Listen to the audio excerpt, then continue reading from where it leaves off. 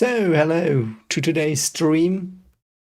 It started a bit later because my children did not want their food at the normal time, but we're here now, having some fun. Today we will rank the characters, all of them, at least, I think. And let's just see what comes out of the discussion. So we will discuss the writing today, all of it, but we will wait a bit till people arrive, if people even come, and just have some fun with it.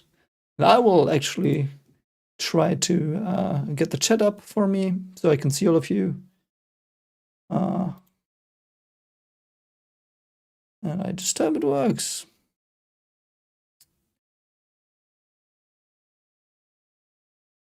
Let me just see.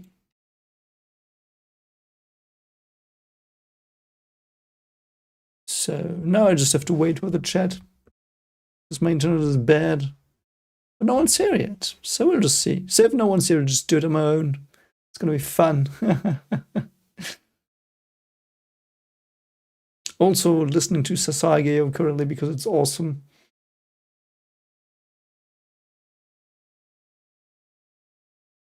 I love that song so much. I do think Sasageo is my favorite track of the show. There was a lot of cool stuff though. But Sasageo is the best. So I'm just gonna be listening on repeat. Oh, people are here. Hi. So hi. Chat works. That's brilliant. I will have to cut it out of the one window, put it in another, but let me see. Okay, perfect. So I hope we will not crash today.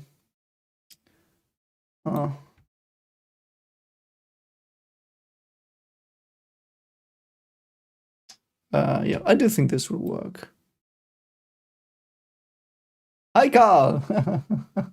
Yeah, live stream. So, I mean, this is technically the second Attack on Titan live stream. I mean, I did one on Wednesday, but thank you for the praise as well. Always appreciate it. I hope you keep enjoying the content. I will just, yeah, I'm doing quite well today. It is a bit stressful because of the move, but I will do it. It's all going to be brilliant. So I've got my German apple juice as always, but yeah, Kuma, I absolutely loved the ending. My real gripes, as I said in the last reaction, they are very minor, but I do think the harbor stuff was just too overdrawn. Like, in principle, it was also good, but it was too long. And yeah, but it's like I don't really care. Like thing is, sometimes things are not as you want, so to speak. Like, it was good, but yeah. But man, all in all, it was awesome. It was really awesome. You also will have to help me with some of the characters. So I will just be here in the corner, wait a bit until some more people perhaps are here. Perhaps we'll wait till like 5 or 10 more minutes. And today we will do. Yeah, I will rank them for the writing today. We will do other streams, I think, with like good versus evil, and also which ones I loved most, because it's not the same. But today is a writing critique, so to speak. So this template was given on the Discord. So shoutouts to everyone to the people who gave that to me. Hi, Adam. Hope you're having a great day.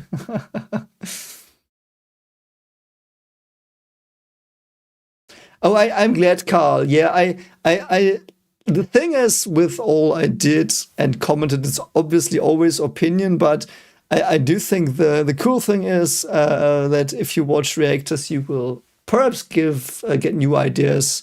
I got new ideas as well. Like, in the comments, there were some points where I was like, yeah, I could see it like that, but I don't. Like, but it's so cool, yeah. Hi, Dr. Yang. Yeah, we're having a good day today. We're gonna rank all these beautiful people and some horrid people. So also, you will have to help me with some of these because I can't really recognize them. So Ohio advice. That's a cool username. So good day, or Okabanwa, I think it would be for me because it's 11 p.m. And very late. No, it's 10:30, but whatever.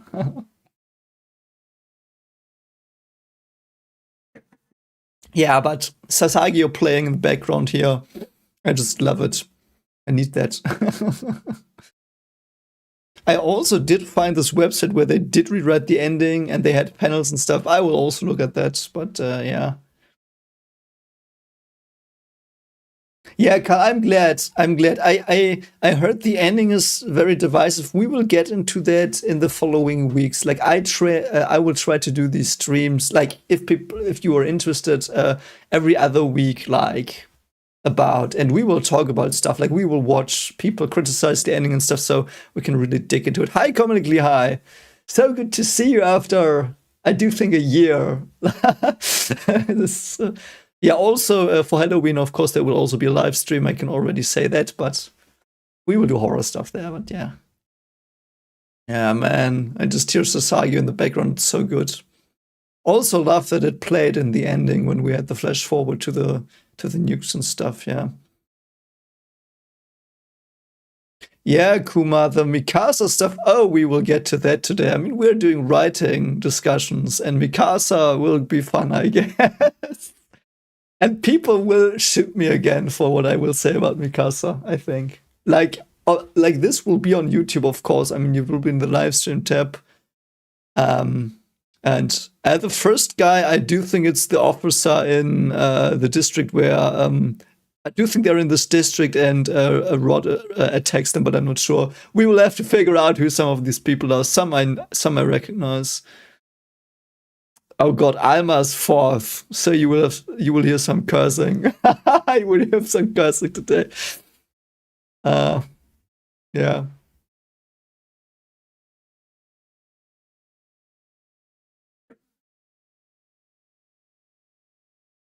I mean, yeah, projects fizzle out. That's so sad. But what I can definitely say, and this is not just Attack on Titan, I've seen it sometimes now. People in the anime communities are sometimes really passionate. We had this thing for Bleach. I don't know if you ever got to know that, or like when we didn't know whether Bleach would ever come back, there was a fan project, and that person, he animated himself the first episode he wanted for Thousand Year Blood Walk, and it was like 5 minutes. It was okayish, but man, everyone was so hyped because we wanted to see it. And he did animate a part of Yamamoto's Bankai in the real anime, like because they picked him up, and it's so cool. So.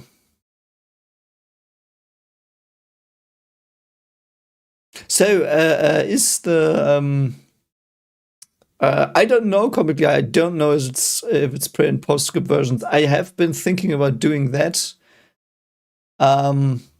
but we will just I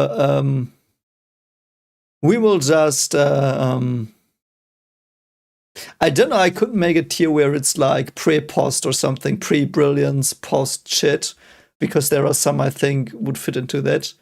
I have, so my categories I want to do are currently God tier Isayama, then Utter Brilliance, really intriguing, pretty interesting, and then Existed, I guess, is for the people who had like 2 lines and not a lot of characterization. And Untapped Potential are some where we just have to discuss more. Doesn't mean they are the worst because they are like on the bottom, but there are some people where I'm like, there was some missed potential here. So, hi Israel, hope you're doing very good today. In this evening or morning or whatever. Yeah, we will wait 5 more minutes and we will start. And yeah. I do think this is alphabetical as well, because we have got Alma here, Erwin here, Levi. Yeah, it would fit. Yeah, last is, I don't know who this is. This Somali soldier. Yeah, you will help me with some of these. I think this is Haziz or whatever. Annie, why is Annie on the bottom? I don't know. In Pixis. Charles Darwin Titan is going to be here as well. That's good. We have Charles Darwin Titan confirmed. I mean, it's human form, so. Yeah. Carl, the thing is with the ending as well, and I will talk about this in Eren's writing, there is something where I think we have to talk about it. So the characters are there because they're necessary for the plot. It is either gonna be existed, I guess, or untapped potential, because I do think those are different. So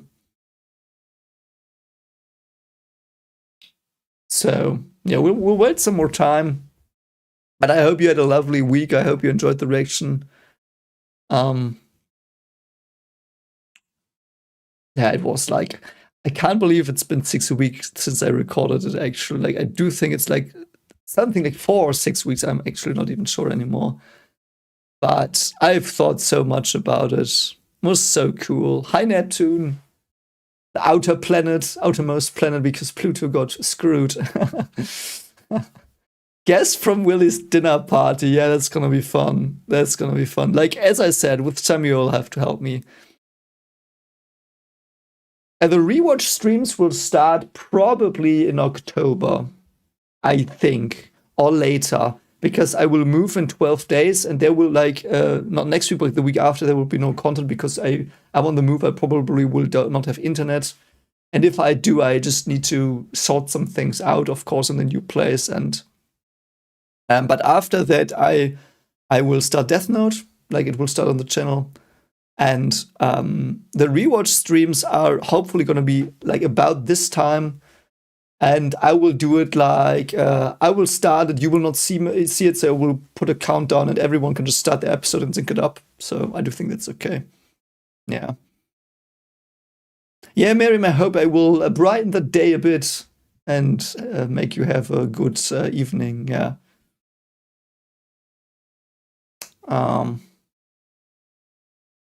Yeah. Let's give it 3 more minutes. But the thing I also really love is that it created a community that is clearly very passionate, very, very passionate. And I only had like once or twice people that really were very mean and rude in the comments. And most people, though they disagreed, were pretty nice. So I do think my worst rated reactions are actually to when Gabi shoots Eren in the face. Like, I think it's 419 and 212. People hated my 212, like, in contrast. But it's yeah. And Mosha, we will do an arc discussion as well. I don't know, perhaps, like, if this doesn't take 5 hours, I might do it today. But I will do a stream discussing the arcs as well, because that's also something I want to talk about. So, yeah. Oh yeah, Sasha. You will have a surprise for Sasha. Some people know what I did with Sasha, and those of you who don't know, because they didn't read me, I type it in the premieres what I did with Sasha. You will have a time, but yeah.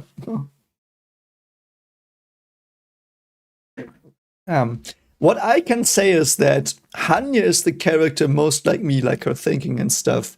There was never a scene where I would be like, if I was in her shoes, I would have chosen differently or done differently, actually. And that holds true both for the torture of Hannes and also for her reasonings with the rumbling. So she had darkness, but she has similar darkness than I have, I think. So, yeah.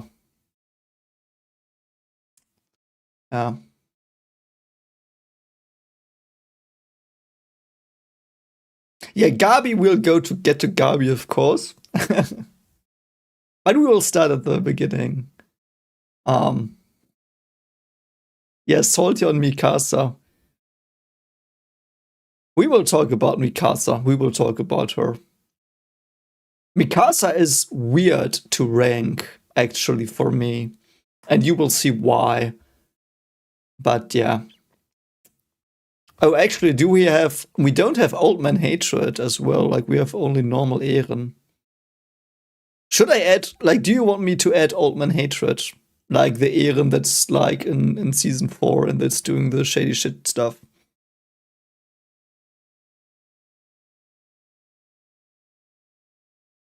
I don't think we have season 4 Eren that's controlled by the hatred. Like, and that is given up. But I do think it's fair, so.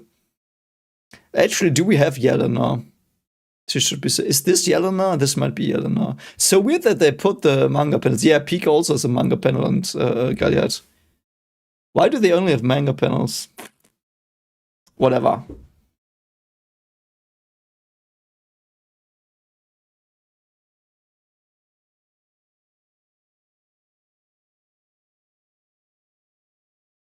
Yeah, it's 2240.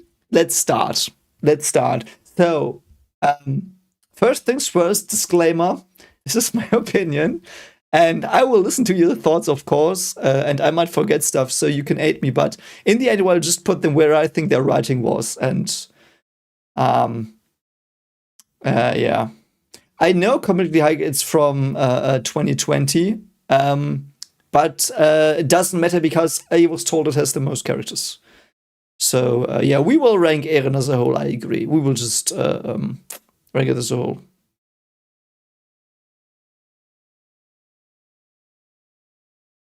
Yeah, I will read the manga more, sure, but it will not be soon. It will perhaps be end of the year because I have to figure out how to put it on YouTube.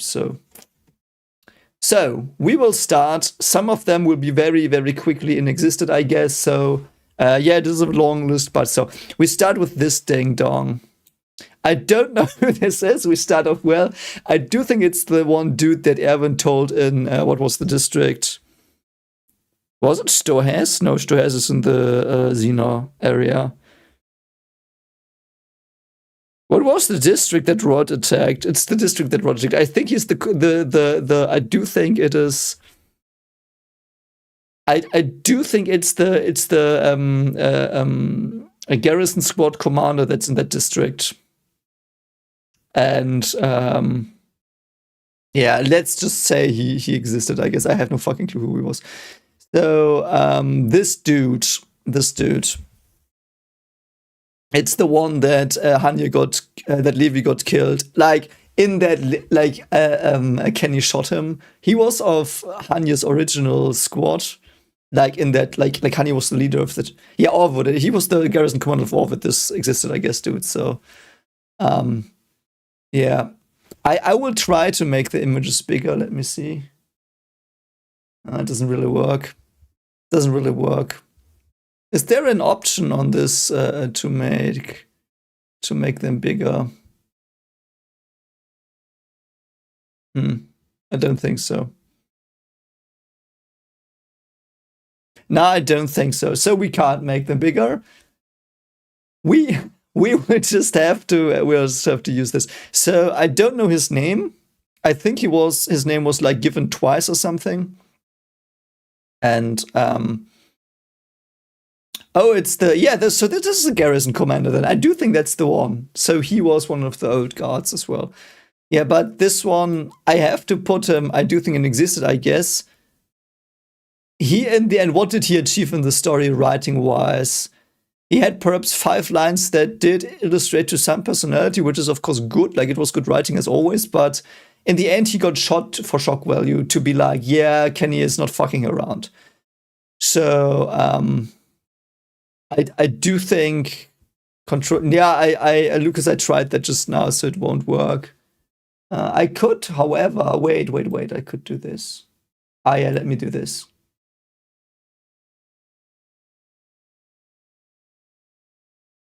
Does this work better? But the problem is you can't see the whole list.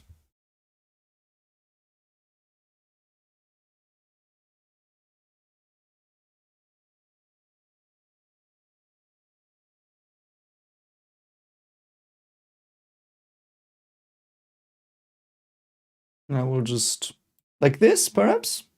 Is this okay? Like, it will fuck up in the end anyway, so.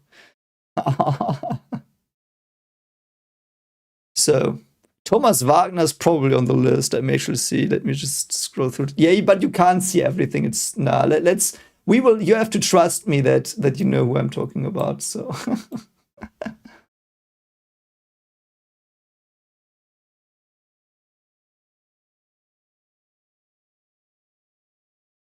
we'll just hope that the YouTube quality is not stupid. So. Okay, so yeah, but as I was saying, I was thinking this dude, he was basically there to show us that Kenny was a badass. And yeah. Now this dude, he wasn't in Levi's squad. He wasn't Hanya's squad, and Hanya lent him to Levi, and Levi got him killed on that roof.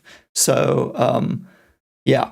Let's just make it like that. I do think I will just. So this is one of the children of. It's one of the children of Rod, and like Frida's existed even less, like had no line. So yeah. So Alma, man, you know my thoughts on Alma. Hi, Carl. Yeah, the bow tie, it started off as a joke because I started wearing my wedding suit because it would have just been in the cupboard. But now it's like, I guess it's here. So, yeah, the existed, I guess, tier is gonna be filled. Yeah, but Alma is... I actually would put Alma in utter brilliance because Alma was the first character I lost my shit at really, really hard. You know, I really despise her, but she is this archetypical arrogant, self-centered woman that just wants to fuck around, like literally fuck around, have her jewelry and clothes and her fame, will throw her child under the bus for that. And I really, really, really fucking love Alma as an antagonistic character. Like, I hate her. She's one of my top 3 most hated characters, probably. But she is utter brilliance. Alma is one of the best characters of the show. Hi, Mr. Line. Hi, Mr. Line. I'm very glad you like the reactions. And yeah. Yeah, like Alma was the first time I really lost my shit. Because there was so much wrong with her. She was the first character in the show that I would argue was, in my view, completely fucking evil. Yeah. So I will put Alma here. Like, I really, really, really, really love Alma. Because also she was responsible for all of Historia's trauma, for all of it. Like, we've seen Historia in season 1 and 2. She was this meek girl that thought she was worthless and should die in a ditch. And Alma was the sole reason that was responsible for that thing. And I despise her more than anything. Like, I do think there's only one character, and I don't know if it's even that character's even on the list that I would rank with her in despicableness, but it wasn't that pronounced. But yeah, holy shit, I hated Alma. But the emotions Alma's writing evoked in me were so raw that I love, like, that writing was utter brilliance. Alma's writing is utter brilliance. Who's this? It's a scout. Is it a scout? This isn't Petra, right? Is this Petra, or is it the one other person that Levi lent from Hanya that got killed?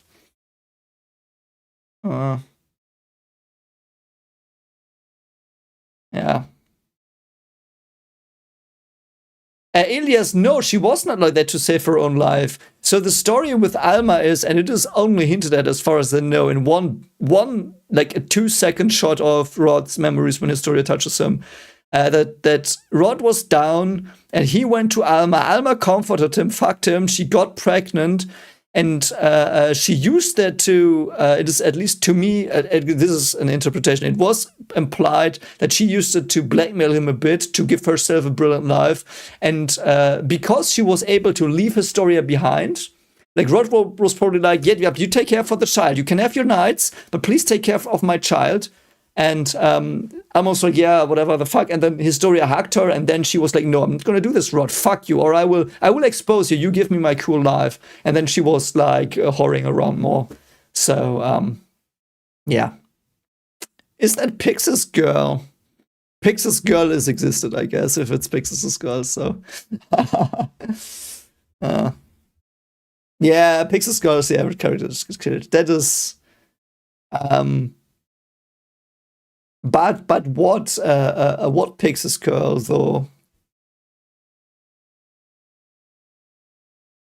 Like I don't remember her. Is she? She stands next to him when he gives the speech in 1-8, or doesn't he? In Trost. Anyway, so now we've got Armin Alat. Armin Alat is.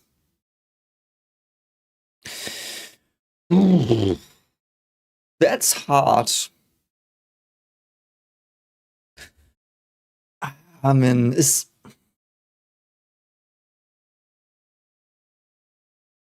Man, I'm so unsure about Armin. Armin is one of the top two. I mean, that's no question. I hope you all agree. But Carl, my name is Malte. I will. It is in the channel description. It's an Easter egg. Oh, is she the one? Wait. I'm sorry. Let's go back. She's the one that ran in and did the coup. She's the one that ran in and did the coup and exposed them. So she had the guts to do that. So it hints that her morals are not fucked. So you know what? I will put her here. That's cool. But yeah, Armin. Oh God. Armin is not perfect. Armin up to season 4 was perfect. If it was just the first 3 seasons, Armin would hear without any questions asked. But I did feel that the anime at least let him down in his depth in season 4. Because he did a lot of like heinous shit. And it was only addressed in Special 1. And I guess it was the time they had. Like, it was a lot of time, but like they had to push on a lot of stuff. Stuff couldn't breathe. Someone told me, yeah, he wanted to make 139 chapters because that's something symbolic, because 140 is freedom. So that, like, it was symbolism for Eren not being free. I disagree with a choice like that. Armin should have had more scenes and more exploring. And his dialogue with Eren was also, it was very well done. But it felt also so weird, very, like, it was not cramped, but it felt cramped a bit on hindsight, so. Yeah, I hope you have a great day, evening, Gag. Yeah. Man.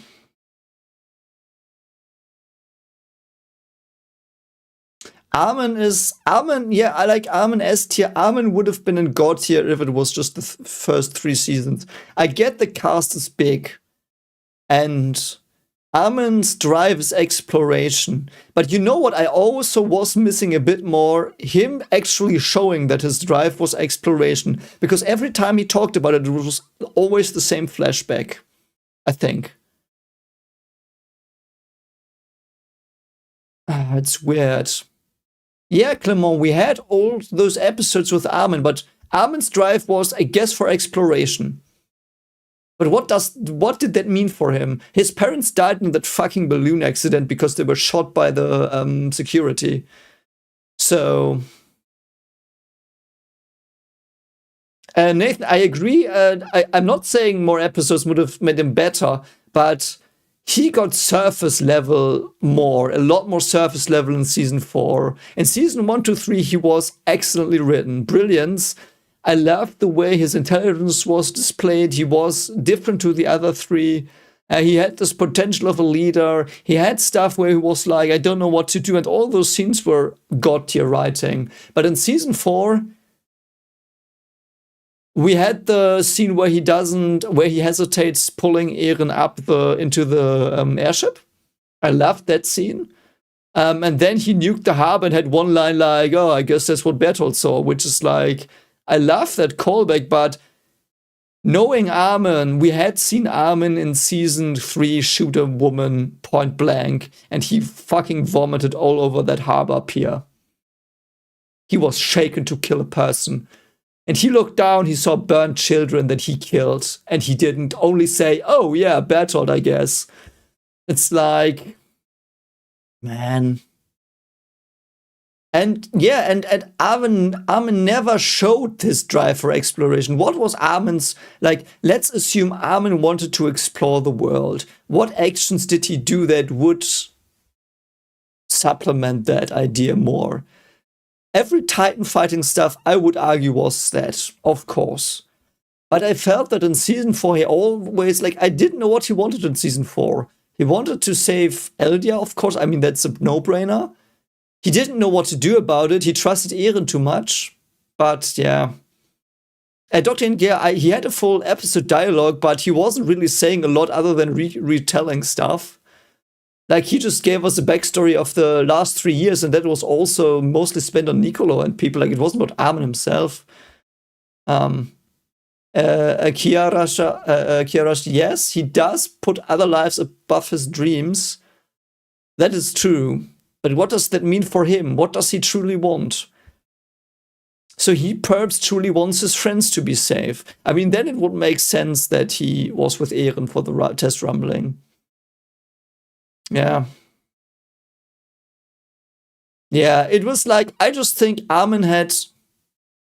You know what? I will actually put him here. As I said, this is not the worst tier. It is just the tier where I'm like, there could have been more. Yeah. I will put him in untapped potential because I do think there was more they could have done with him.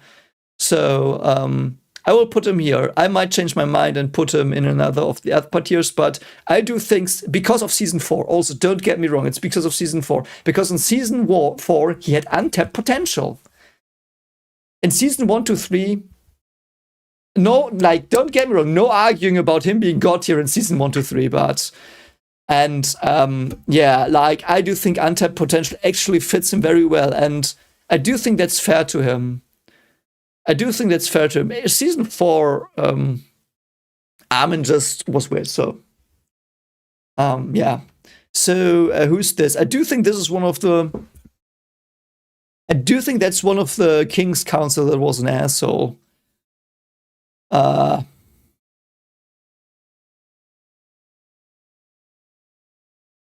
Nathan, but it's a writing critique. It's not like best characters or anything. Like, it's not who I like most. It's not who I think is, it's just writing tier. You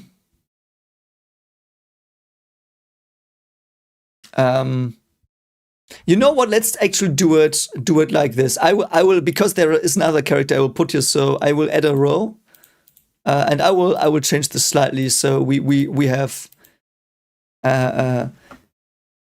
as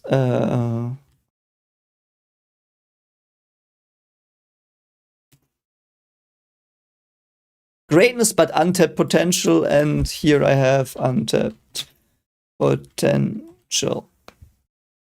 And let me actually, can I move this up? I do think this is fair. I do think this will make more sense for one or two other characters in the future. I hope you, this is perhaps, yeah. Yeah, so this dude, I do think it's the warm tongue. I didn't find him interesting. I do think he was more than this dude that Hanya hired sometime. Yeah. I do think there's, because the thing is, he was pretty one note. He just cared for himself. He controlled stuff. He was an asshole to other people and like would have killed people for that. I mean, obviously he did. So I do think this is okay. I do think this is okay for him. I'm just not a sucker for these, like, not that nuanced, I'm an evil monster twirling asshole that controls the king. So, yeah. So, yeah.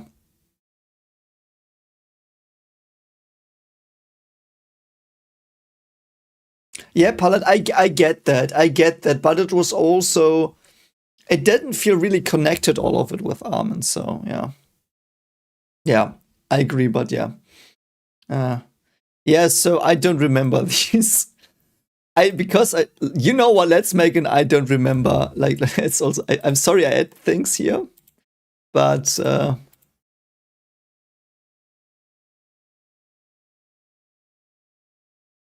so I don't know who this is. Man, I remember this dude. Who is this? Who is this? Man. I love that dude. He was the one that got bitten by the horse all the time, the one that Annie killed in season 1. Yeah. I do think, no, is this dude that killed Mikasa's parents? This one? Isn't this the dude with the horse that ate him all the time?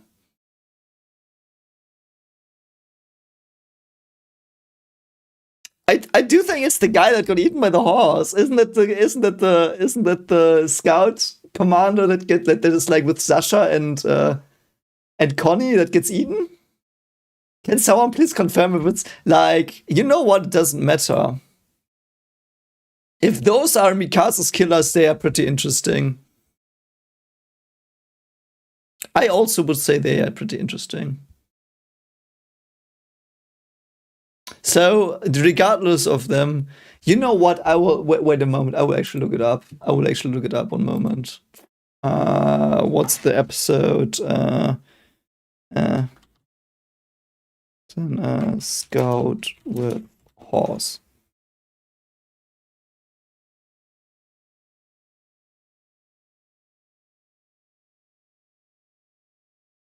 It just gives me pictures of Evan. It's funny. Oh, okay. So you all say it's not the dude. I will just trust you. So if these are Mikasa's attackers, they are pretty interesting because,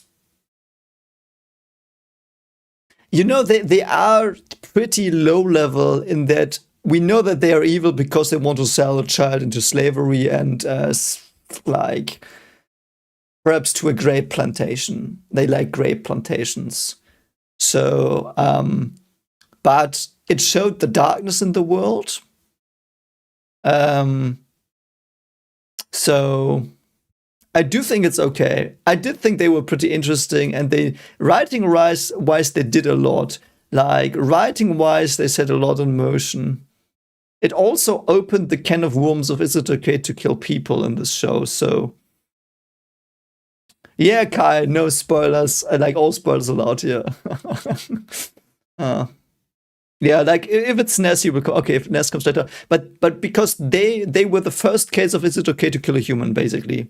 So, they were pretty interesting. I do like that. Like they made me think about when is it okay to end a guy or a girl, and you will get a lot of those in the Death Note reactions. Like I talk a lot about morals there. I might be wrong, but yeah, is that Sony or the other one? I do think this is alphabetical, so this might not be Sony, but the other one. I don't remember this one's name. I just remember Sony. Sony will come later with S.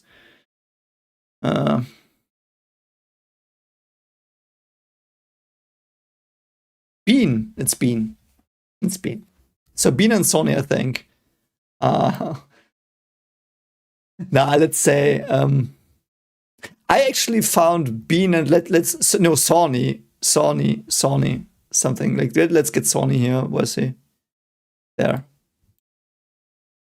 Sony and Bean were really intriguing. Yeah, it was Bean and Sony. I do think they were both really intriguing because that was the first time when we got more research-like information on Titans in the show. And including them was very good. It drove Hanya's character a lot.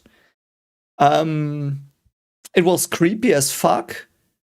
And Hanya crying for them when they die, when Annie kills them. It's very, very, very good. Like, it was really intriguing. Like, it was like, I was like, give me more. So I think, and Sony is a good place. Like, really intriguing is a good place.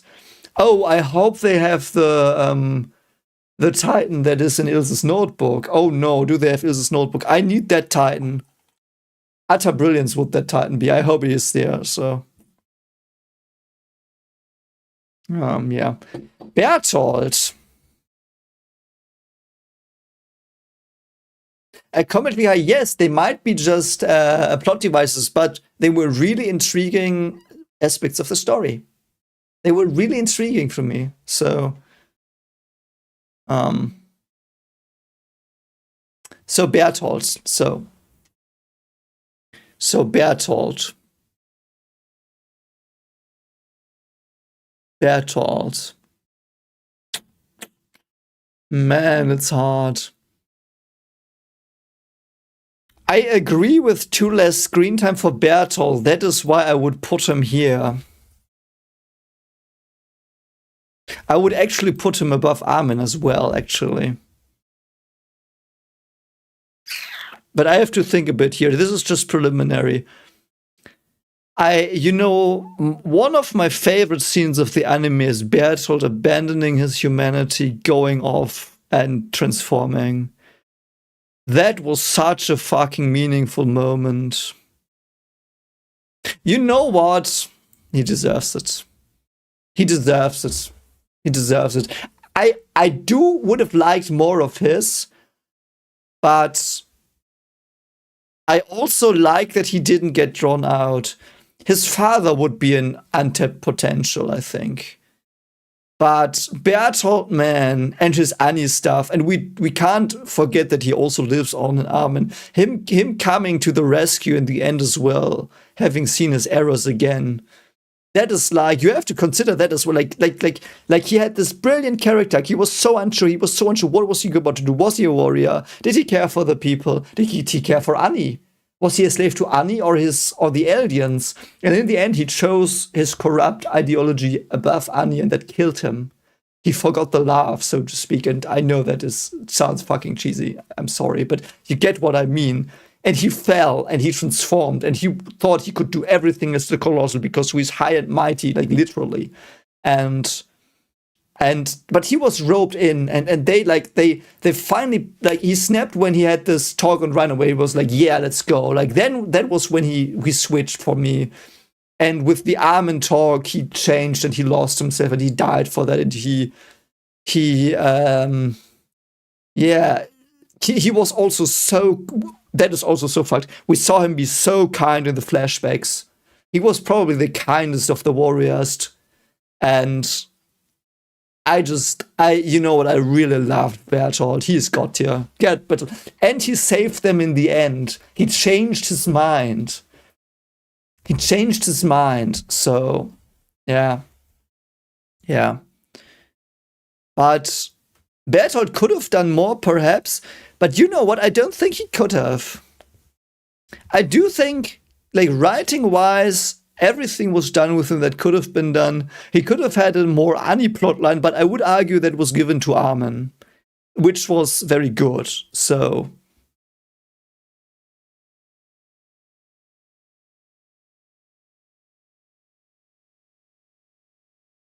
let me actually see some more.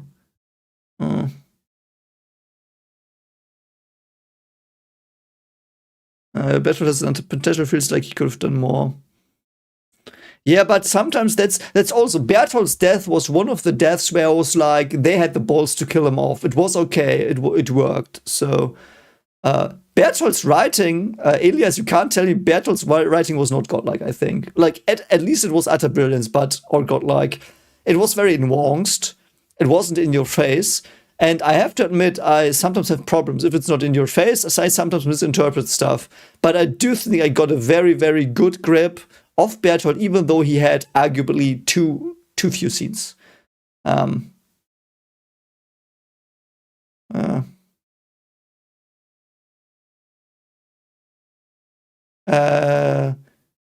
Didn't Armin deliver much more of the same kind of moments? Armin, I still think season 4 fucked Armin a bit. Because of season 4, Armin's greatness but untapped potential to me. It is just my opinion. So, I mean, Bertolt's relationship to all of them was in the background all the time. I like literally sometimes. It wasn't in the focus because Bertolt wasn't the focus of the story. Yes, he was the colossal titan. Yes, he was the guy we thought would be the big bad in the end, probably in episode 1. But in the end, Bertolt was a side character actually, and for that, like, that's perhaps a bit too mean. Like B list, so to speak, like a B list actor. So,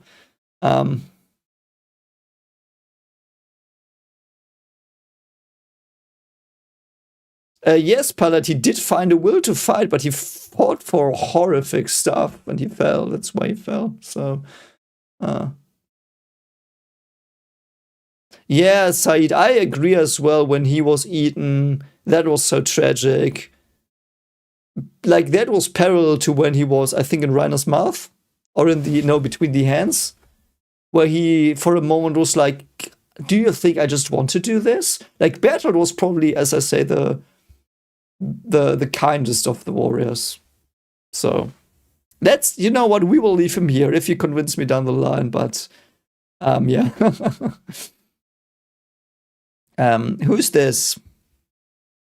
Someone with silver hair. I don't remember you. I don't remember this person. Man, Sasagio playing during this. Like, you can all like put on Sasagio as well if you're on the PC. I would, you know. I hope you all agree putting whoever this is, I don't know. I'll put him here. So we have got this one, the Adolf dude.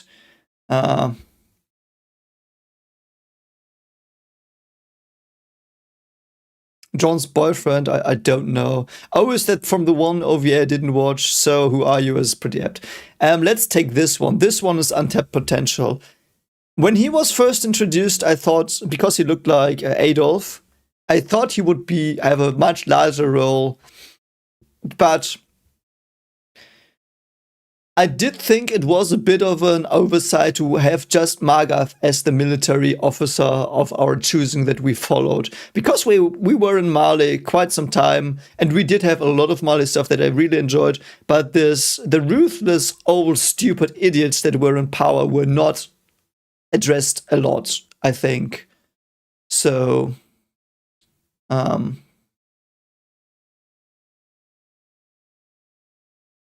okay, if he was with Marlon Hitch, I literally don't know him. Like, we will see on the rewatch, you can point him out, but yeah. I don't know who this guy was modeled after. It was the general before Margath. Oh, the first one. Yeah, sorry, I will. Yeah. Oh, you see, it's gonna be Eren next, I think. So, is it Eren? I don't know. So,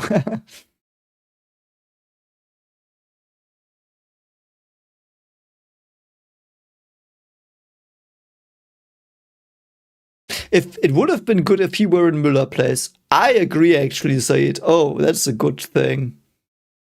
But the problem is he had to go as well for Margath. You know, that was also the thing. Why was Margath made the general story-wise when he got killed? Like, he didn't do much. He just led that one attack, like, action-wise. So, Martas, yeah, he was crushed in the declaration, but he was before in the meeting rooms with Zeke in season 4, episode 2. So, oh, it's Eren's mom. Oh god, it's Carla. I'm so sorry. It's Carla. I mean, she looks like Eren. I mean, that's good. That's good. But yeah, no, but I don't even know what his, like, I always called him Adolf. But let's please refrain a bit from discussing the ending. I do think it derails the chat a bit. I know some of you have gripes, but let's just focus on the characters. So,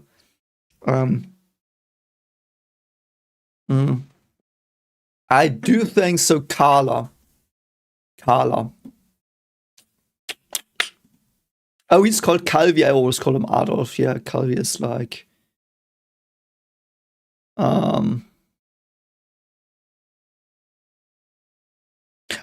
Calvi had more scenes in the manga. That, you know, so untapped potential does really fit, because I do think, yeah, okay. So Carla is, at least let's first put her here, but I will think more about it. Is she utter brilliance or god tier, or is she untapped?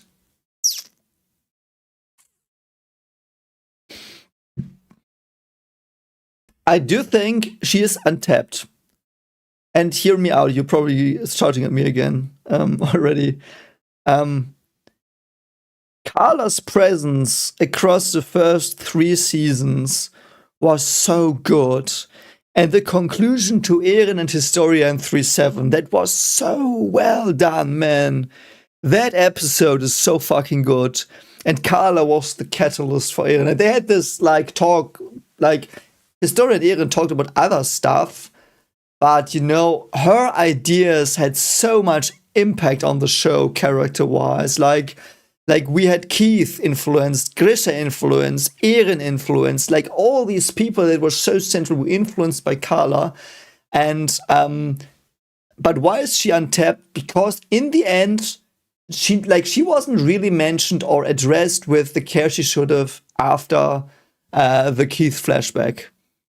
And when it was revealed that Eren killed her to save Bertolt, that was like 2 seconds.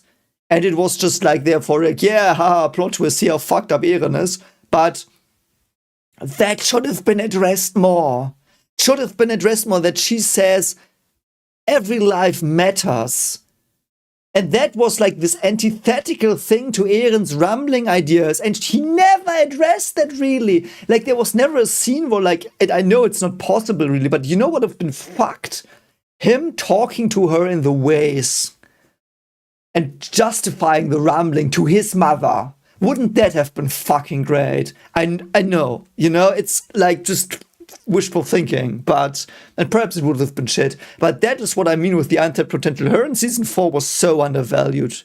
So undervalued. Yeah, and her quote, because you were born into this world, I felt that was so put under the carpet in the finale. It was addressed, don't get me wrong. I know it was addressed, but because it was such a central theme for so long, it's like, oh man.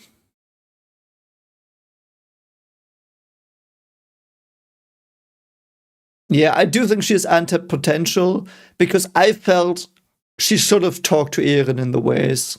That would have been an OVA I would have watched or whatever. So,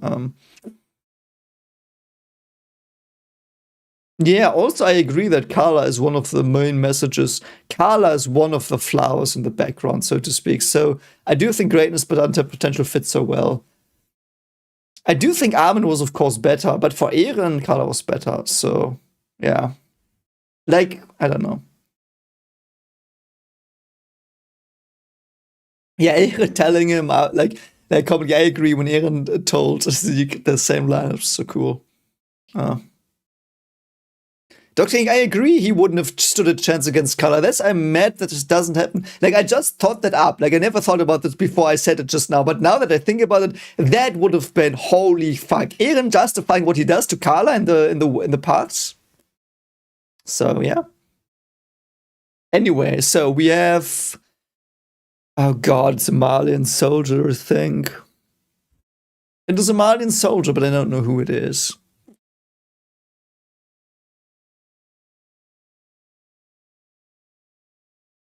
Nathan, I would just classify her as untapped because her idea was until the end of season 3 one of the most central things about the whole show, and then it got sidelined. And it stood antithetical to Eren's ideas, which were the spotlight of season 4, and it was never brought against each other. I do think, like, that's probably the definition to me of untapped writing potential, not having Carla and Eren interact in a way. So, oh, he's one of Peak's Panzer unit. Okay, I revised that then. Thanks for reminding me. Oh, wait, is that the guy with the photo? What's his name? Is that the guy with the photo? Is that the guy in this photo? Man, I can see the scene. I paused it. It was one of the best scenes of the show. You know what? I will put him here, actually. If that's... Yeah, it's the guy. Yeah, he has the glasses. He got shot through the left eye by, I think that's Sasha. Yeah, Carlo. Thank you, Dr. Youngs. Thank you, Carlo. It's Carlo. I do think it's Carlo. If that's Carlo, he's really intriguing. I fucking loved Carlo. Holy shit, he had no lines, I think, or one. But, yeah, Doctor. It's the one who gets shot by Sasha that has the painting, or like the picture of Peak as a family, and like there are these like that one shot. Like, I need to see that manga panel. So like we will see it when I read the manga. But that panel where he's like And like here is like the picture of Peak. Here's like the picture of all of them hugging. Like that was one of my favorite moments, and it was so intriguing because writing wise, or like I guess depiction wise, that was one of the best shots of the whole anime. So he has deserved the spot. So yeah, yeah. It's like Carlo. It's if this is Carlo, I'm sorry because it's the manga panels. I can't really, so that's why I didn't know. But Carlo was really intriguing. I loved Carlo. Oh, the photos were in the anime, man. Even more, like kudos to the team who did that. I loved that. So who's this? Is this, that is not Misha. Misha has a different hair. Let me see. Can someone remind me of who that scout is?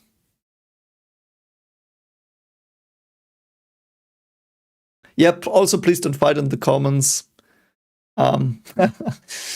Please just enjoy the characters. I know there are there are different opinions. So please just don't argue. Go to the Discord discussion channel. You can argue there, but also stay civil there. So, but can someone just tell me who the scout is? Is that one of the original? Is that one? No, it isn't one of Levi's squad, isn't it?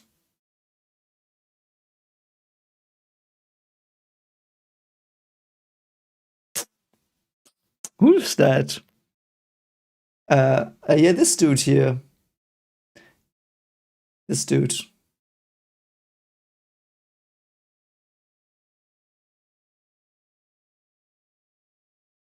Yeah, I also don't know the dude. Here's the Misha or Mika beard.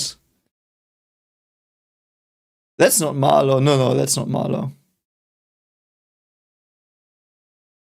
Yeah, Eren player, yeah, I get you. Just don't answer. You know what they say about anyway.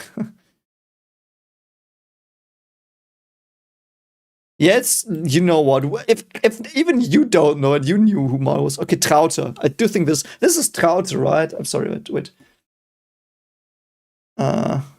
So we have, I think this one was called Traute. I do think Traute was really, Traute was pretty interesting.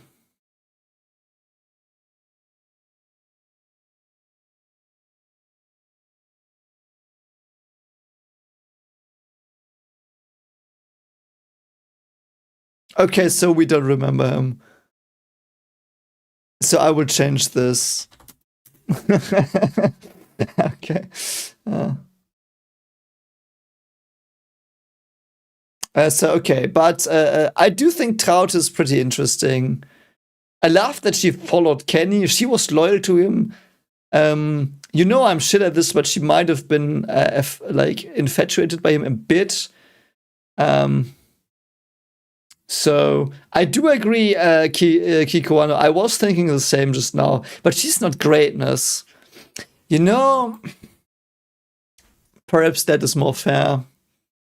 I have to think about it though. I might put her back into really intriguing. Traute, man. I do think actually Traute in untapped potential is okay.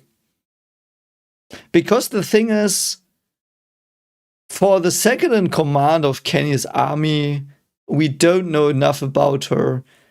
Like, Kenny, we will get to him. You will know my thoughts on him, and you probably already know where he goes. But considering where I would put Kenny, and you will see in a moment, I do think Traute had untapped potential because they had a close relationship. And Kenny didn't even talk about her when he died. Like, I know it didn't fit the story, don't get me wrong, but you know. Oh, this dude was a cannon commander. Yeah, whatever, I don't give shit. Yeah, no, we do know some stuff. She is somehow convinced that whatever they are doing in the special unit is good, that it makes her a bit of a better person. She doesn't care that Kenny is a fucking murderer if he gets the job done. So she has some very high convictions. She does care about Kenny, and we know Kenny also cared about her. I do think he called her name when she died as well. I know that's random to argue, but like, and she stood out because on that speech Kenny did, she threw him off the tracks. So yeah, and I don't know as well. Like, I don't know, but I do think Traute, yeah. But now that I think about it, Traute was one of the characters when she died. I was surprised she died because I thought there was more to her. So, um, Cold, I think. Do we have Cold here? Can someone confirm that it's Cold? I didn't read the manga. Make sure to see. Oh god, we've got so many left.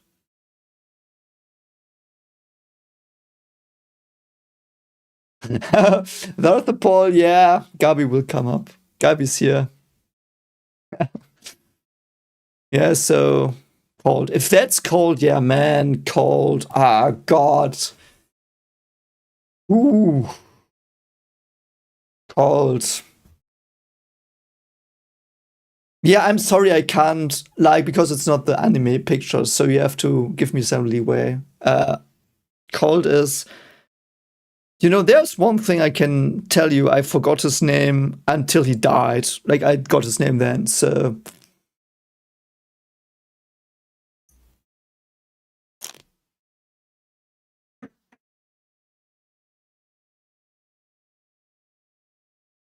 Oh man, this is so hard for me.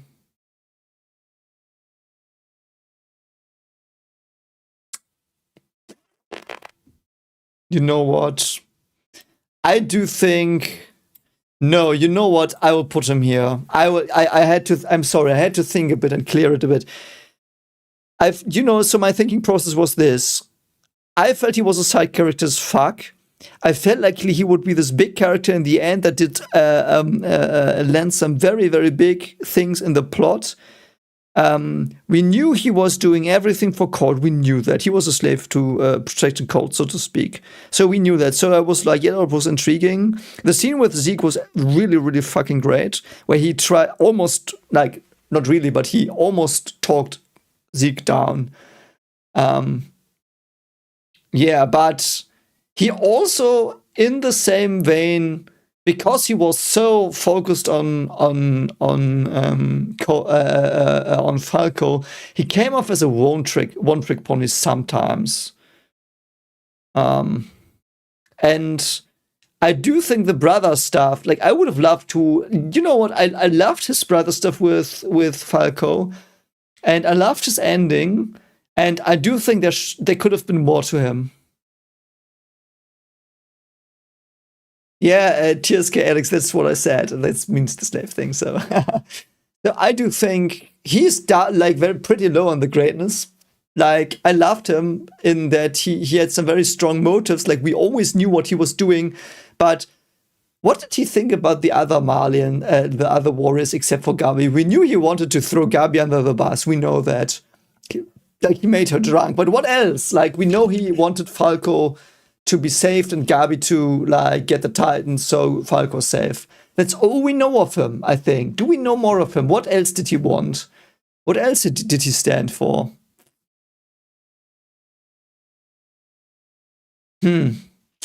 Actually, I'm unsure about greatness. Oh, man, I knew Falco would be hard. Yeah, OVAs for the Mali side would have been awesome.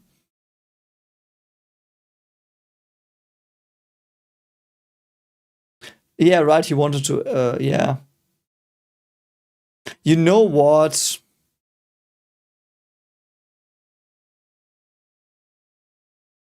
Oh man. I will put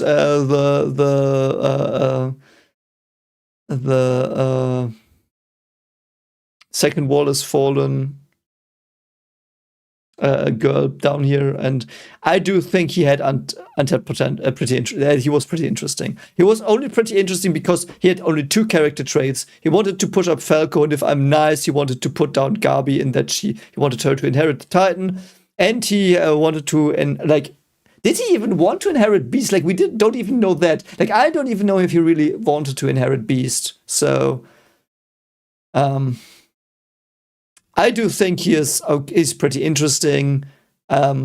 He might have had untapped potential, but he was a side character. I just felt he was a main character from his presentation in 4-1, so I think that it was on me. So I think pretty interesting is...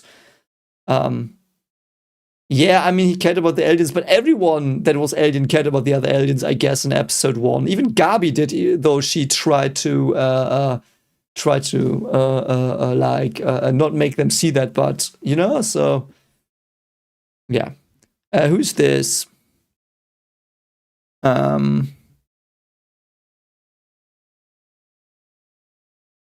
Who's this? I have to go to the screen. Oh. Who is that? It's not Reiner's mother.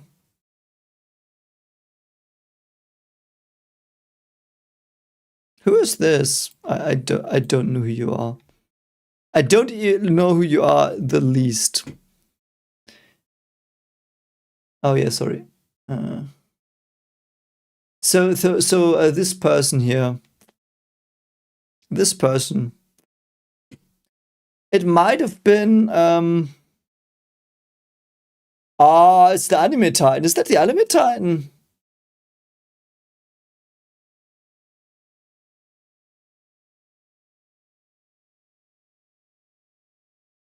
Yeah, is that the anime Titan? The Sailor Moon Titan? That got killed by Annie when she saved Connie? Is that the one?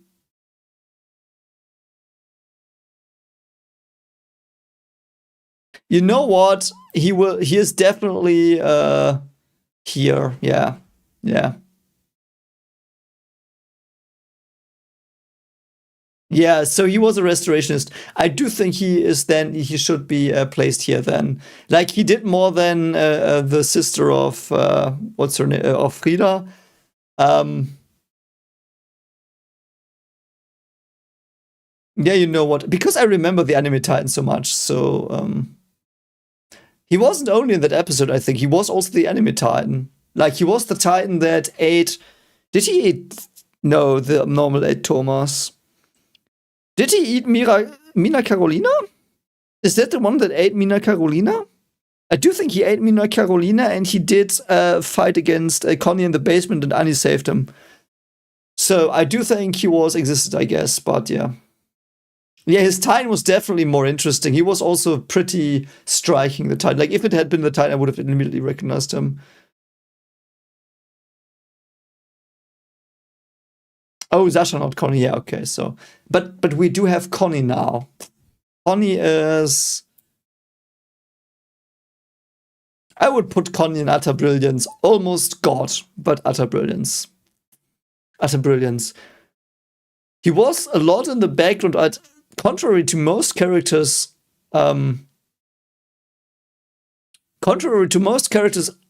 Connie, I do think season 4 did the most good to Connie.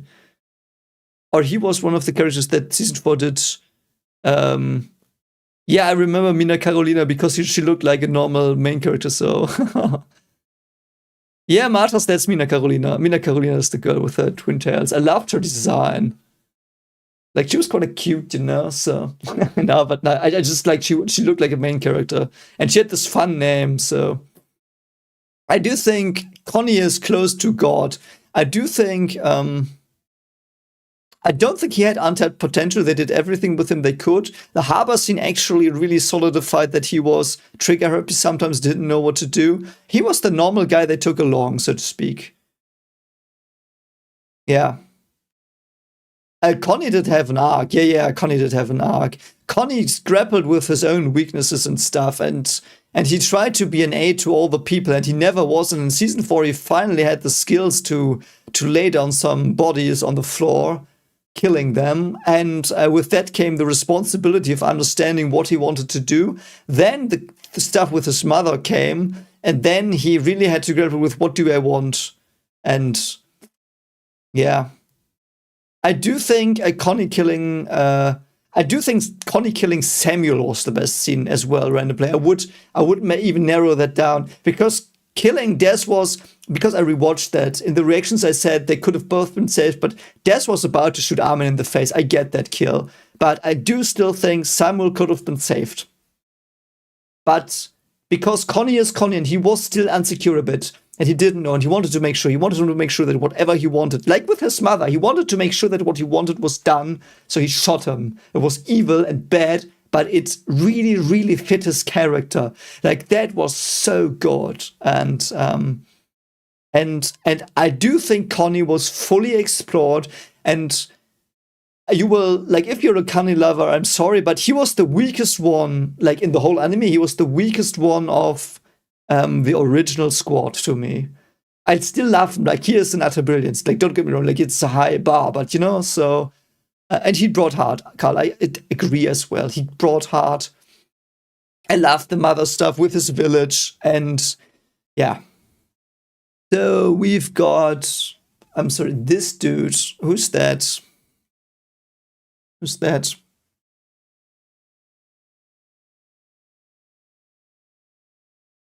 Who is this?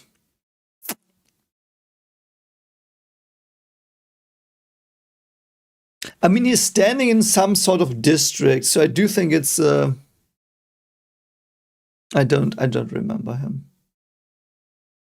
Yeah, it might be 4 hours. I mean, it's fine. Like there are some that will go. Oh, one of the guys killed Barney, so I don't remember. I think that's okay. Yeah, yeah, Grimaugus. I do think it's okay to put him here then. Yeah. Yeah, Carl, I agree as well. When Connie realized that Bertolt, and yeah, that reveal got him the most. Is this Daz? Can someone confirm that this is Daz? It is the non-alcoholic apple juice beer. uh.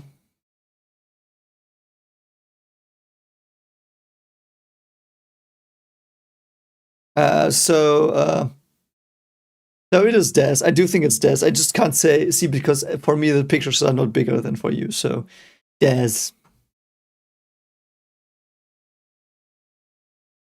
I do think I would put Des here. He had more to do than this girl who did a lot of stuff in that one scene, but Des was there like 2 or 3 scenes. You know what? I do think Des was done the best. Like, there were several characters that were in the background in the beginning, and they had some stuff to do, and they had personalities. Like, we know he has a family. We know he cares for his daughters. That was established in season 1. He was always sprinkled in the distance, but then in the end, when the harbor happened, he hit the most to me. So, Bertolt as Joel, I am afraid you have to like tomorrow you have to rewatch the stream. It will be posted because it was a lot to talk about Bertolt. Daz is not 15. Daz is not 15. You can't tell me he's 15. Is that confirmed in the data book? Can someone confirm, please, to me that Daz is indeed 15?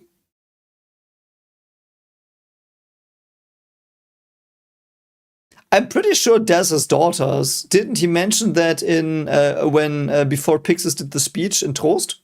Or was that the guy standing next to him?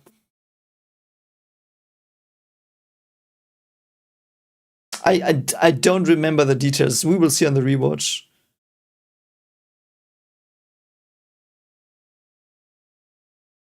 Okay, it was so Daz does not have daughters. So Daz is apparently 15. Okay, that's stupid. But I thought he was drafted because because after the walls were broken he wanted to protect something. But yeah, okay. So if Daz is 15, what the fuck? That's stupid.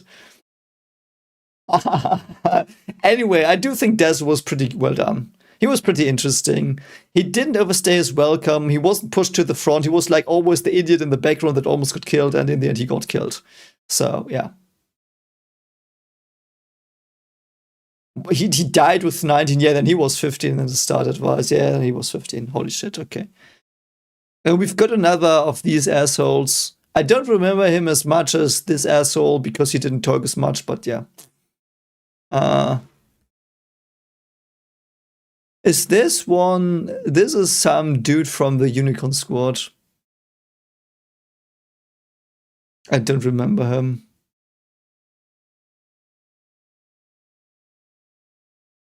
So, if it's someone I should remember, please correct me, but I don't remember. I do think it's Annie's supervisor.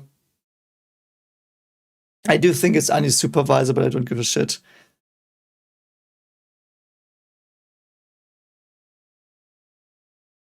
Honestly, I would have thought that theirs was like a conscript that was like, man, now the walls is down. I never conscripted, let's fucking do it. So, yeah, so I do think any supervisor will be, okay, yeah, so it is any supervisor. Yeah, I don't care for any supervisor, I'm sorry, I never did. So, Exactly.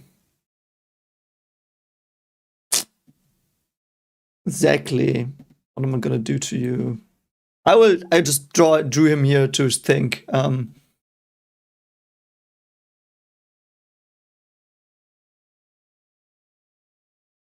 I do think actually it fits though. I do think Zach fits exactly. He had some weird fetishes we know of when he got rid of this dude. But he had some interesting convictions. He was starting to get radicalized when he got promoted to premier. He had very interesting parts to play. In season 1, he seemed like the big boss of the walls as well, when we only had the King teased a bit. Yeah, he's literally crazy, I agree. He's like a psychopath. And I really, yeah, I think like if I would have summarized his character impression writing wise, I would say really intriguing fits very well for him. He is really intriguing. He was a pretty minor character, even though in season 1 he felt to me as a very big character. But, you know, it's like, I do think it's okay. So next is that Jan? No, Jan is here. Who is the scout? Who are these two scouts?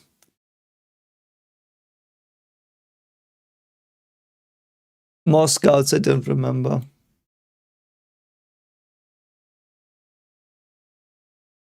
I don't know. Zachary was not corrupt, but he was a psychopath, so he also was.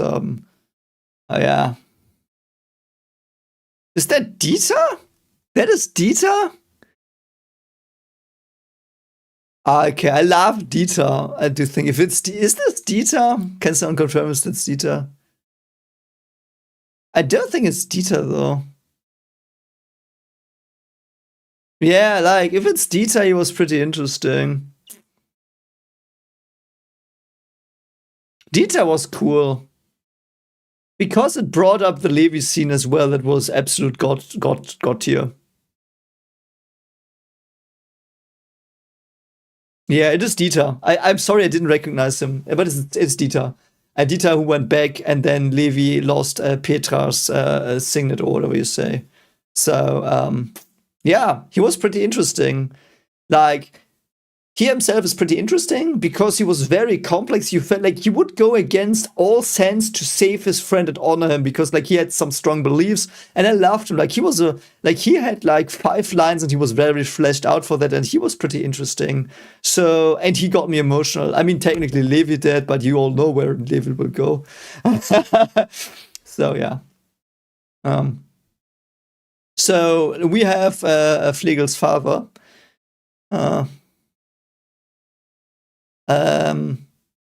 Flegel's father, I really liked him. Like in season 1, he was a Master Sterling evil guy, but in season 2, he became really, really cool. So yeah, I really like him. I forgot his name, but it's Flegel's father. It's the economy dude who oversaw Shigan. No, Trost. He wasn't Trost. He oversaw Trost. So, yeah. I do think that's all I can say about him. He did have a spine in the end. He did care for Trost, which was a nice little twist. Yeah. So Demo, yeah, Demo. Yeah, so Demo. Yeah, I like Demo. I did like him. Like in season 1, I didn't like him, but his backstory in season 3 really sold me. I really liked him. So, yeah. So Dina. Dina, man. Dina was really intriguing. I would put her here. I would put her here on the top of really intriguing. Dr. Yang, I would argue adult Emir is a lot finer, but that's just my thing. But yeah. Dina was really intriguing. I think that also really aptly describes her love for inclusion. We don't know where she came from. We don't know anything about her background. She was just a royal blood that somehow managed to stay on the island, try to rile up the people. She cared for Zeke, I think, a bit more than Grisha did. She did try to save Zeke a bit more, but she was undermined by Grisha a lot. She loved Grisha and Zeke dearly. We saw that. And her being the smiling Titan itself is really intriguing. I wouldn't call the Smiling Titan utter brilliance either, because like that's a bit higher, but I really Helena, yeah, I agree completely. He was not bad, but that's what I mean with the little twist. Like, Demo was not bad. We thought he was, as he was presented in season 1, but he wasn't. So,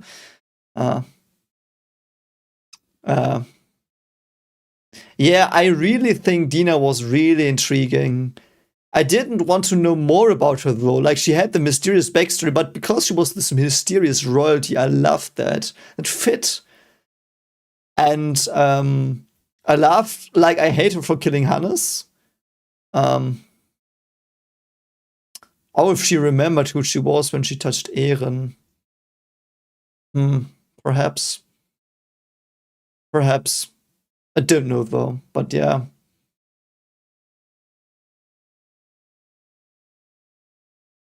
I don't know, yeah, she killed Eren's mom, but she was used by Eren to do that, so I would detract that point again.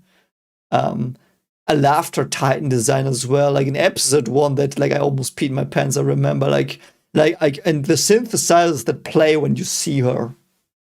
Like when Hannes goes in, he wants to save Carla, and then he's like, and then the synthesizers play, and you see that Smiling Titan. Like holy shit, man, that was like really intriguing. I do think that fits. We have another person. I can let me actually put all of the children of Rod here. Are there more? Rod's wife, I guess. Rod himself, no, and some. I think this is Dirk. Yeah, Dirk is gonna go there as well. Yeah, that was all okay. So, yeah, who is the gentleman with this?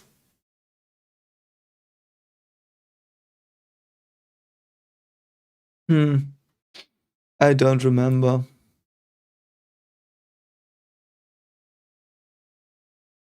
I will just put him here. If you in a moment confirm who he is, I might move him somewhere else. Was he a worker? He wasn't the bartender in the Annie OVA, but yeah, I don't remember who he was actually. Don't remember. Season 3. Yeah, I just don't remember. So we've got Hannes. Hannes was.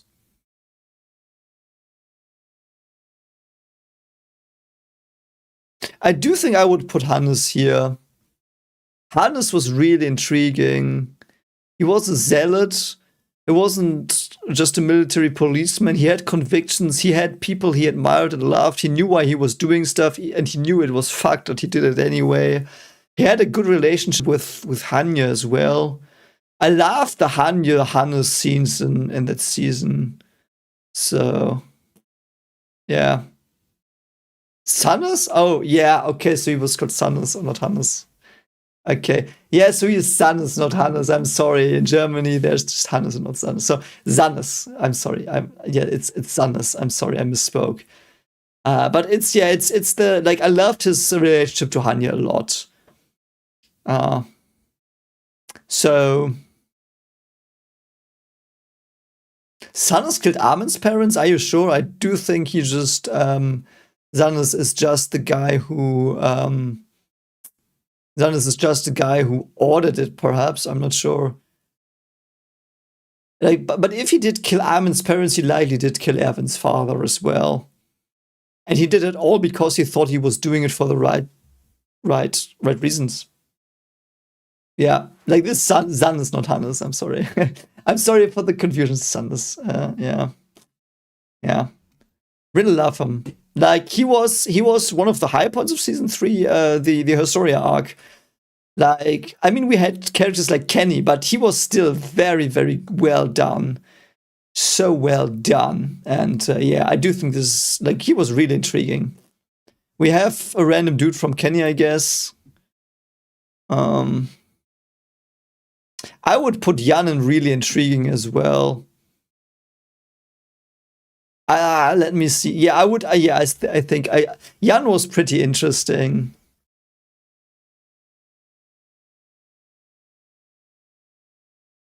Okay, so if he did kill Armin's parents, even worse. But yeah, I didn't know he'd killed them. I just thought he ordered it, but I didn't know he killed them directly. So.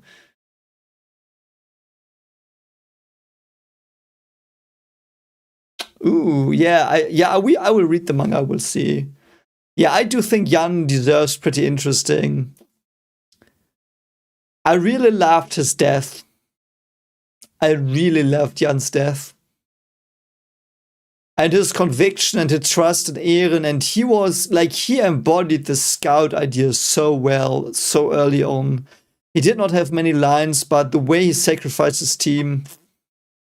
And yeah. Yeah, it's like, holy fuck, I like that. I like that. I liked him a lot. I remember his name when he was in 2 episodes. Like, he really... And I cried for his death so hard, I remember. Like,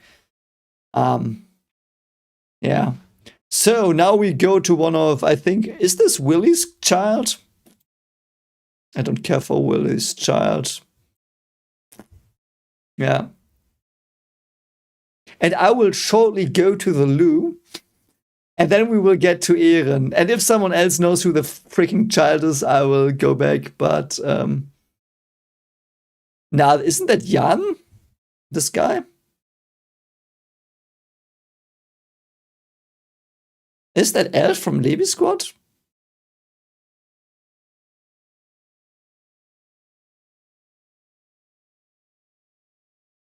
I don't know. Please, someone confirm if this is Jan. The leader of the squad that helped in Toast Battle, I think. But yeah, I do think this is last Tiber descendant. But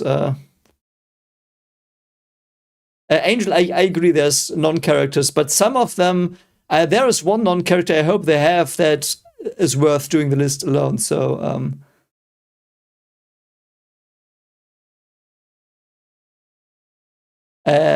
Okay, so Eld. I mean, if Eld is Levi's squad, I still do think it's the same position because I would put almost all of Levi's squad here. So I do think 6 characters in is Jan. 1, 2, 3, 4, 5, 6. Is this Jan really? I confused them then. Jan don't have a beard, really? I misremembered. So I confused Eld and Jan. I'm sorry. Season 1 has been a while. But I do think it still holds. Like, Levi's squad, all of Levi's squad is here, save for one for me. And yeah, you know which one. Yeah, but I will quickly go to the loo, and then we will discuss the big Jäger. So you can also already give your comments. And I will be back in a moment. And yeah.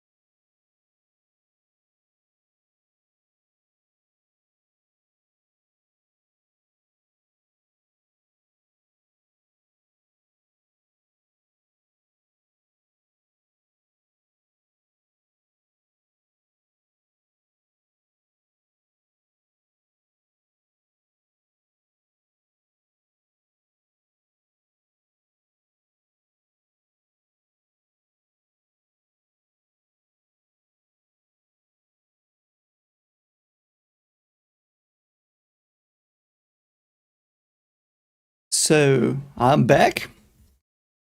And so let's see Eren. So Eren, let's see what you did say. Eren. Eren.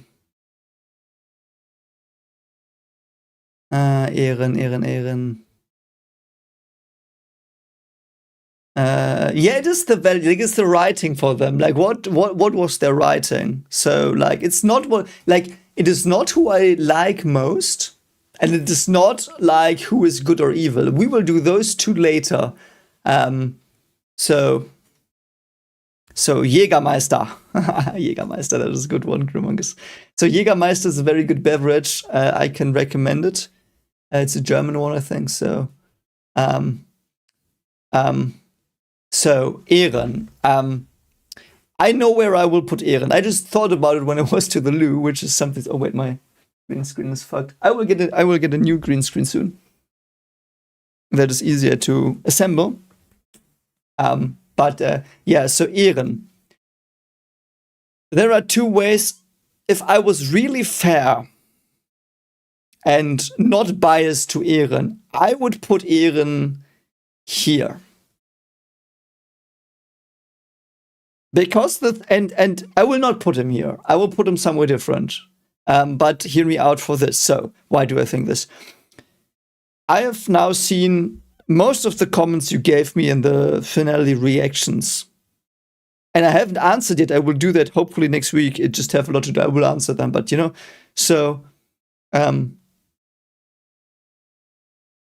no, did I put Ness here? If that is Ness, sorry, by the way, if that is Ness, I will put Ness here.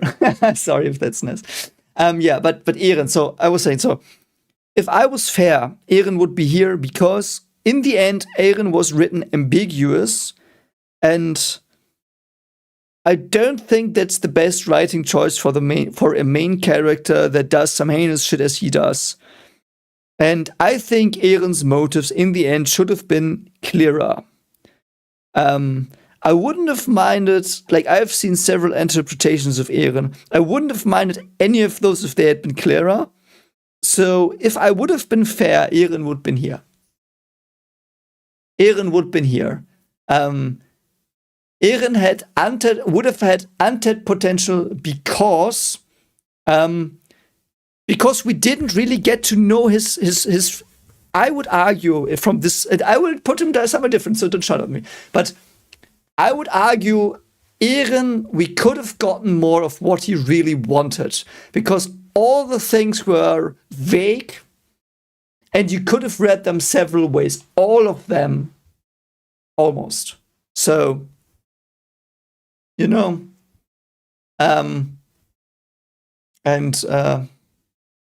yeah, so that's where he should be. But this is a biased list and subjective, and that's why I'm going to put him here.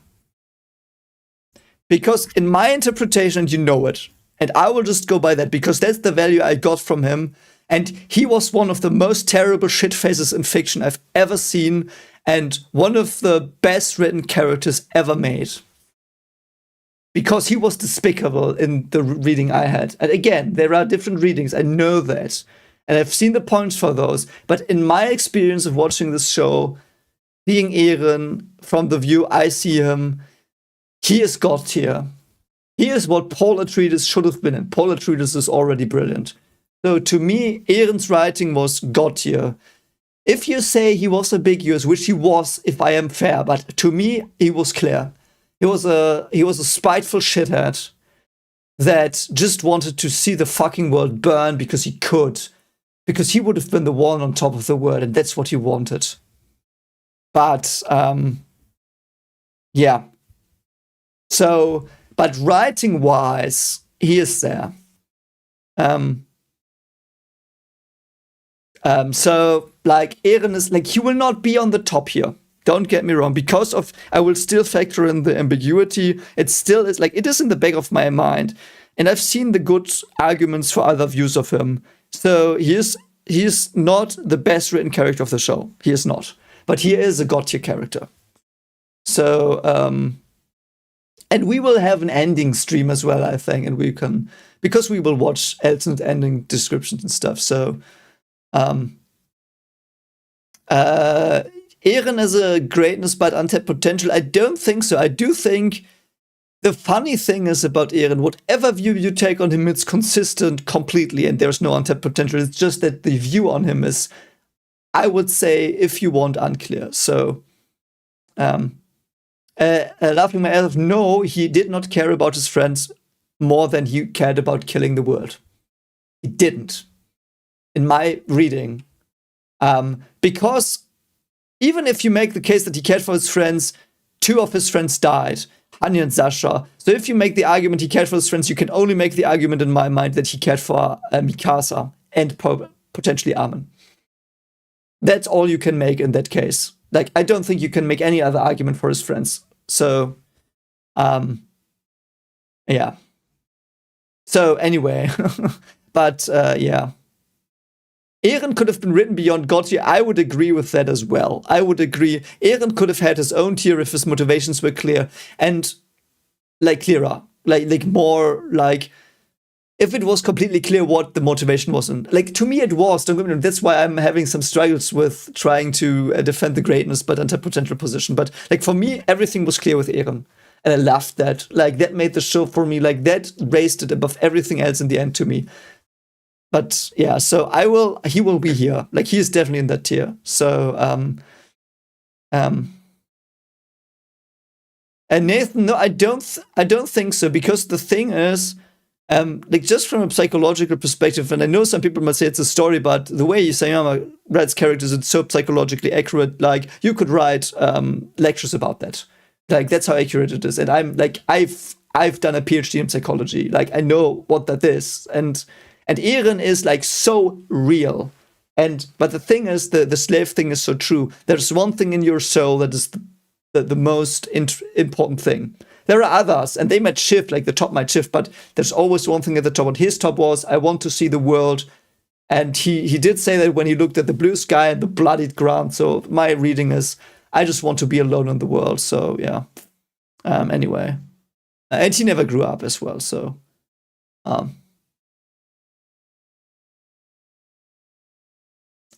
Kia Raj, he said, yeah, the thing is, just because he says it doesn't mean it's true, because when a character says something and does something different, what he does is the truth. It's for everything. Like that's also in life pretty important to understand. There are people that will tell you they want, they will, and they act differently. Never assume that what they tell you is true, but what their actions do. And Eren's actions all did the rumbling. So whatever the fuck he says to people, his true thing is he wants the rumbling. So that's why I also see it. Yeah, Angel, but it's also not that he wanted to like. It is freedom and hate both combined. I have been convinced by that as well. Like, I thought it was just hate, but it was both. So, yeah.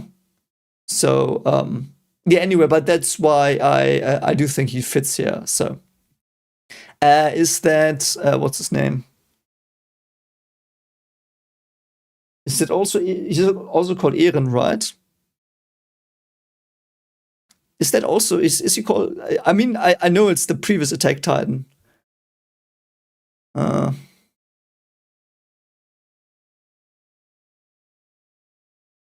I don't remember what his name was. Is he? He's also called Eren, right? The owl. Is the owl called Eren? Kruger, yeah, Krüger. Like it's probably Krüger, but they don't have the U with the fly shits. So, Krüger is. I would put him here. I would put him below Dina. He did more, and he had some mystery around him with the Armin Mikasa comment. But I just like Dina more. But he's basically almost the same as Dina to me. I loved him. He was one of the highlights of the flashback.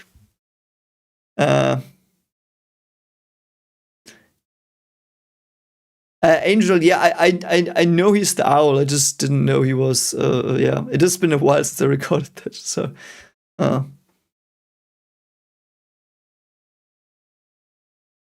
yeah, so he could be Kruger or Krüger. I would say Krüger because where I'm from, you would say Krüger in Germany. So this is Krüger. You know the U with the fly shits. So the U here does not have fly shits, but yeah. He did raise the underground resistance. He also killed a fuck ton of people. Like, Krüger was the best depiction of a painter we had before season 4. Like, he was the ordinary man on the surface. I'm a bit sad that he was in the end the owl, because I would have liked it more if what he was to Grisha when he met him before the airship hangar. That was like, I laughed, and it was a bit undermined when he was like, yeah, I'm a good guy after all. And good, I really used it loosely here because he was still not good. But, so, you know, but I really loved that. I loved the scene with the hangar as well. So I really thought Krüger was really intriguing. And, you know what? It's the utter brilliance. I'm now unsure because I'm thinking. You know, when I'm thinking, I change my mind. That's the problem. Sometimes that's a problem, I heard.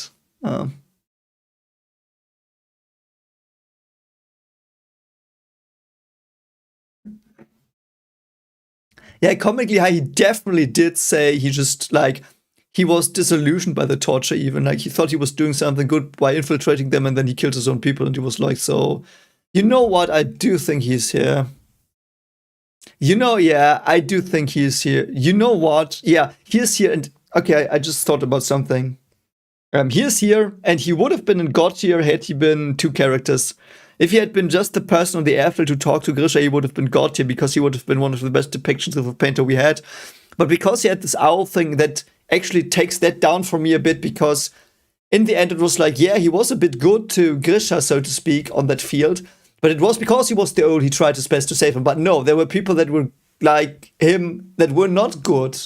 So, yeah.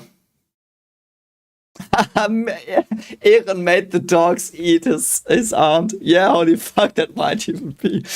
Oh my god, I love that idea. Yeah, and Eren, yeah. Yeah, I might do the Invaders video, it's been recommended. Yeah, I do think he deserves this place. he was the best depiction of the painter in that day. So yeah, the historic relativism as well. Yeah. So Erwin, I mean, what am I gonna say? What am I gonna say about Erwin? Like, I don't think there will be a debate here. I hope you will not fight me on this. Man, I love Erwin so fucking much. Oh my god, I loved Erwin. Erwin was always a god tier character, and the funny thing is when the reveal came with his father and him being stuck in the trauma of like raising his hand in that classroom, and then when did all like, oh god, I love Erwin so much. So man, like holy fuck, man, Erwin is like Erwin will probably, I can spoil it here. For the favorite character in that I love the most, Erwin will be top. Eren will be top with Hanya. So no, I do think God tier is fitting in writing wise. Like you can't be better than God tier Isayama in writing. But for my favorite, he will have his own tier list. Yeah. Like I just love it. I love Erwin, his speech, his convictions, and the thing as well, he does some stuff where you could argue it's really evil in that he sends his soldiers to die, to test out stuff and gamble, but he always acknowledges that holy shit, he's wrong and he's doing shit and he knows and he's torn apart by that. And oh my god, would I have chosen Erwin? No. In Levi's place, no. I would have chosen Erwin in Eren's place. But I wouldn't have chosen him in Levi's place, so. Yeah, Erwin's dead, man. Holy shit, that is real. So we have a Falco. Falco. I do think Falco deserves to be here. I think that's Falco. Is it Falco? Yeah. Yeah, that is welcome. Yeah, Erwin is on the front lines. He doesn't hide. He's a brilliant leader. Yeah, like Erwin, no questions asked is God tier. Like if you say Erwin's not God tier, you haven't watched the anime. So you can fight me on that, but yeah, because Erwin in the end wanted the best. So yeah, Falco's utter brilliance. Because Connie was a bit more screen time and I knew him more, I put Connie above Falco, but they both are very high. I do have similar irks with Connie than I have actually with Falco, because Falco basically loved Gabi and that's all he wanted. But it was a brilliant love story, and I loved how it was just in the background and like his jaw tighten that flew and stuff. Like I still don't understand why it happened, and I don't give a shit. Like Muji does. I think Erwin would have been hung by by episode like 15 by the Jägerists. Erwin wouldn't have survived the Jägerists. He had too many ideals like Pixis. He would have drunk the wine probably. Like he wouldn't have hung, but he would have been a Titan. So yeah, I do think Falco's utter brilliance, and for the like, if you understand that he just had I Love Gabi, like his characters did so much stuff, and he was innocent, and like I mean I discussed his themes a lot, and I do think he was utter brilliance. He was. We've got a little girl that I don't recognize again. Oh god, little girl, go away. So this is Jan. Yeah, Connie and cleaning Titan's teeth. Yeah. Like Falco was the key to much stuff, but I would also argue because Isayama chose to have the solutions that I do think are solutions still in the background. So yeah. I do think Falco's just such a good person, a very agreeable person that he could, Faye. Grisha's sister? That's Grisha's sister? Really? Are you sure? Oh god, I'm so sorry, Faye. Okay, I thought she was one of the girls that watched Mikasa with Caroline, but But again,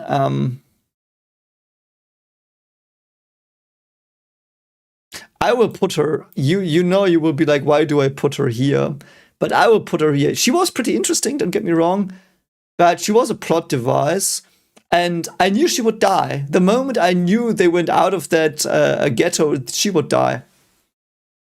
I knew that. So you know, like we don't know a lot about her. She drove a lot. But she wasn't got tier writing either or anything. Like, she was a plot device that you put in, like, a character that you're like, okay, I feel sad that that character dies. It drove a character. And yeah, that's, like, pretty standard storytelling as well. So, yeah. Yeah, I mean, she was killed by dogs. It's horrifying. But yeah, what I'm going to say. Jan. So now we really have Jan. But I would say... I would put him above the Levi Scott dude. Because Jan had more personality a bit. Like, I do think his writing was a bit better. But we already discussed Jan. Flegel. Flegel. Flegel. I would put Flegel just above his father.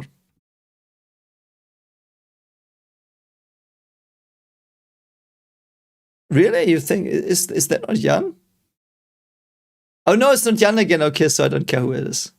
I knew it wasn't Jan, but Jan has to be an I, right? So Jan should come up. Yeah, this is Jan, right? Or is that Mika?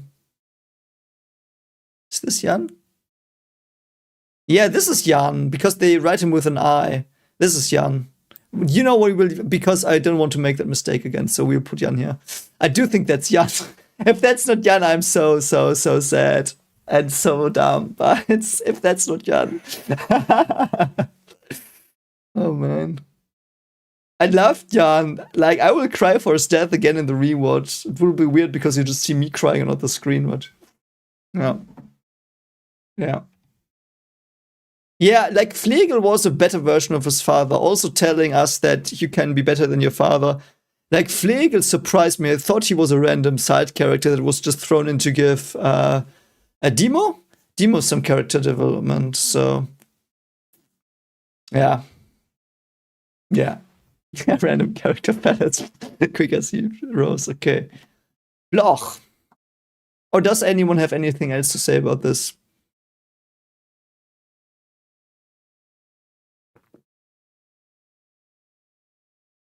Yeah, but if I look at this, Zanus was better than Flegel a bit. Zachary I like more than Flegel as well. And I mean, these are, yeah, I do think this is right for me. This is correct for me at least. Are you ready for Floch? So, okay, where do you think I will put Floch? Writing-wise, yeah, writing-wise. To keep that in mind, writing-wise. What do you think I should do with Floch? I know where I will put him. I know where I will put him writing-wise.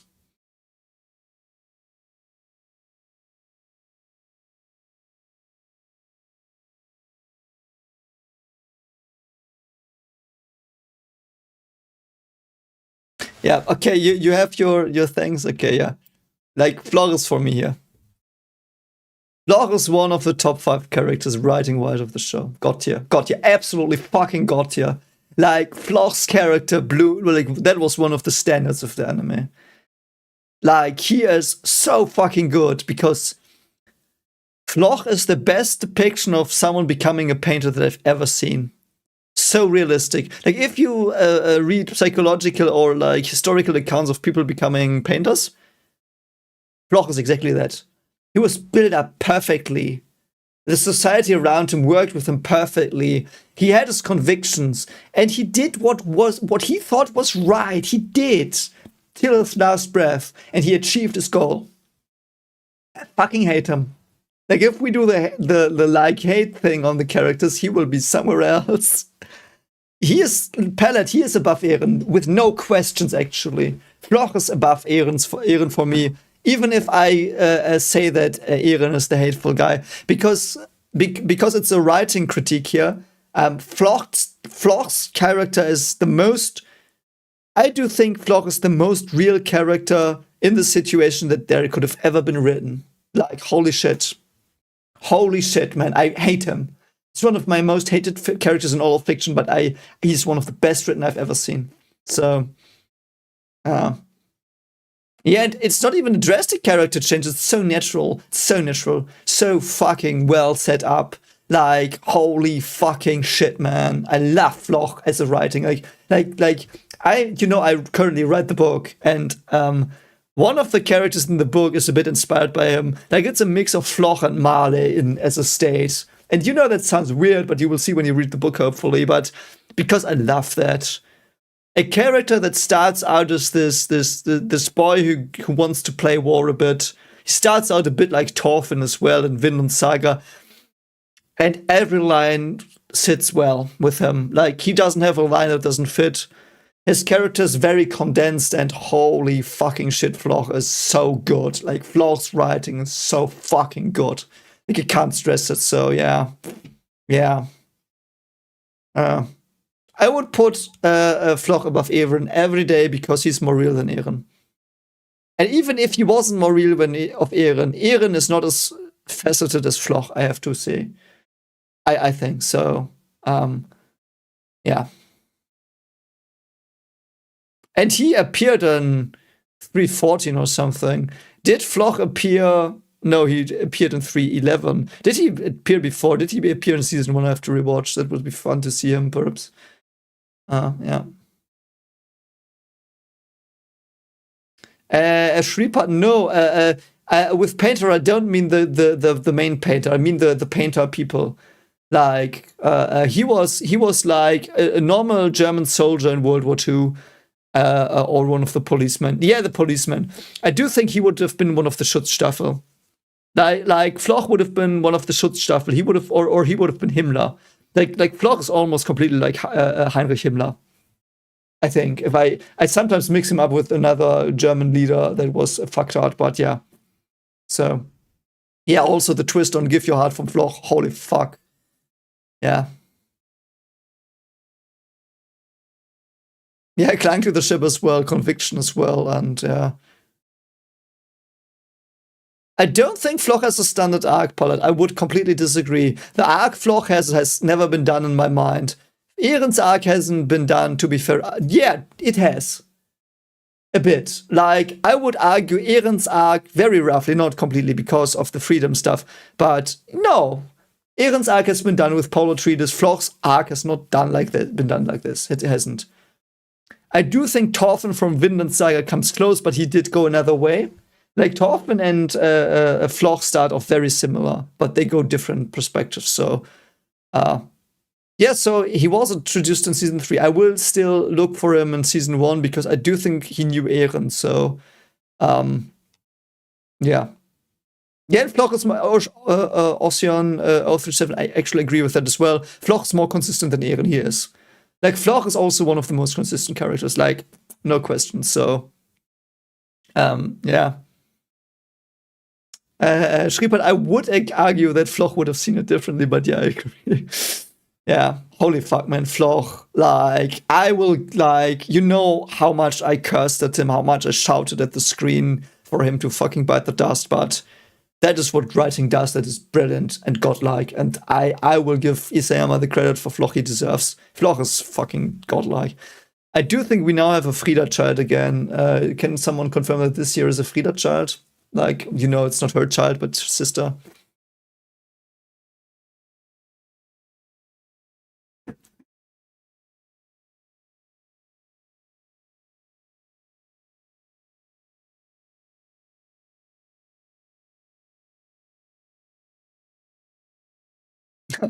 Kiarash, I will do a hell tier, so to speak. I will discuss who is the most good and evil character in the show.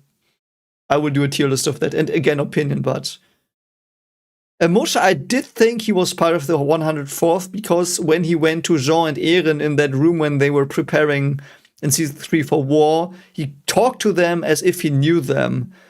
So I was under the impression he was, but he might not have been, so. Yeah, it's Rothschild. It's not Florian, though. Florian is, I actually think this is Florian here. this is Florian and this is Dirk, if I recall correctly. But yeah, this is one of the children that I don't remember.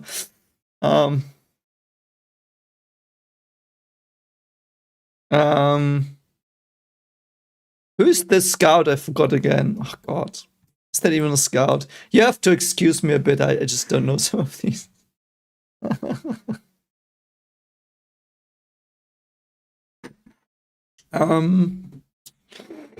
Hard. I don't know him, so.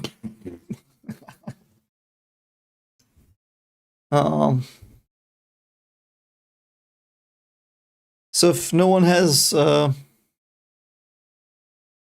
that's Franz Kafka.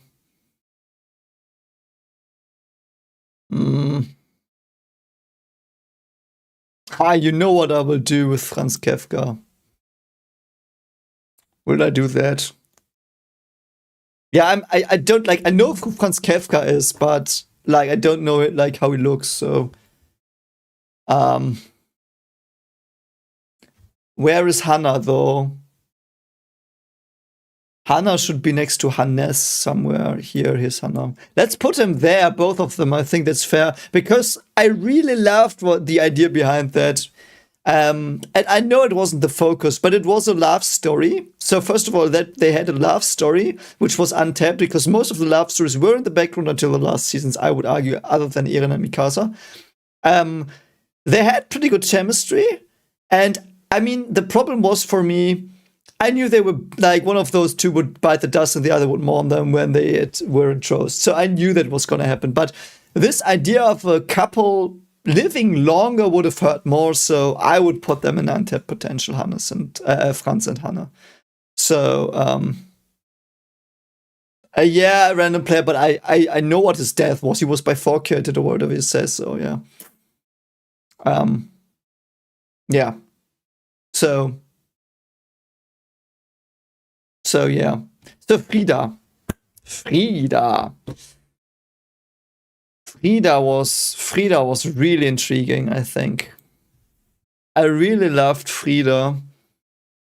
I loved that she got more nuanced in the 420 flashback with Grisha as well. I really loved Frida.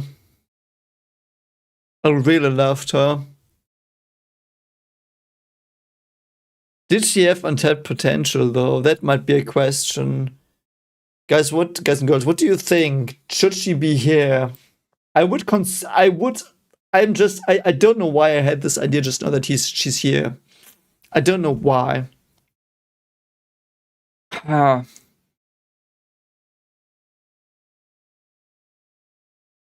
Nah, I don't think she had untapped potential though. I really think she's really intriguing. Because Dina was a bit more mysterious and because Dina was the smiling titan, she was a bit more intriguing, but I do think this is an okay part. Yeah, a random player. The thing is, there was an episode where Eren sees himself and Frida in the mirror and I thought, what the fuck is going on? So, yeah, best sister as well. I love that she cared for Historia. Hi for eure Siegelstück. Yeah, we've done quite some stuff, so yeah, I do think she fits here. I find Dina more intriguing, mainly because of her Titan form, actually. But even without that, I think Dina had some more stuff going on with her mysterious past. Just love mysterious pasts. I even love it even more if they're explained, but you can't have everything, so yeah. Yeah. Yeah, Frida is the first. Frida might be the person next to. Yeah, I do think Frida is the person who got fucked most by the king personality. Uri got fucked a bit by that as well, but I always felt it subjugated Frida so much more, which makes her really intriguing as well. So, yeah.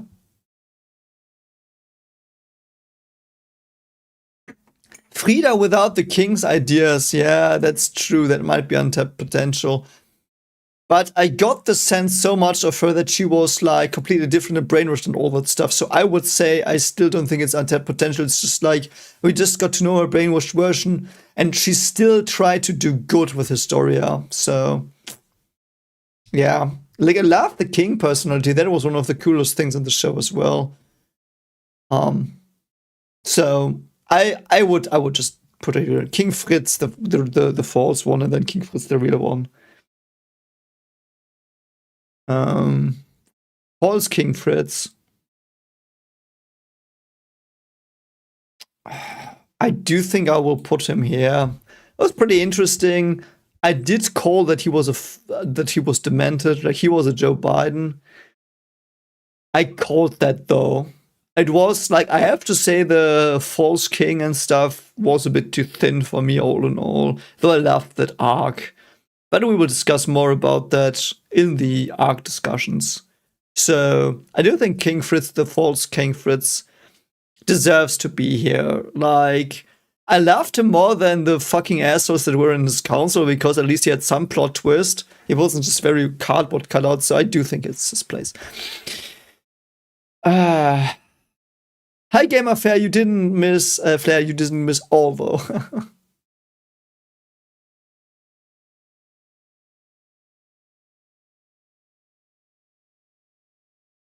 Yeah, even though he wasn't the Levi OVA, I still like. I do think the best part of the Levi OVA was the Titan design that would look like the Grudge. So, yeah, like his job. It's like, I know there's discussion about it, and I don't bring real world stuff into it too much. That's not vague, but holy fuck, like he's Joe Biden, and this is Kamala Harris here, and this is Barack Obama. Like, don't give me anything. Like, we know that, everyone knows that. So, yeah, like whatever. But I still liked him more than these, because with him I was a bit doubtful for a moment. I called him though, and with these I immediately know they were assholes. So like they were pretty one note. But let's just go to the most fucked up asshole we had in the show. King Fritz, the original. Trump. Oh, who would be Trump? I do think Trump would be Zackley, though. Trump would be Zackley. I don't know why I just said that it's Trump, but now that I said it, it fits somehow. I do think Trump would be Zackley. Oh.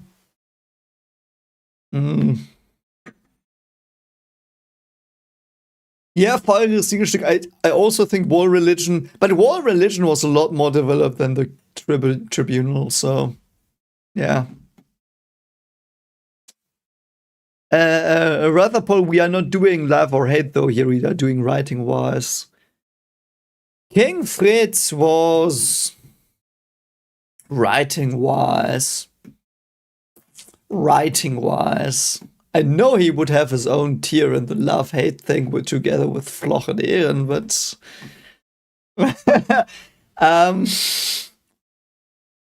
writing-wise. So he was an evil dude that loved his country. He was also basically a painter, like the painter, but less. No, he wasn't. Like, I do think that's it doesn't fit a lot. Like, he was just a dictator.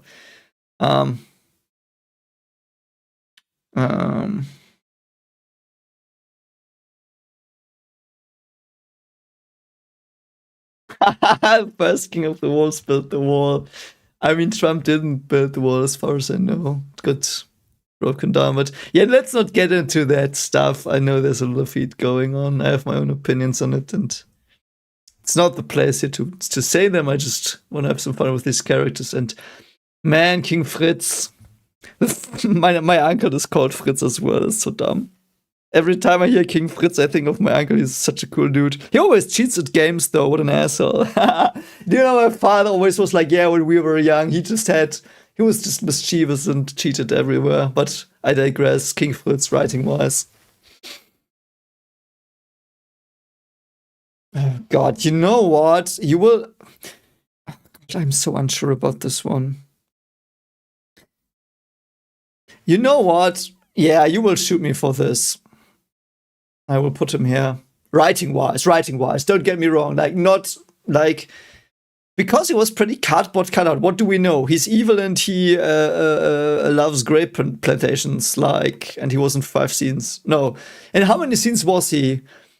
He was in the email flashback that I counted as like 4 scenes, and then he was in the scene where he was killed by the spear in Ymir's wish. So, yeah. Yeah.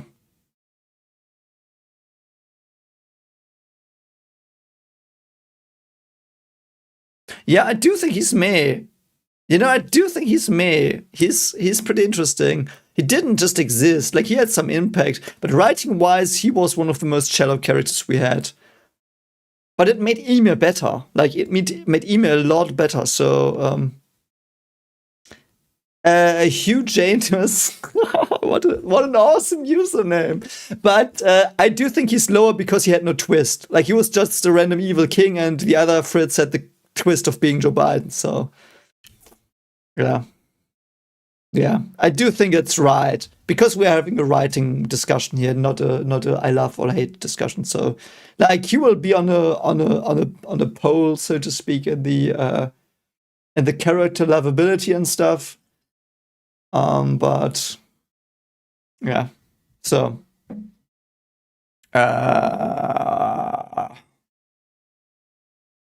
Levy's friend. I think Levy's friend deserves to be here.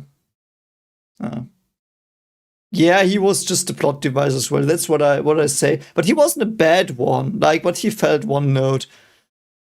Like, he is at like these three here, these three council assholes. Like, I would consider them almost the same level, but they were more cardboard colored than him because he at least had some care for his daughters. So, you know. So yeah. I do think that's fair. Yeah, and I hope you agree with Levy's friend. I did forget his name, but it's the one that got killed by the Grudge Titan. Man, I love Grudge Titan. Ah.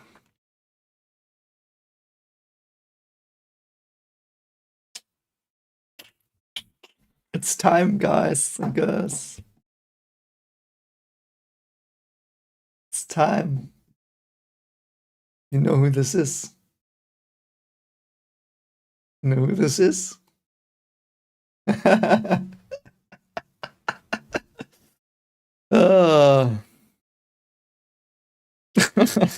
Gabi. Gabi.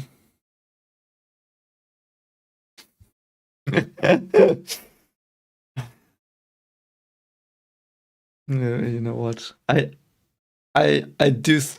I have to think where though. Don't take it as I put her on the top here, writing wise. I don't know if like I'm really torn on her and Evan writing wise. I have to admit that. Man.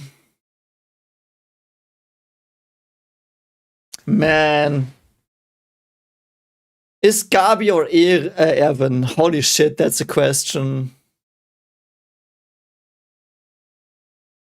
God. I mean, the thing is, Gabi lived off of Falco so much as well. You know, I do think I will leave it like this. I do think if it was another day, I might change her with Erwin here. So I would, like, if I could, I would put her on the same level as Erwin.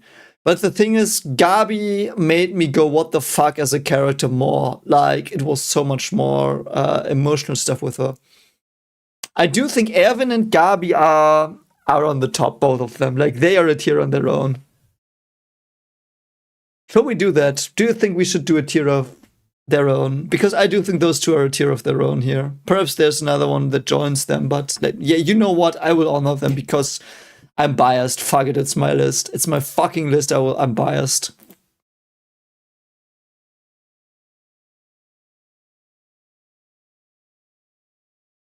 I know I misspelled it. Transcendence. I might not have misspelled it.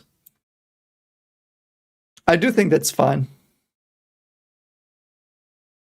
A Lime, I would say she has a bit more than Floch because her character developed more. Gabi is the only time in fiction I've ever seen that a character that was indoctrinated got changed and it was realistic. I've never seen that before. And to do that in a realistic way, I can tell you, I've read the literature on indoctrination and all that shit. Like, I read that during my PhD thesis. I did read that. And it's hard. And Gabi was so exceptionally done. So we have a transcendence tier. Transcendence is definitely Gabi at Evan for me. Yeah. Yeah. Yeah. Who is this dude? Wasn't this the dude that got his hair eaten all the time? No, or is it the dude that bites his... Oh, I'm sorry. You see it, don't see it. Is this...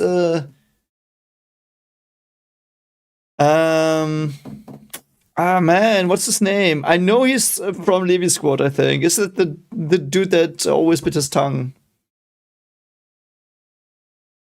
Yeah, Eren fell down or stayed static, whatever you want to say for eure Siegelstück, but Gabi was the best redemption arc and most realistic one as well that I've ever seen, so. Gelgar, yeah. Is Gelgar from Levi Squad? Please remind me. I do think he's Levi Squad and he always bit his tongue, but...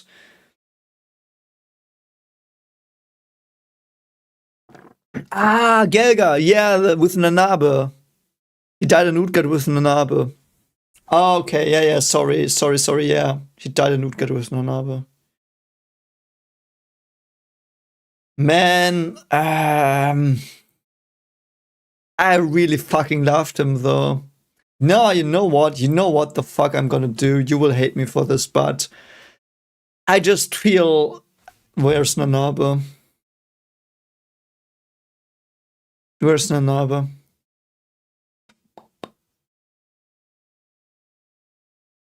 Levi is an L, so Nanabe should be later. Mina Carolina. Nanabe, there she is. I think about it like this. I do think, yeah, but I have to sort my thoughts a bit. Perhaps they will be put somewhere else. But currently, I'm like, Nanabe is definitely greatness, but untapped potential. I would like, Nanabe fits here perfectly for me. Like, I'm not arguing Nanabe. I do think it's like this, actually. I do think it's like this. I do think for me it's like this. I'm sorry I did Nanabe too much. No, he's not above Falco. Don't get me wrong. Nanabe is not above Falco. This greatness but untapped potential isn't necessarily between God. Like, if it would be... this would probably be more fitting for this, like, if you want to be ranking. It's hard to say. So I don't know. Like, he's not above Falco. Nanabe is not above Falco, never. But I do think this is better, yeah. Yeah. Yeah, I do think he's just untapped potential. He didn't have enough characters thing, you are right. The thing is, though, Nanabe and Gelgar knew they fucked up because they took away their gear. Granted, it was an order. It was an order from Erwin. But they took away the gear of the recruits and they were defenseless. And they fought their fucking way up the fucking Utgard Tower. And Nanabe knew. And Gelgar knew as well. Gelgar was more of the alcoholism thing. That's why he was, like... With Gelgar, it was like...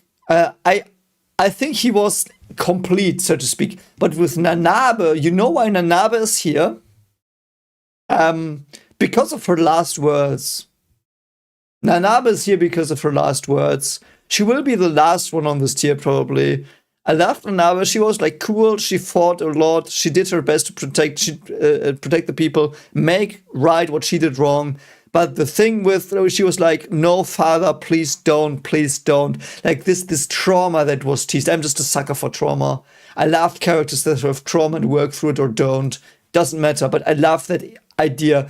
And because it wasn't elaborated on in any way with Nanabe, she's here. So that's my reasoning. But Plan Ahea, Actually, better watch the video. It's mainly season 4 Armin stuff, but we did like 20 minutes discussion on that. So, but yeah.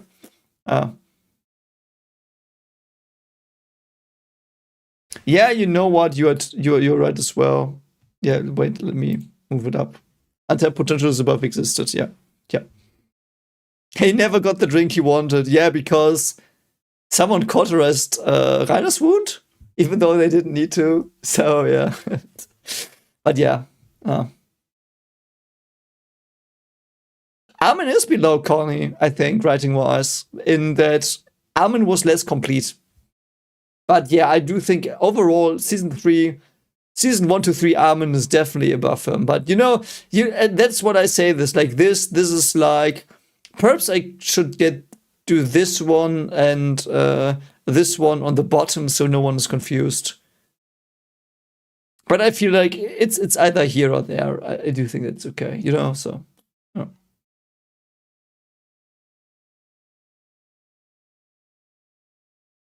Pallard's Armin is not God writing. He isn't. Writing wise, he isn't godlike. He is. I do think Armin between utter brilliance and really intriguing is right, because yes, he's a clever character, and the cleverness was also written well, but there was untapped potential just so yeah. Oh, it was Historia. Okay, yeah. I do think Nanaba also made me cry. You have to remind me, like, if you rewatch the reaction, if you should. I do think Nanaba made me cry. Like, Nanaba was probably one of my favorite scouts, so. Random Astro 5 that I don't. You know what? I will put this in. What the fuck? I don't remember you. He was just council member number 17.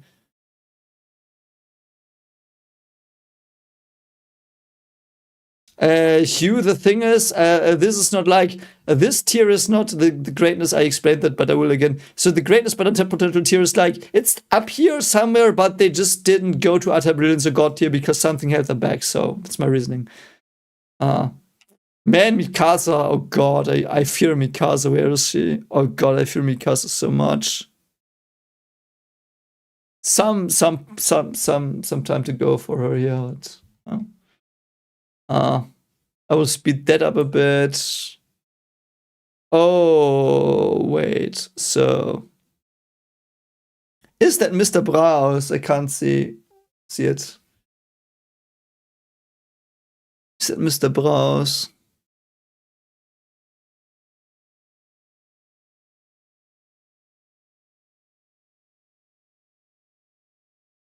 Is that No, it's Armin's dad. Armin's grandfather, right? Is that Armin's grandfather? I'm sorry, I didn't like you. You know, my eyes are shit. I mean, I don't wear glasses for nothing.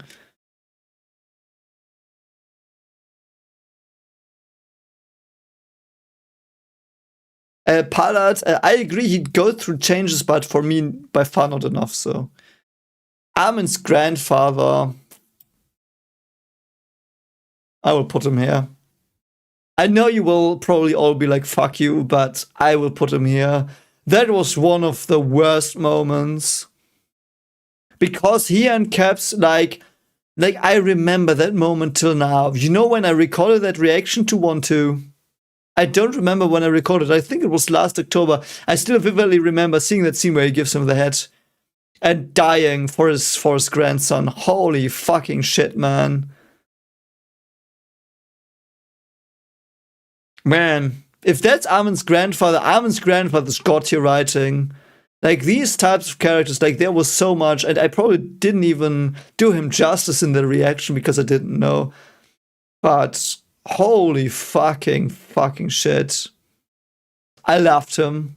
One of my favorite characters. I know that's very unconventional, but he deserves that spot.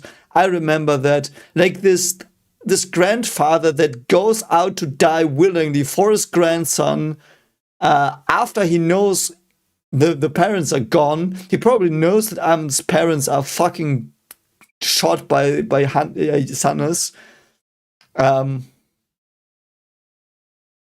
Yeah, for me he is. I remember it. That was one of the most vivid moments of the anime. Armin's grandfather dying. going out, one of the 280,000 or whatever that died in trying to reclaim the farmland in Volmaria.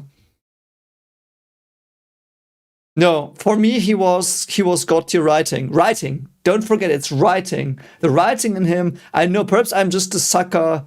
Perhaps I'm a sucker for characters like that, but he encapsulated so perhaps let me put it like this. The trauma of losing Valmaria. He was the character that completely, like, everything came together in him. They had no resources. They had no farmland. They were starving. They decided to send out people to die. It was one of the people that Armin looked up to, the only one that left for Armin probably that he looked up to, like, holy fucking shit. Like, writing-wise, I do think he deserves to be here. I know character-wise he's a nobody. Don't get me wrong, I know he's a nobody. He was in perhaps 3 scenes. I know that, but man...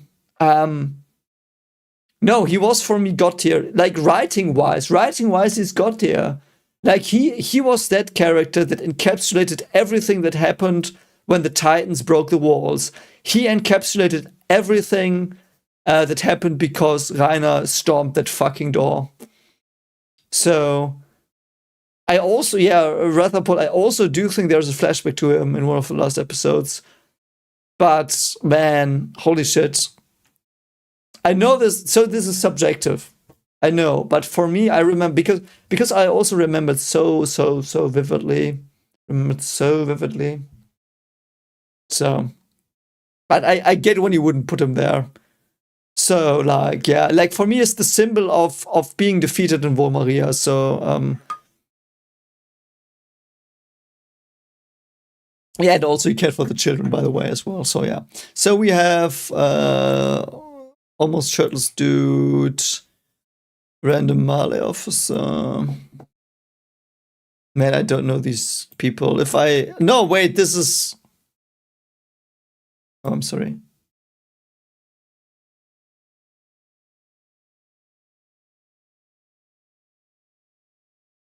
Ah, man. Who is this? Is this one of the reporters? Yeah, I know no one else would put him in god tier. I wouldn't put him in god tier if it was any other ranking than writing wise as well. So, who is that then? One of Yelena's men, even worse. I don't care. I just don't care. Christ, man. Yeah, I really don't care about him. I forgot him. I forgot both of the. Sorry, I forgot both of these two.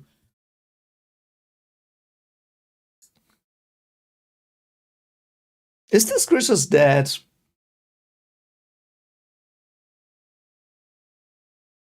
No, it's not Braun. I would see Braun.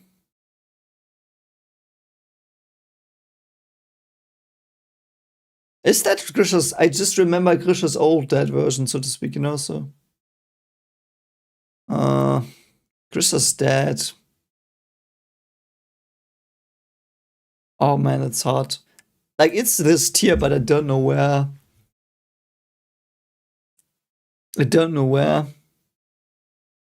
He's not a Zanus. He's not a Flegel. Yeah, he might be. Yeah, you know what? I think he belongs here. I do think he belongs here, yeah. Yeah, the Psygwall stuff as well, and him dying, like, they locked him in to let him die because he was Zeke's father. Yeah.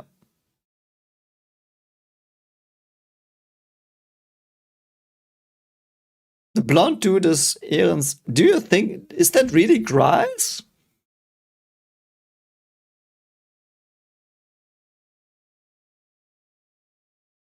Grice. You know what? If that's Grice, can you confirm if that's Grice? As Savage, because Carla wasn't a symbol for Valmaria. Carla was a symbol for the childhood of Eren dying. The symbol for the fall of Valmaria was Armin's granddad. because he was the one to get sent out again, and he was the symbol for the cruelty of the government as well. Showed us for the first time that there was evil in the world. They were, yeah. So secretly, I do think he was. They were locked in the prison, so the Romani would kill them. So if that's Grice, I will put him here, but on the down there. So because Falco's dad got not enough screen time, so. Because Falco and Colt, I do think they talked about him like in 2 lines. So I know Grice is the one who, yeah. I do think that Grice is fitting for this position. So yeah. Oh, uncle. Okay. Or yeah, whatever. So. Who's this girl? She's got sunglasses. Sunglasses girl.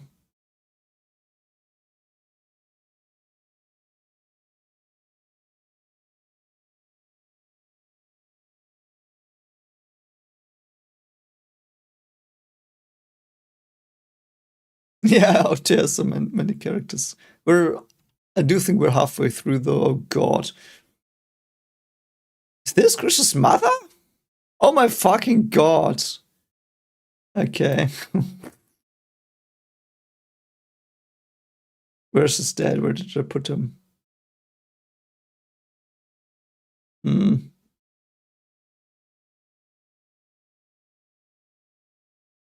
I'm so unsure. You know, I do think she would fit here because I was thinking about putting her against next to her husband, but I do think her husband had a lot more lines, and her husband was the one that always was teaching Grisha fucked up shit.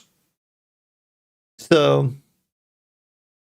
yeah, I mean, she cried about her daughter's death, but if she wouldn't have, I would have been like, yeah, what the fuck is going on with you? So, yeah. Yeah. So, Grisha. Facundo, that's very, very good. I do hope you have a good time in your new job. And please also think about yourself and don't overwork yourself, which sometimes happens. So but have a lot of fun. So yeah, she reminded them of the armbands, but she was more of a plot device than the father. I think she had untapped potential. I would have liked her to, I would have liked there to be more shared dialogue between her and the father. I think so. Yeah. Grisha, man, Grisha. I do think Grisha is somewhere in Utter Brilliance, but I don't know where. He's definitely above this. She's above Armor. Is he above Falco? Man, name one thing Grisha did wrong. Zeke. Holy fuck, Zeke.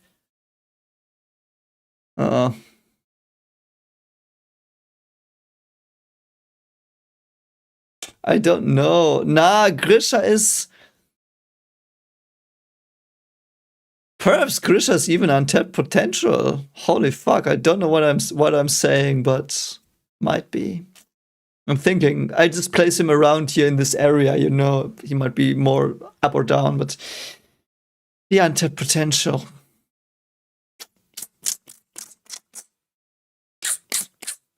Why is Grisha God?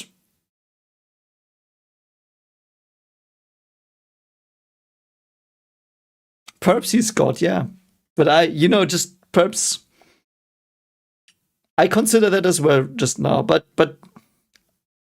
there are no reasons manifesting in my mind that make him God and not utter brilliance.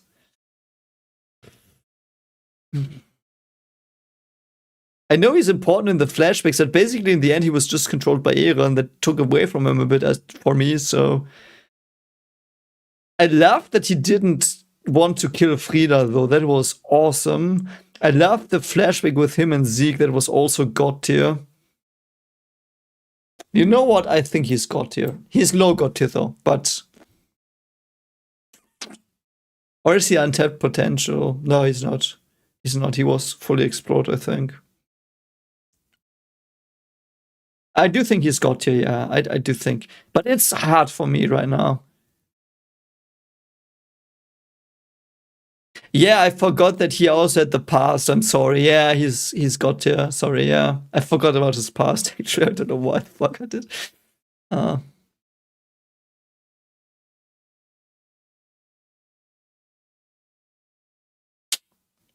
But where in God tier is he? Like, I just put him there. Like, it's not his place. I just want to.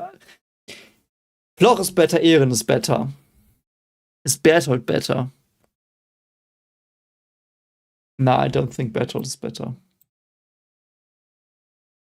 Oh man, I'm thinking so much right now. It's so hard. This is so hard. Because Grisha in 320 has just got like.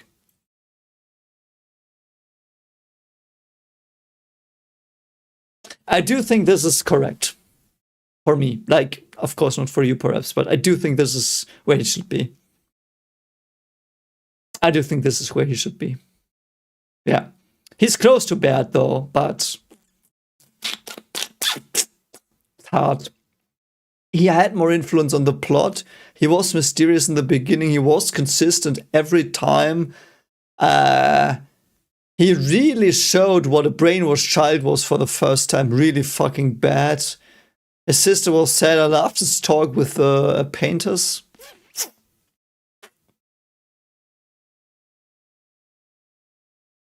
Yeah, I do think this is correct. Yeah. I was just so unsure because I didn't have him in my head that much, but yeah, I do think this is correct. This is correct, yeah. Groß.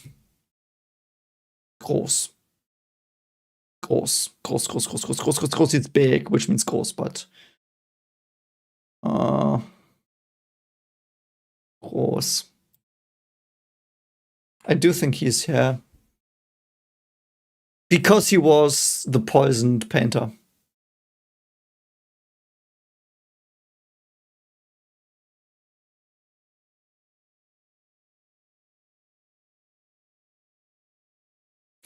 Do you think Grisha hated Eren when he injected young Eren with the Titan Serum? In no way. In no way.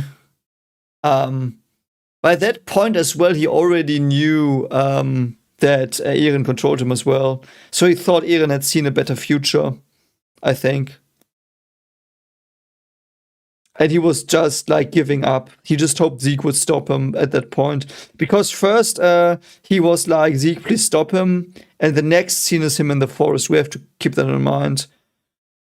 He does inject Eren after he knows that Eren is gonna do something that that Zeke has to stop in his mind, and he still gives it to Eren because he felt that Eren was a lot more powerful than him. So he subjugated himself to Eren's hatred stuff, which surprised him a bit because he thought he had risen him correctly this time. And yeah, that alone makes him S tier as well. Got you. So yeah. Gross is just a very good, realistic depiction of the character he is. I just think so.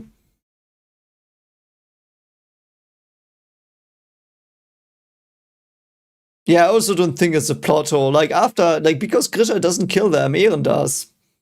Eren makes him do it, and Grisha regrets. I love that scene. So yeah, we've got random dude that I will. Sorry, you don't see him here. This random dude. Do you remember him? I don't.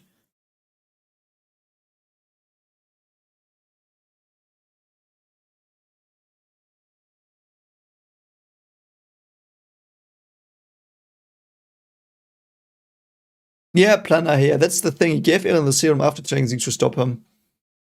Because he still thought it like he was a slave to that idea of future, so. Levi Squad? I have to say I don't remember him from the Levi Squad, so yeah. This dude. Is that Gunther? Oh my god. I thought Gunther looked different. I don't remember. I just remember those names. I just don't remember the pictures. But I don't remember him. I have to be honest. I didn't remember. I don't. But yeah, but I think it's okay to put him here.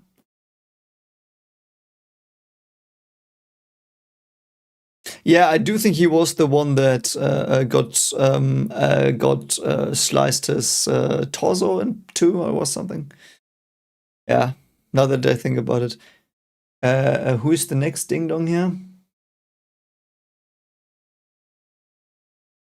Actually, this ding dong, tell me who it is, and I will just change the song because I've been hearing Sasageo for like half an hour, like 3 hours now. I'm gonna listen to some Ashes on the Fire. Ashes on the Fire, let's go. Okay.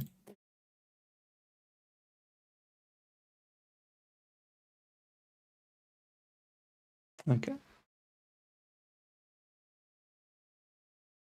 Carl, I also agree he was the least interesting of Levi Scott because, yeah. So we will just put him here. I will just put the who the fuck are you in this one because I really don't know who the fuck they are. And even if you tell me their names and their scenes, I might remember them, but this way I don't remember who the fuck they are. Anya!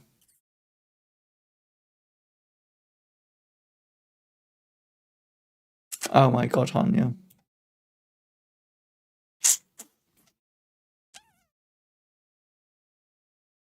Oh my god, Hanya. She was sidelined so much sometimes.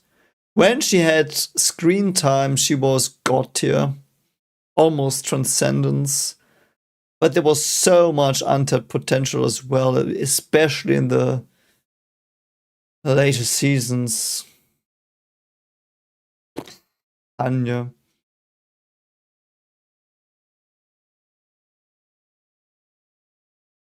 Yeah, Nathan, I know, Gross with the fourth wall. I don't agree he did that. Like, I never felt that, but yeah.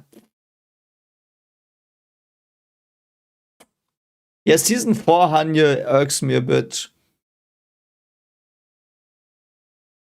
Man, all the Eren people in season 4 in the beginning irked me a bit, but she's above Connie, no questions asked. But and please keep in mind, this is not me liking the characters. Like, she's in Transcendence and liking, but writing-wise, she utter brilliance and greatness, but untapped potential, actually. Because all her Titan stuff ceased after season 1 and 2. It ceased. She never talked about that again. And it made sense, don't get me wrong. It made sense for a character to stop thinking about that because there were no Titans anymore. But God. Hi, Japanese guest. I'm sorry, I can't read those kanji. Hiragana.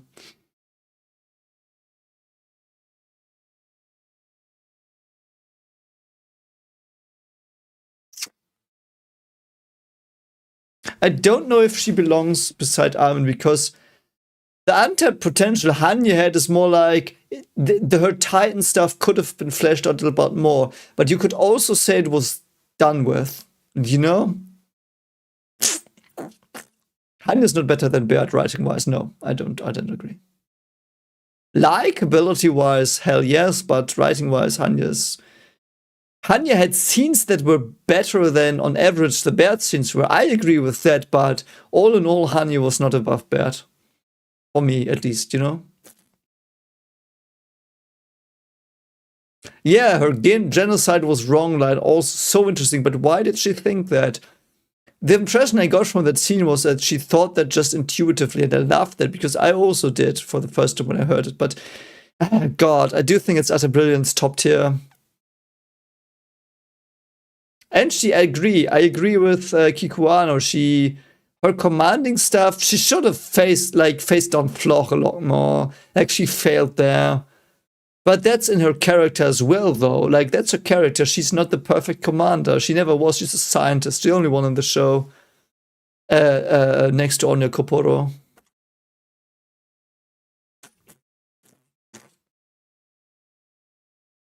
Hanya's transcendent for the stew. Nah. Stew episode was mid-tier. It was a brilliant idea, but I still do think Stew episode was one of the weaker ones. It was still good, really good, but it was one of the weaker ones because it was the episode the writer had to put in, and not something that was natural all in all. But yeah, we will talk about that later. Yeah, Hanya wants to talk to the world as well because she wanted to talk with the Titans. That's consistent as well. So, oh, it's katakana. Yeah, I always confuse those. So, rank them in power. We might do one day, but not today. As Savage, that's a misconception, I think. People have told me it was clearly stated that Paradis would have been wiped out, but no, it wasn't. It was just characters saying that they were very ideologically poisoned. And it was just the biggest fear, but it was never outright stated. So, yeah. I disagree with the Paradis would have been done. Because the thing is, you have to distinguish between what characters say and what actually is true. And in Attack on Titan, that's more important than in most other shows as well. So, but yeah. The stew one was his favorite. I don't know. The stew one really let me down. It was an okay episode, but it felt the most like Stew and Harbor were the parts of the anime where I felt like, okay, this is stuff he is like crossing off his to-do list to do in the manga. So anyway, whatever. So yeah, but we will talk about that another day. I know there are good points made for that view, and I want to dive more into that view because it's not mine. I do think there are some very interesting points in those kinds of views, but it's not the stream. We will do that one day, but I promise we will. It's just not my take on it because it's not like I'm a hopeful guy. So anyway, the stew one was 425, I think. Yeah, it was 425. So. Plan, the problem I have is all the stuff that it just was a filler and that it wasn't technically a filler. I know it was in the manga, but the stew thing was. So there was, and I talked about it in the after party stream. The problem with stew was, so everyone was together. They had to address the stuff, but they also hadn't. But it was also not good to address the stuff because it came up later again and was more fleshed out. So it was just a transition episode. But yeah. So anyway, Hannes. Hannes is God tier for me. And this is personal. If I would be not this biased here, I would put Hannes probably here. Really intriguing on the top, I think. No. Perhaps here or here, but because for me, Hannes is their father. Loved his character arc. So this is bias. This is complete bias. Hannes bias. I'm sorry. It's Hannes bias. Like if I would take a step back, nah, I'm not drunk. No, like if I would have a step back, he would probably be a bit above Dina for me. But I just loved him. I connected so much with him. Perhaps because I watched the episodes with him where he was very prominent when I became a father as well. And he learned how to be a father, even though he wasn't a biological father. So, yeah.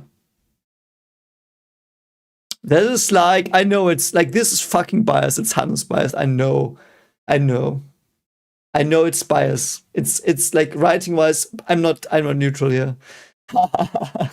But it's just I love Hannes. I love Hannes so much. You know?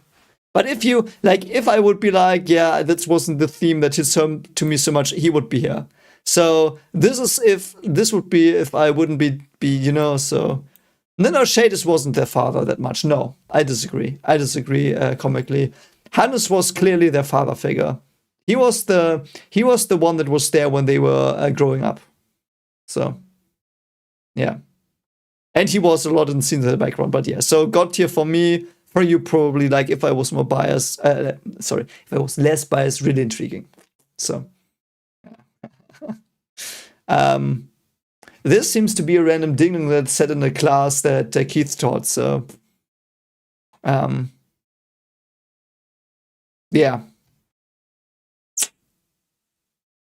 Can someone tell me who the two ding dongs in front of Historia are?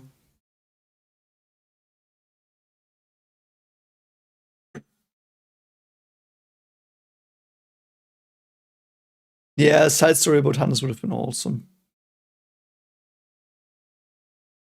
Also, by the way, the Hannes death made me so mad that I shat on Mikasa so much. People hated me for that. I didn't care. I did a video though discussing it, but yeah. Okay, so let's just put them in Who the Fuck Are You? If someone knows who the fuck they are, we will remove them, but. He gave meat before return to Shiganshina. I don't care. I don't care about that. I don't care about that. Useless. Useless bent. Yeah, so who the fuck is that? So who the fuck are these two? For Astoria. I just don't know who they are, sorry. Don't know who they are.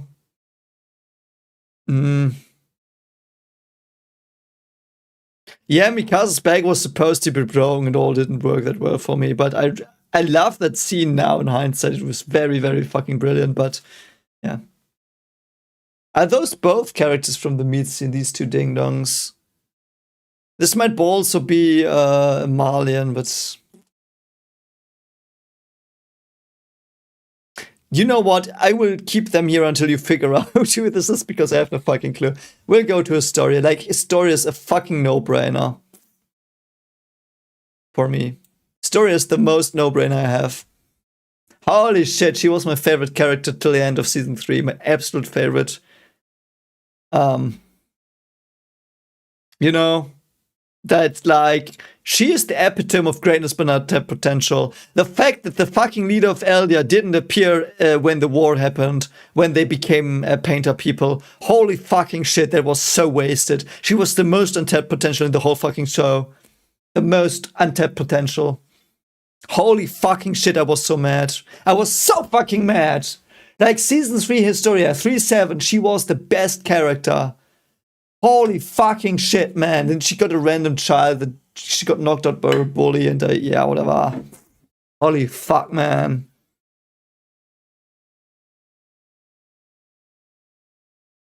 And before we discuss further, I have to feed my children again, so you have a little bit of reprieve to discuss this. I will be back in like 10 minutes. Okay? And yeah, that made me mad, and I will be mad feeding my children being mad, so till a moment.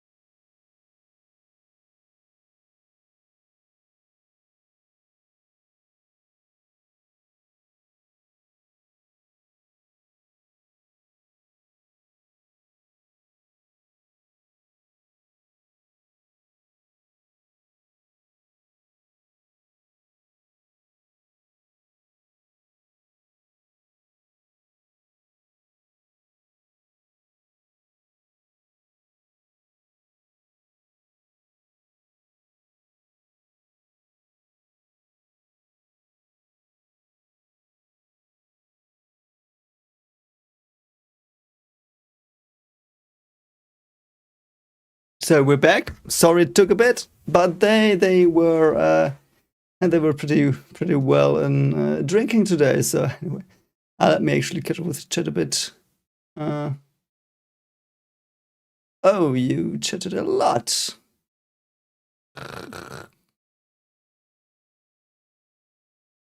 Let me see where I. Yeah, who's there from day one? Let's just see. Let's just see who is.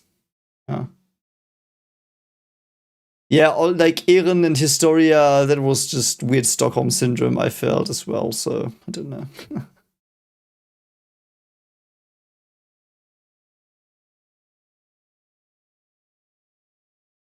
So, yeah. So I do think hi plan. yeah, I do think yeah, also Eren could have just put them in the paths. At least have some fun times. So anyway. So yeah, I have got non-alcoholic apple juice, but yeah. So History, I hope you are all okay with Historia being here because, like as I said, she was the character I was most disappointed with in season 4, and one of the highlights in season 1, 2, 3, the development, like all taken together. So if it had just been 1, 2, 3, she would have been got here definitely. So and good night, Carl. So yeah. So next one, who's it? Hitch. Good old Hitch. Hitch. I was. Let me think about it. I thought Hitch was really intriguing. Hitch will be somewhere around here, I think. You know what? The sad in quotation marks. The saddest thing is that I do think Hitch had her best moment in the OVA with Annie. When she left her the thing, I don't know what it was. Was it a hair thing or what is it? Tiara or something? So I don't know. Was she more intriguing than Sonya and Bean, though? I do think, and Carlo is no wait, Carlo, yeah. You know, I know I fan Wayne Carlo here a lot. Like I rub him off some stuff here, but like Carlo was just so surprisingly brilliant. And if I drink more apple juice, I might put him in God tier, but no, I'm just kidding. Is Hitch better than Sonya and Bean as a writing thing? I don't think so. No. Is she better than Carlo writing wise? No, she isn't. She had a lot more screen time, I know.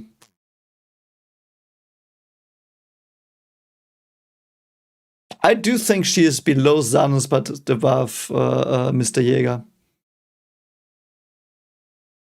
More interesting than Sunny, not more interesting than Bean. Thanks for that one. That one was good, yeah. I actually do think this one, yeah, now that you said this is the right order for those two, and I'm not kidding, I do think the one that this one was, she interacted more with it. But anyway, whatever. I know Hanya carried Sonya and Bean, but the writing impact Sonya and Bean had on the story was more interesting and intriguing to me than that of Hitch. And again, Hitch might even be a candidate for greatness, but untapped potential, or untapped potential. I don't know if she's greatness, but because her Annie stuff was very short and that could have been explored more, like I would have loved that to be explored more. And having her in the OVA interact with Annie more, that was like, that really like cemented her character as a great one as well. But she's not at her brilliance, you know, so. I do think she fits here very well. I do think she fits here very well. Who is this one? This one here. Oh, we do have Ilse here. I do think that's Ilse. Nice. Okay.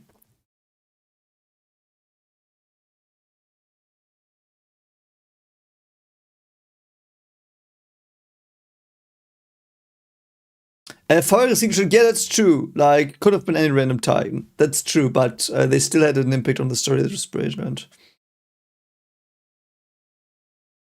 Kuwera, I do think he did not drink the fashion Kool-Aid. When we saw her while the painter people were marching around in the last episode, she was like yawning and being like, go fuck yourself, I don't care. Is that Yelena? No, don't tell me. Yelena's down here. No, Yelena's with a Y. Y is not here. It's someone with an I or an... yeah, it's someone with an H or an I. H or an I. Someone with an H or an I. Because I don't know who this fuck is, I will just put him here. But we have Ilse here. This is Ilse, and we had Hitch, so H and I. So it's between that. H and I. Because they are alphabetical, most of them.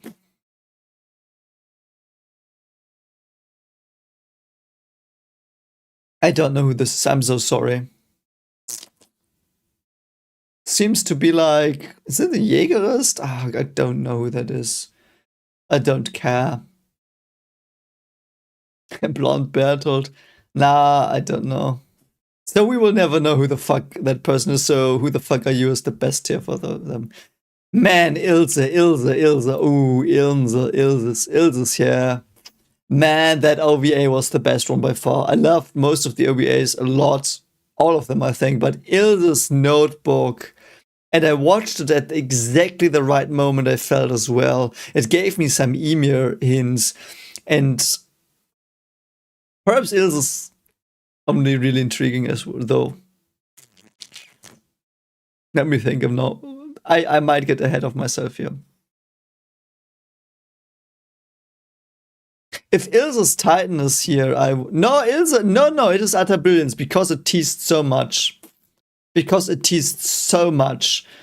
I consider Ilse's Notebook, the whole episode, to be Ilse and Ilse's character, because it's from her point of view and from her fears and everything. And that was such a fucking nice tease. And mind you, I watched that episode between 2.1 and 2.2. Ilse's Notebook is canon. Yes, it is. It is canon.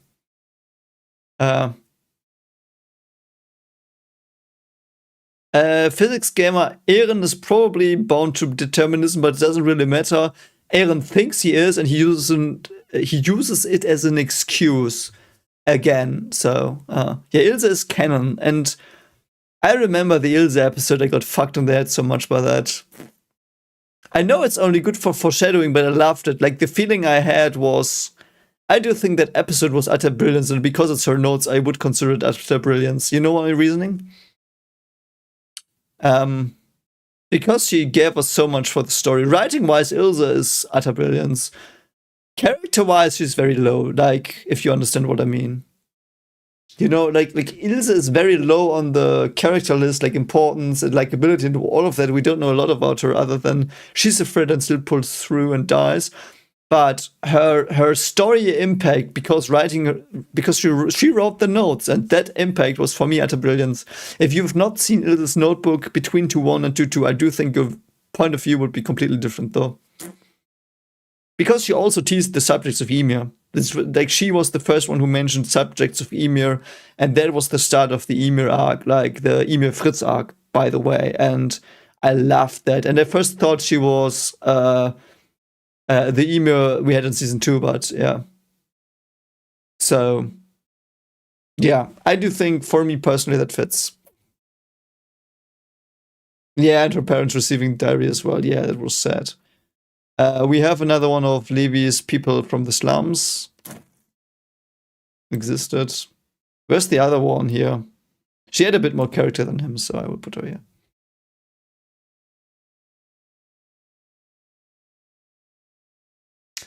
Physics gamer, that's why my point was I watched it after 2.1. Like, 2.1 revealed that Titans can talk. Like, Zeke talked in 2.1 for the first time, and I watched it after. So people on the Discord were debating a lot when I should watch Ilse, and the consensus seemed like it was between 2.1 and 2.2. So Zeke appears, kills Misha, and we know he talks, and after that we have that. So yeah. Isabel. Like, I liked Isabel more than this dude. She was a bit more feisty and stuff, but yeah, you know what? It is what it is. Don't know you. Don't know you. It's an I or a J. I don't know what they are. I will give you some time to figure out who these two dinglings are. This one looks like a mother, but it's not the mother that gets the corpse from Keith, so I don't know. I just don't know who they are.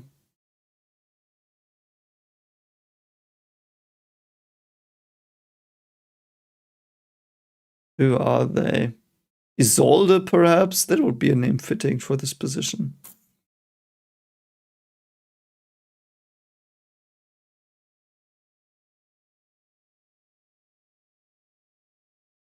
I will just leave them here and discuss Jean.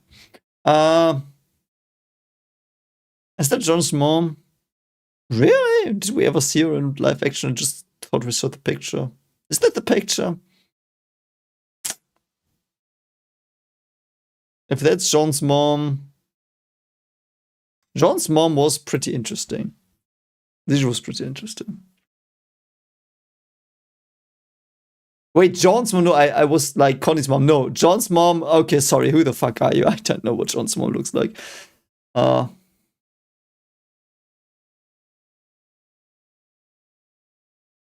So let's go to Jean, actually. Let's go to Jean. Physics game, I watched Lost Girls 3. It will be out next week.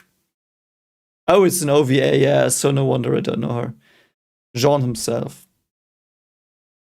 So let's start. So John is above Connie, no questions asked. I do actually think that's his place, but yeah, I do think that's his place. I do think that's his place. He is close to Hanya, though, writing-wise. He's close. He's close. Is he better than Hanya in writing? He might be. He might be. He might be. He might be better than Hanya in writing. Hanya had these big scenes in season 1 with the Titan research and in season 2 and 3 with Zanus and the stuff. But I do think Jean was better, like Jean was more consistently good than Hanya.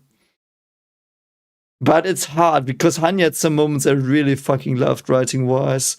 Jean had never had this real big fucking oof moment in writing. He was always excellently written, always. I loved his introduction with the stuff where he was a bit antagonistic to Eren. He hit on Mikasa. His Marco interactions were god tier, like no questions asked. Yeah, Kiarash, I would put some of his interactions in god tier, no questions asked. I'm also considering god tier right now, so just to be transparent. But there are stuff about him that's definitely not god tier as well in writing. Yeah, John is also the leader of the scouts. I agree. Like John was very well done. Was he god tier though?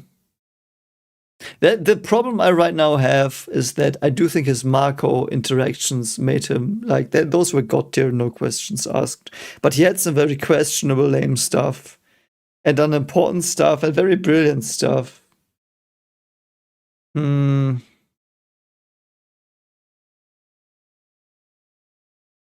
Like the thing is also Marco pretty much carried him a lot. I do think Marco's utter brilliance as well. I will discuss him later. I guess, or tomorrow also. I don't know, it's almost 2 a.m. It's almost 2 a.m. But oh god, it's so hard. I do think I will leave him here. I do think it just feels right. He's around here. Around here he is. So I don't remember you.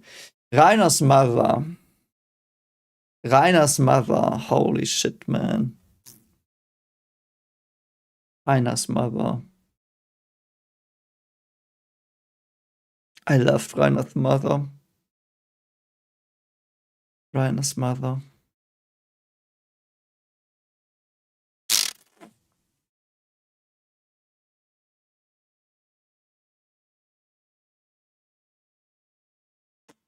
But it's hard, I'm thinking.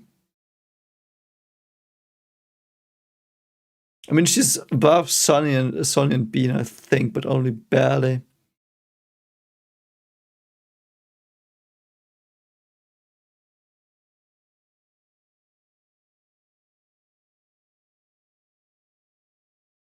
Rainer's mom had an utterly brilliant scene. Rainer's mother wasn't the worst mother, no, Kikuano, no, by no fucking means. Alma was worth, and Quasar's wife was a worth mother. Rainer's mother was pretty okay in what the show told us about mothers, actually.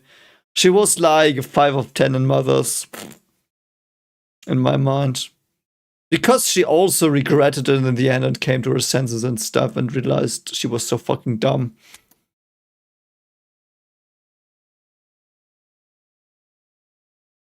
Oh, some King Fritz. Oh, thanks, random player. I don't know who that King Fritz is.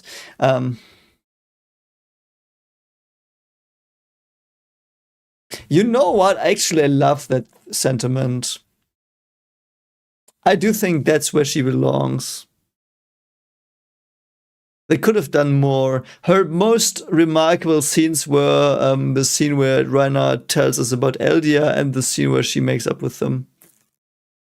Yeah, Xava's wife, I hope she's on here. Fucking cunt. I know I'm not supposed to say that word, I heard.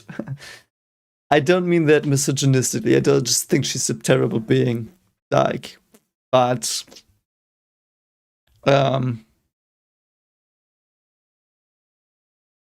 because Historia's mother was the worst mother ever, and she was one of the best written characters. Historia's mother was god tier writing. She isn't god tier, right? Is she? No. But in Utter Brilliance, yeah, Utter Brilliance, okay. She's not god tier, but she was Utter Brilliance, yeah.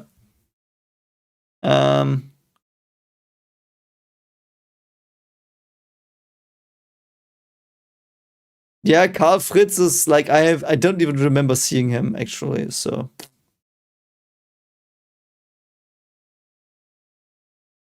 I did the WoW. I don't care. I don't care about him. I don't remember him. Like I literally don't like I know that there was a king that did that, but I don't know that this was the dude. Like I've never seen him before, I think.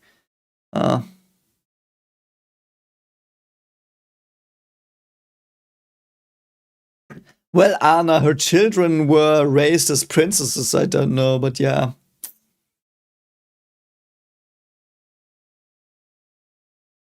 Yeah, I don't know though. Like King Fritz, the one that did the vow, like he basically was the one we saw when we saw Frida have glowing eyes. So yeah, but I don't care. So Kaya, yeah, Kaya.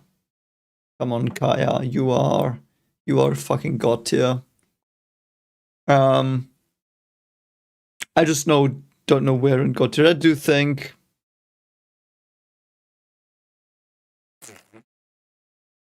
Kaya is where is Kaya in god tier?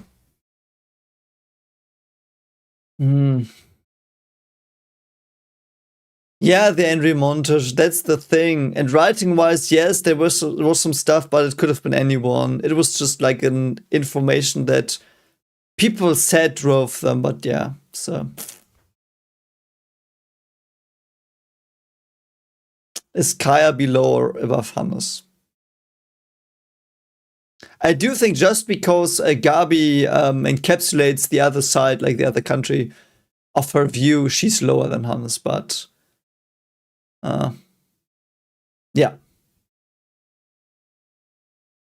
Kaya did not learn nothing. What? Kaya learned to forgive Gabi, the person who fucking murdered Sasha.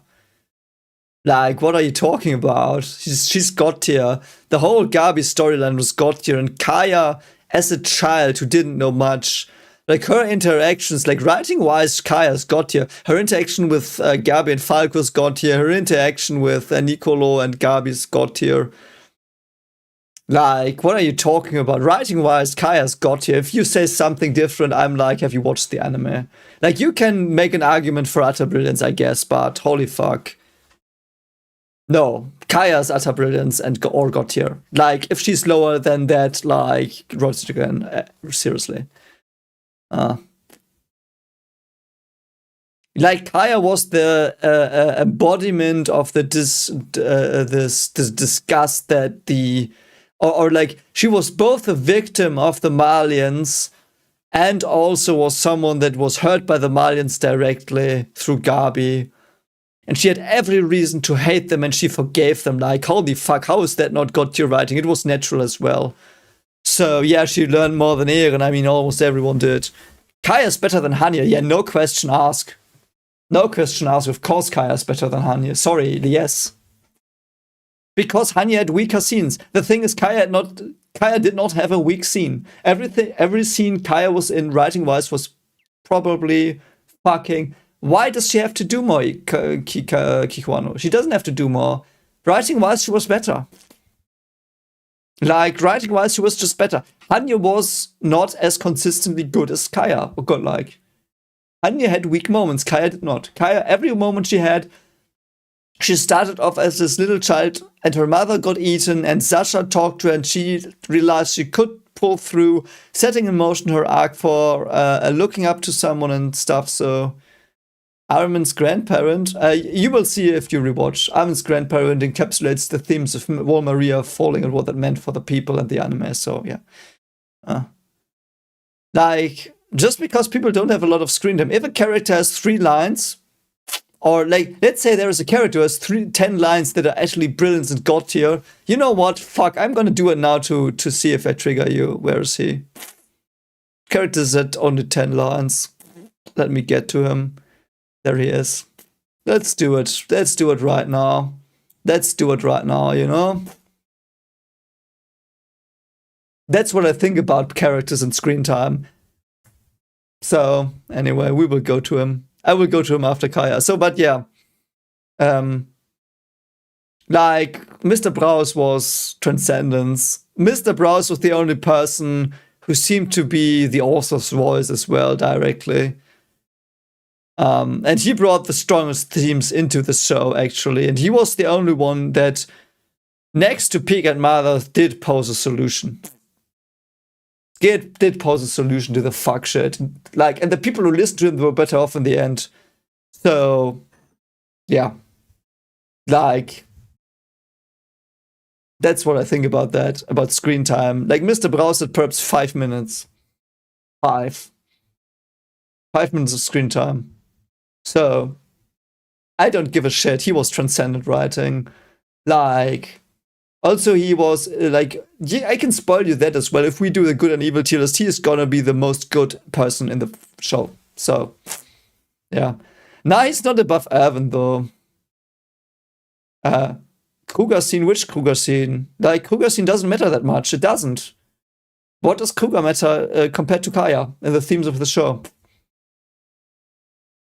Browse is not a Gary Sue. He shot people in the face. What are you talking about?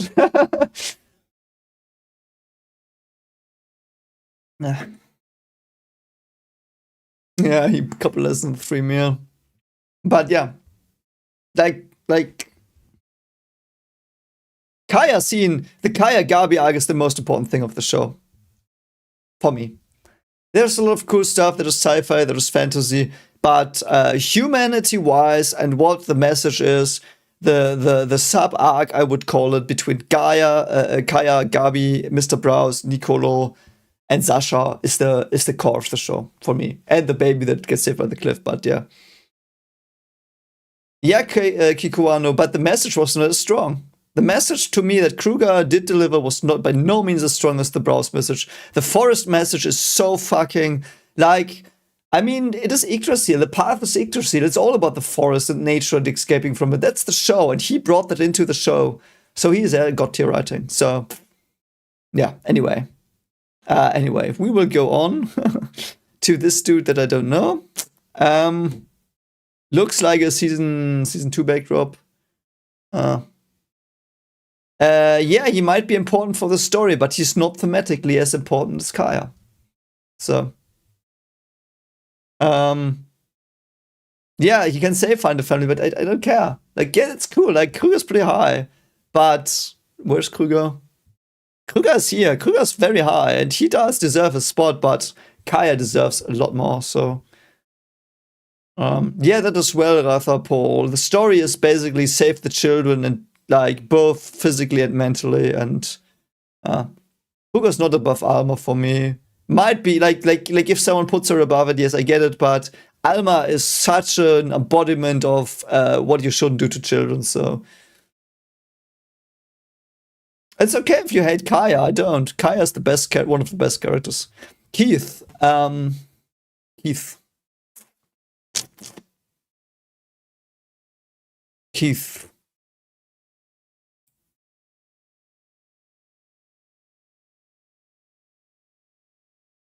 I don't know where exactly he is in utter brilliance.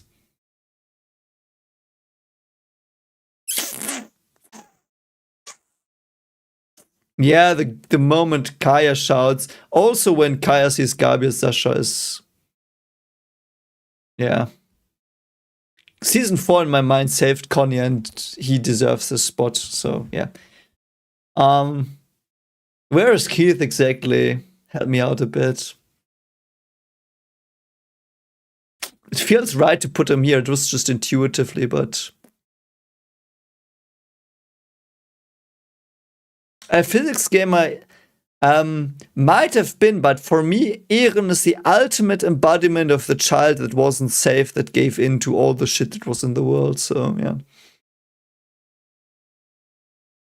Yeah, Ocean, that's what I'm saying. Like, Kaya is, of course, not more, I don't know, but like the writing on Kaya is a lot better than Kruger's, yeah. Keith and God tier?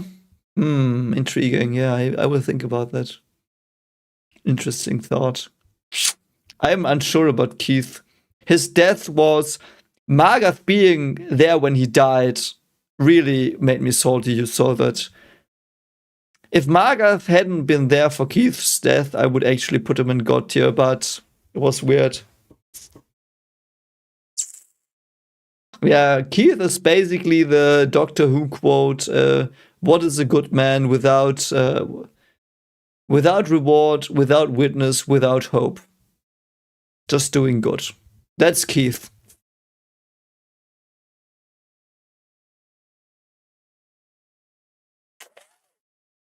I'm not sure if Keith is higher than Kaya.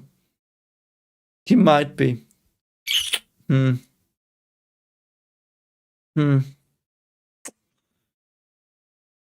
I do have to say he's one of the top 10 characters for me, liking wise. That's why I'm biased.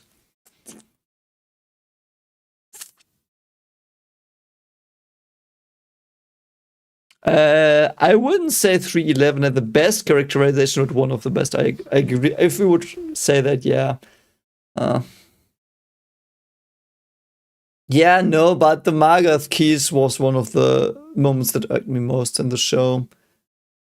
His death soured me so much. Not because, like, imagine Magath wouldn't have been there. They would have just met before Magath would have escaped and let Keith die. I mean, then we wouldn't have had the bystander anymore, really, but Kaya's not my top 10 likable characters. No, never. Just writing wise.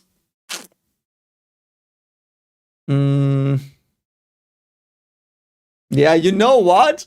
You know what? I love that idea. I love that idea, Anna. I love that so much. Let's do it. Love that. I love that. You know what? That's what he deserves. I do think that's what he deserves. Yeah. So now we have. Oh God, who is that? A physics game, I think Evan would have done the test rumbling. I remember that dude. Where was he from, though?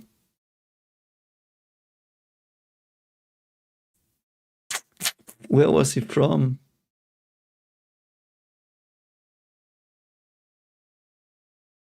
Is that Kenny's father, really? I just remember him on his deathbed. I mean, actually, I do think he is here. Untapped potential. Because I felt the Ackerman thing was really fucking stupid in the end. It didn't do anything. It didn't really do anything. It just gave Mikasa superpowers and Levi technically, but you know, Levi is so fucking cool that he didn't need it. But it just gave Mikasa random superpowers.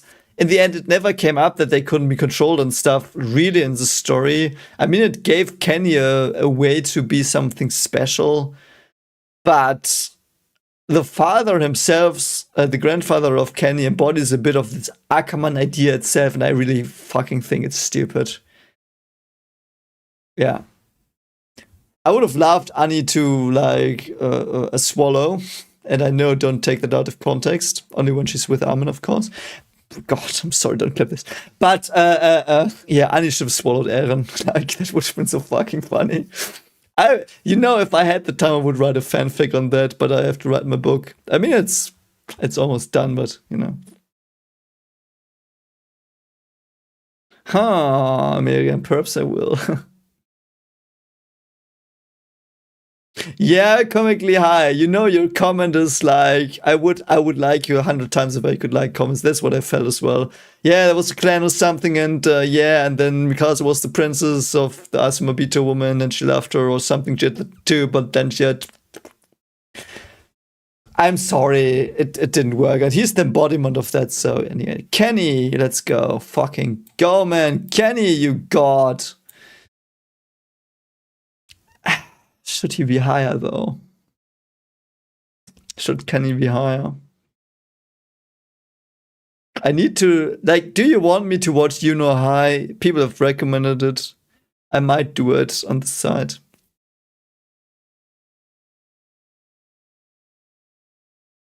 I do think Kenny belongs here, actually. Like, there's no question Kenny is God tier, but...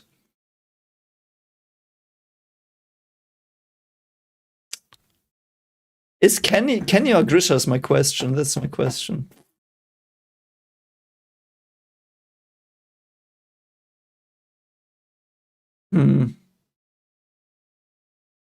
Yeah, physics game. I heard that the Malian warriors were not allowed to eat them because it was make it harder, you know? A yeehaw tier for Kenny. Yeehaw! Yeah, no. I do think this is the right spot for him. I would have never thought I would put him here when he was introduced. I hated him when he was introduced. He seems so one note, but that flashback episode, and you know, he's definitely at least on Hannes' level for me. But I agree, Grisha is more important, and the writing in Grisha is more nuanced and complex. So I do think this is a correct position.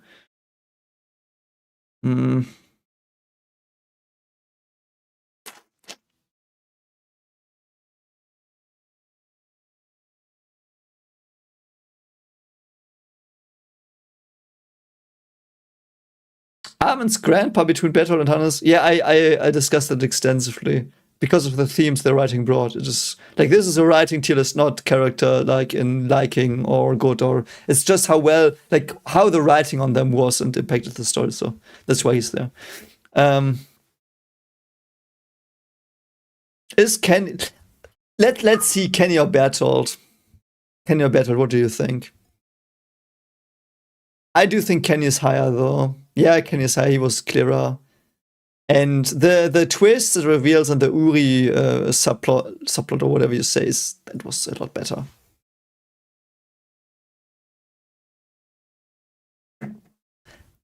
Yeah, I do think this is correct. I do think it's correct.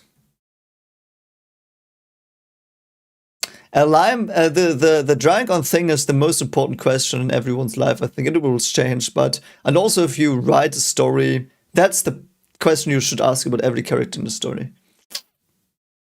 Yeah, I agree. He's correct here. He's above bad. Both God tier, but I think he's above bad. Verman! Verman is Transcendence because he is a man with a beard. He looks like the painter. No one's. No, I'm just shitting you, of course. Where is he? I really like him. I would put him on the lowest, really intriguing tier though, because I misread him. Perhaps that's personal taste. I thought he was an evil shitface, but apparently he wasn't in season 1. I misread a line, I think. I really liked him. No, you know what? What am I talking about? He's untapped potential, I think. I do think he's untapped potential. I do think he's untapped potential. Because every time was like his design is cool, like his face, his beard. He felt like he had something brewing inside of him, but we never really got to know him. He was very, very fucking consistently written. I loved that, but I would have loved. Yeah, I'm pretty tired, but let's. Yeah, I know it's 2 a.m. We'll pull through this somehow. Felix Gerhardt, he wasn't completely one note. I got him as a person. He tried to do what is right, but I was afraid, and he tried to balance it out. So. Jaeger, I will react to the music, definitely. And the openings 6 to 9 will be next week, so. Yeah, like, imagine Werman would have killed Eren. That would have been funny. Yeah, because I didn't watch the OVA with John's mother, so. Miss Azuma Bito. Oh god, you know what?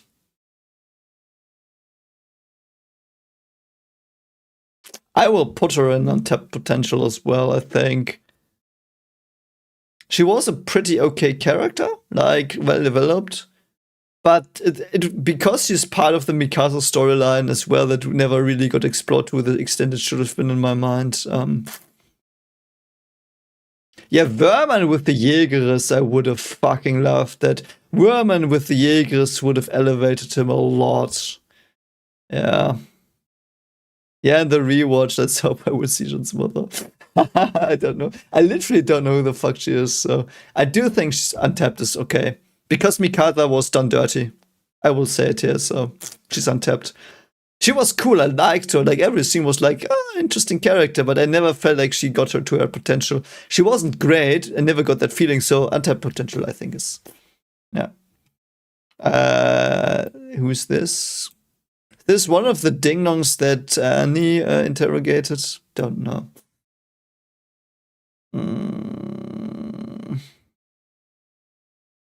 Oh god, I don't know these.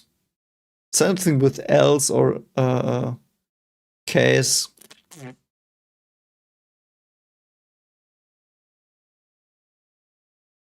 If you have objections to these, who the fuck are you rankings, tell me.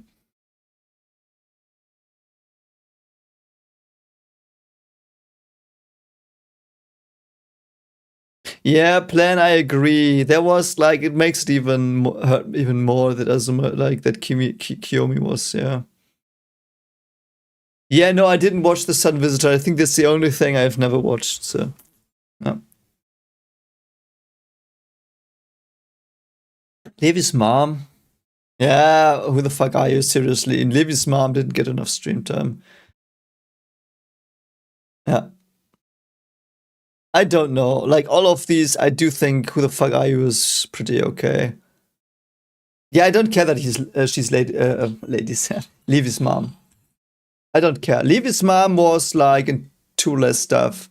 And her impact on the story was basically 0, other than she abandoned him, which I mean, yeah, like, she did start his arc a bit, but Levy was influenced more by other people. So, you know, she's like, who the fuck are you?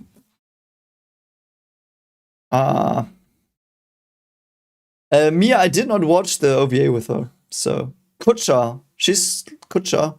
Interesting.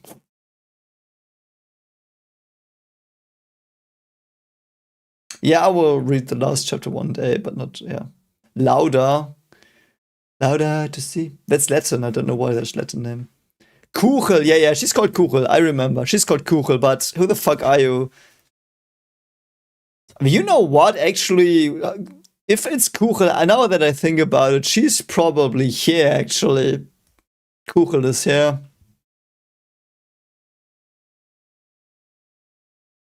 Kuchel is here. Because I do think one of the most untapped potentials was Levi's backstory on the motherly side, so.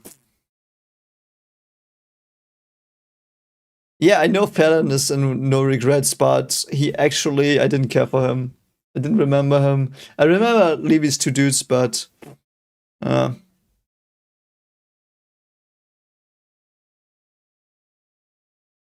So, actually, Levi Ackermann.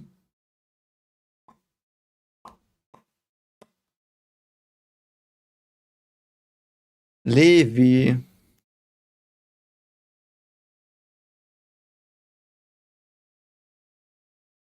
I will read Bad Boy. I haven't yet. I will read it. I have to figure out how to put it on the channel, and then I will read it. Levi, where are you? Levi is very hard for me because my liking him is interfering. Like, I love him so fucking much, and it's interfering with my judgment, yeah.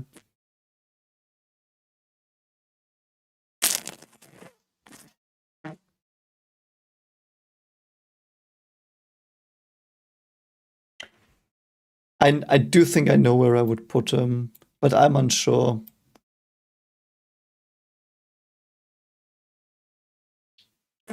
I would put him here somewhere. I don't know if before or after. Ah, man. I don't think Levi had untapped potential. I laughed every second he was on the screen. Like, he's one of my absolute favorites. Don't get me wrong. Like, top 5, I think, probably. But is Levi better than Hanya? Yeah, I do think he is. Levi, writing-wise, better than Kaya is the question. Because Levi had a lot more time to be passive. Oh, that's hard. Levi and Kaya. Who's a better character writing-wise? I do think, yeah, Levi is better, definitely, yeah. What has he got, yeah?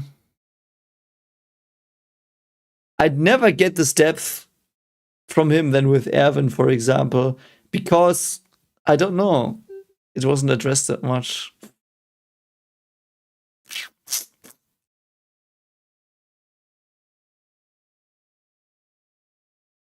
It's hard.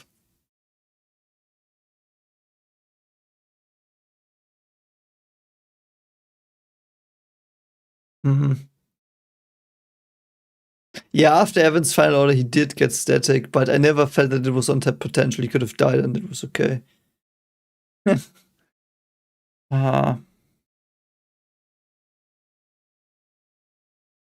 Levi understood Zeke. I do think Armin understood Zeke better than Levi, I would argue, though, Kuvera. Levi has a lot of development, I know, but let's take these characters here, these 6. Levi's not on their level writing-wise. He isn't. Writing-wise. Please consider that. Keep that in mind. It's writing stuff. Levi's best moments were, for me, trying to pull through in season 4 against the shit that was happening. His moment with Dieter and Petra's badge. And the whole stuff with his squad. That were his crowning moments for me. Most of his moments were pretty good, but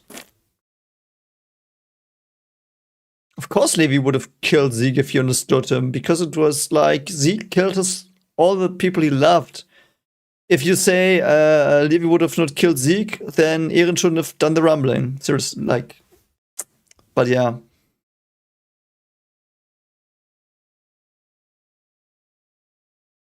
I mean, he killed the monkey, that's true.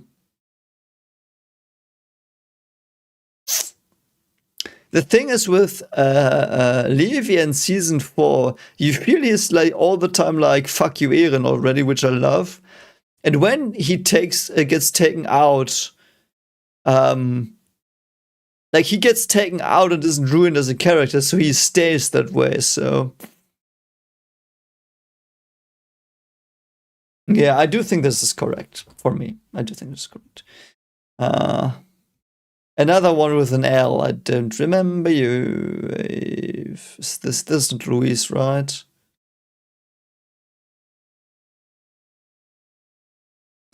Oh God, I don't know so many of these. Is there anyone in front of Marlowe that you know and want me to discuss?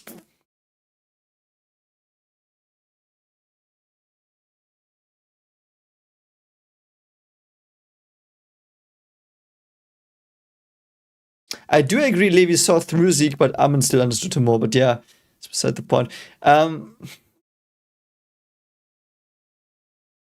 Gabi's mother is somewhere. Where is she? Yeah.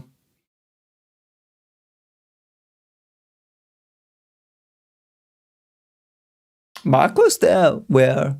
That is Marco. Where are his freckles? I can't see them. Man, these images are so shit. This is Louise. Are you sure? I thought I saw Louise later. But it's an L, yeah. So Louise is no questions asked. I would put her like Louise is if this is Louise, untapped potential so much, Len. That last scene, I didn't forget Marco, I just didn't see his freckles. So Louise I was so mad at that scene where Mikasa left. Like, that was so like, okay, Louise, give me more, gives me fucking more. Louise is so much untapped potential. She's not great, but yeah, I did not recognize her because I thought we had older Louise later. So Flower Poets, I agree. She was a good example of that, but I wanted more. Nick is here? Did I skip Nick? Where's Nick? No, Nick is later. Nick has to be later. He's an N. And this is Marlowe with an M. Yeah, Nick is here. Nick is here.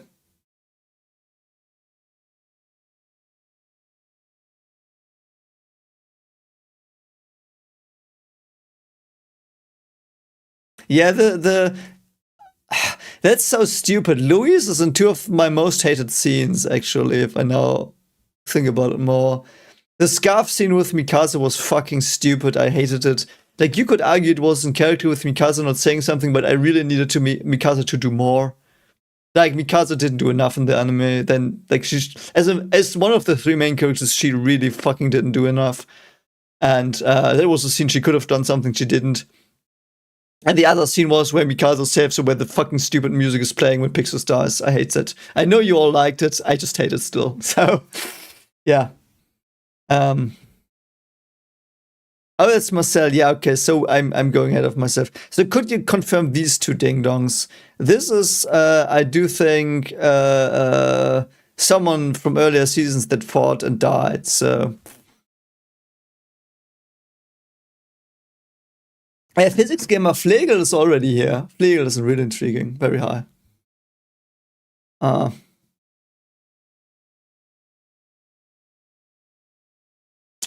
So, like these two, I will put them here.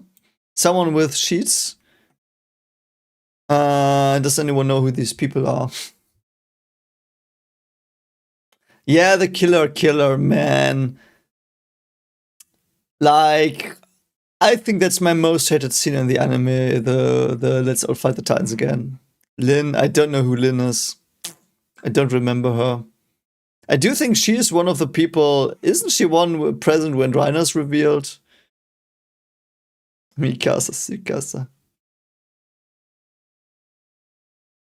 So I will just leave these two people here and her as well because I don't remember her. It's like I don't remember them. I remember her. Like I remember seeing her. She might have been. She might have been there when it was revealed that Reiner in battle with the Titans. It might have been that she was in like Nanabe supervisor for the Scouts in season 2. I just don't remember her. I just really don't.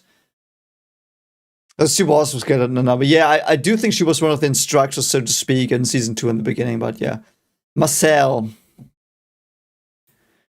Phew, Marcel. Marcel is hard. She didn't fight with Nanabe though, did she? Did she? Yeah, I do think she did and got off-screened before. Yeah, before the Nanabe and whatever the alcoholic was scene.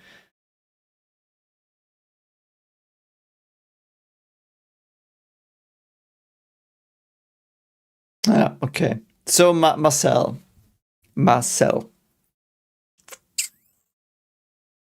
I really enjoyed him. He was intriguing. He was the first Malian we saw die. First shifter we saw get eaten. He had a very close connection to Reiner. I loved the flashback and the Reiner flashback scenes.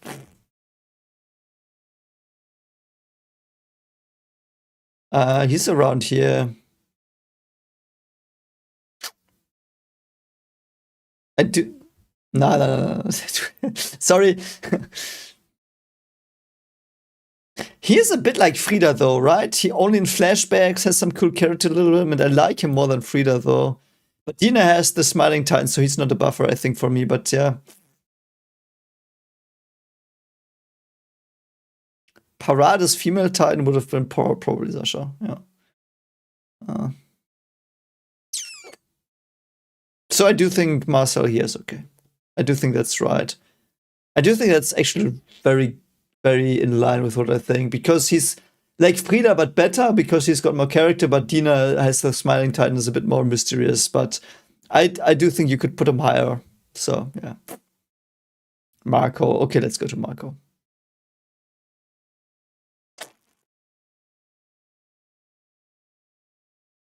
Marco, I think, was utter brilliance.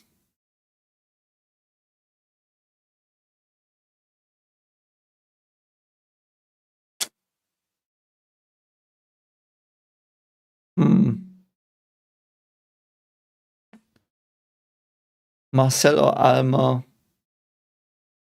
Marcel was more in line with the show's. Alma was more in line with the show's themes, but Marcel was also in line with some very heavy themes of the show. I do think this is correct for me. Alma had a better I thought Alma writing wise was a better representation of the themes of the show, and Marcel comes very close because Alma's the representation of don't fuck over your children. Marcel is the representation of how about you talk to the people you try to kill before you try to kill them. You know, so I do think this is okay. I love Marco though. Marco's awesome. The way he drove Jones, well, at least makes him utter brilliance. You could argue he was untapped greatness but untapped potential, but I wouldn't agree because he was like he's like Sasha. His gravestone is better than her, so close to Jean. I don't think so. I do think he does not like Jean is more than just Marcos. So, like Marco is definitely utter brilliance because also the flashback with Reiner killing him. That's awesome in the way, like the lines he uttered. That also haunted Connie and Armin in the end on the harbor, which was the best part of that fight. So I would have loved more of him, but I don't think he's untapped potential. Like, because I wanted him to live, and I guess that's a testament to his writing. I mean, I wanted Alma to die. It's also a testament to her writing, but yeah. I do think this is for me at the moment, okay. This is, I think, a Tiber child. I don't care. Is there something else here? Is this, like, who's this?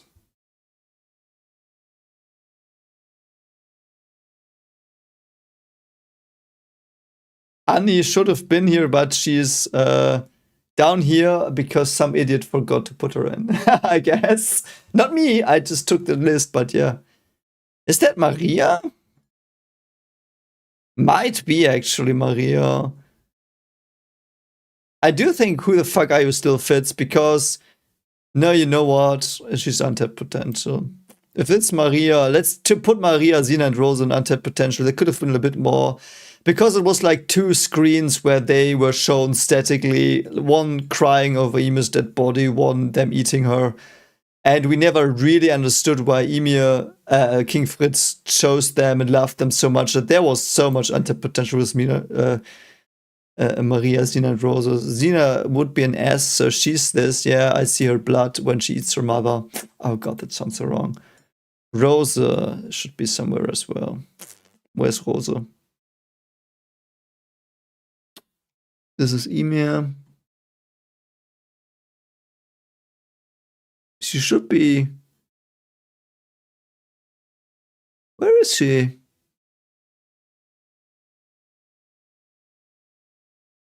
Xena, Maria, and Rosa. They should all be here. I don't know where Xena, Maria, or Rosa is. And they didn't grow into the walls. They probably just died. To the right of Sasha?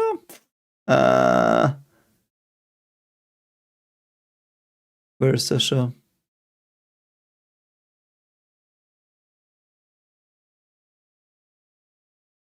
This? Oh, yeah. I really think that should have been more developed. One of the things that I was like, there could have been more with that. The relationship between Fritz and his daughters was so fucking untapped. Yeah. Oh, the gravestone. Whose gravestone might that be that I put as its own character? Anyway, so we have this person. Help me again. I know Marlo's coming up. I will think about Marlo already.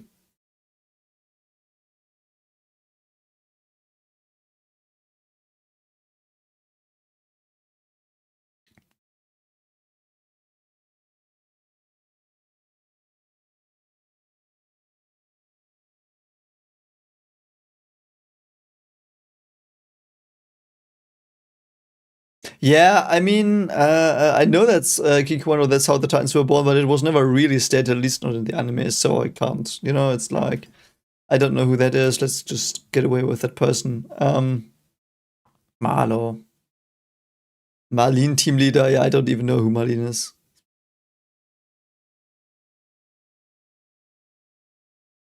I don't know if that's the kid. Nah, I don't know. I just don't know. Marlo. Oh my god, I loved Marlo. Marlo's pretty high up.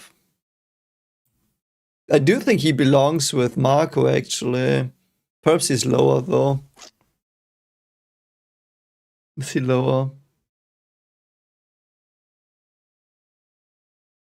He's definitely above this really intriguing tier, I think. He's in this tier, definitely.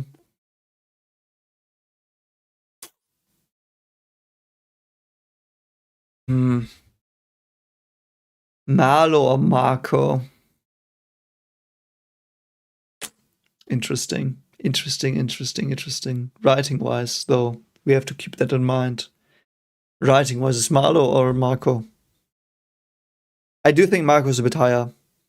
I do think Marlo trumps Kruger because he had a lot more personality, though he had less impact on the story. No, he actually does influence Floch a lot. Like, Floch gets his hairstyle from him. That's my headcanon. I know it's not canon, but yeah, I do think this is correct. Like, Marlo was awesome.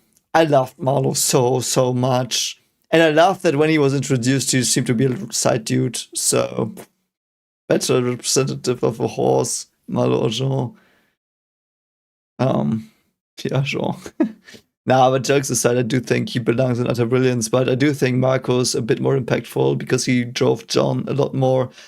You could argue Marlo drove Floch a lot more, but we don't see that a lot. We just see it more explicitly with Marlo, so the writing there was a bit better, I guess. So the goal writing is pretty good, but no.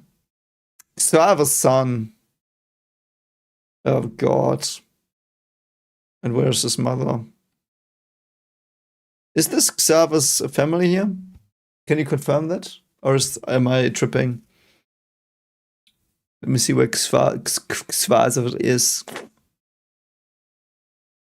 Should have been here already, though.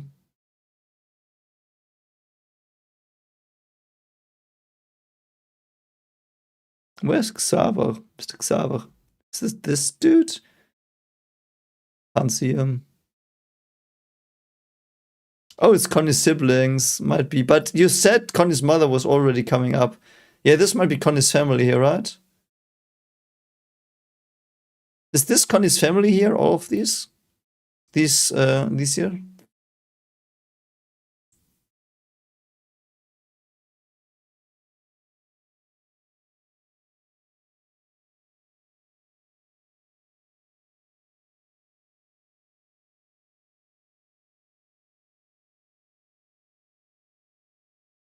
Yeah, I do think that's Connie's family. Let's put them to Connie's mother. No, Connie's mother was higher. Let's, you know what? Let's put them really, really far down because I do remember them.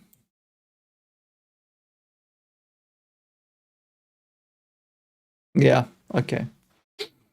Yeah. I do think that's Connie's family then, yeah. But where's Mr. Xaver? Oh yeah, there he is. There he is. But where's Mr. Xaver's wife? I wanted to put her here in a high tier. Anyway. Yeah. Anyway, so Mika was really, really good. Writing wise, Mika was. I would put him. Yeah, I do think I would put him above Ilse. And let me hear me out. Why I will do this? And you might be like, "What the fuck? Why?" The Mika death scene is the most visceral, horrific thing in the show. Like, holy fucking fuck, man. And it encapsulated the theme of the Titans so good. So well. Like, Mika, like, he was the side character, he was pretty dumb. I didn't like him when he was introduced, when he was sniffing around all the fucking stuff, you know, but his death was utter brilliance. His death. Utter potential, interesting idea. You know what? Actually, yeah. You know what? I do think he deserves to be here.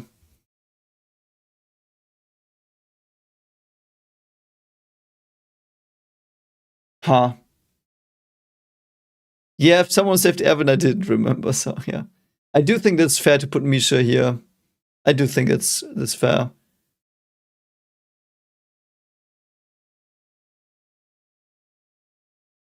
Yeah, I do think that's fair.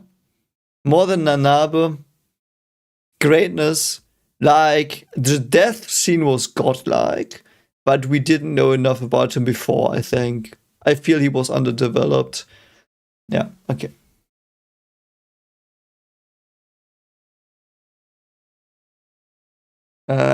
So we have Mikasa's parents. Her father first.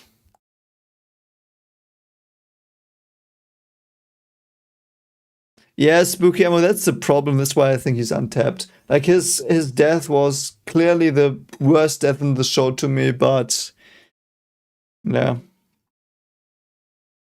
Yeah, pure metalcore. That's the thing. He was so intriguing, and they didn't do a lot with him. So, God, Mikasa's father.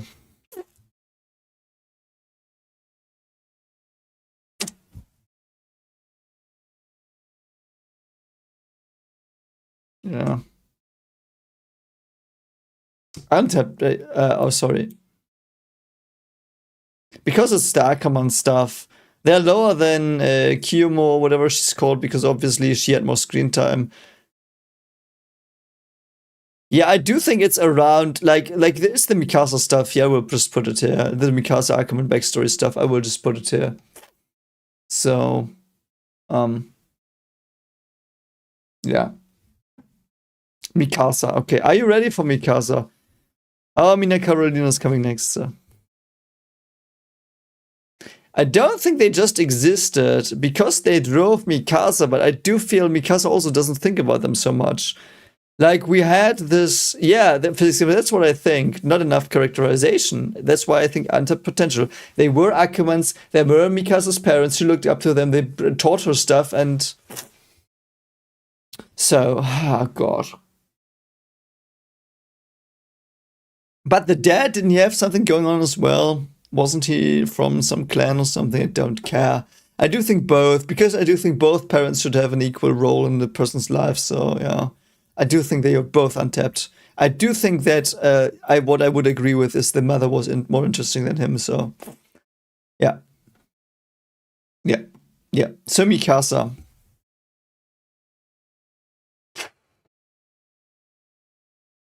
Mikasa, man.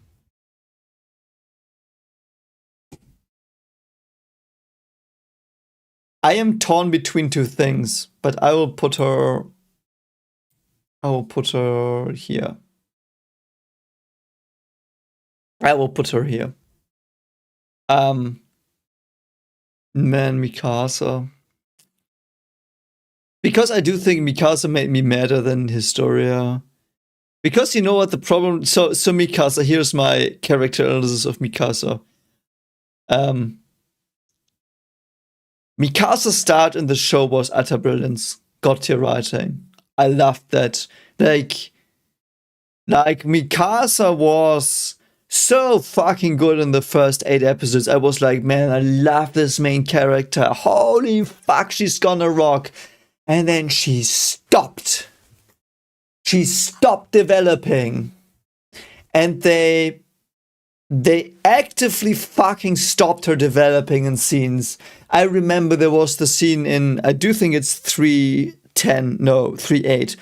Yeah, 3:8, I think it's 3:8. They're on the card with Story and all of them, and Rod is crawling in his fucking Titan form around, and Eren's like, let me get eaten. We will save the world. And Mikasa's like, but I don't know what I want to do. And I was like, yes, Mikasa, tell me more. You are now conflicted with your friends and Eren and the world at Eren. What are you gonna do? And the scene cuts a fucking way. Like, what the fuck, man? Holy shit, man. God. And I've heard, again, Mikasa's a lot better in the manga, but Mikasa stopped development after when she's saved by Titan Eren for the first time. And the thing I also would have in favor of her is that she does indeed have the Thorfinn problem. Like, you know, in Vinland Saga, Thorfinn has the same stuff. Thorfinn stops developing for season 1, most of it as well. Sorry, small spoiler for Vinland Saga. So Thorfinn stops developing because he's traumatized and he's ideologically possessed by this one idea. Mikasa's as well. Mikasa's possessed by the idea of Eren. And I have to say, if Mikasa had more interesting scenes throughout, I would have put her in almost Transcendence, actually. But the way they fucked her, like, she's worse than Orihime and Bleach with, like, Orihime and Bleach is always like, Kurosaki-kun, Kurosaki-kun. Mikasa's always just, Eren! You know, I fucking hated that. Fucking hated what they did to her. Like, holy shit, I felt her potential so much through the show. Like, it was bubbling beneath the surface of the show, Mikasa's potential. And they fucked her so bad. Like, holy shit, man. Holy shit, man. The Angry Monster, she's also wasted in season 4 until the specials. Before the specials, she's wasted. She just do nothing. She's just like, I love Eren. That's her line. That's her character. She loves Eren. It is realistic. She's written realistically, but she's so annoying. So, yeah, her alternate future is so brilliant as well, yeah. Yeah, Thorfinn needed Askeladd to grow. Mikasa needed, like, something to grow because she didn't. But yeah. Oh, also Mikasa and Armin? I do remember in the reactions, there was a scene in season 4, I think, when Mikasa said something to Armin where I was like, what, she cares about him? This is the first time they said that. In season fucking 4. Like, what? God. Yeah, like and she is consistent, really consistent, but I do think her best scenes are all of Special 2 and 212. I love 212 currently. I hated it when I watched it, but I love 212, but man, holy fuck.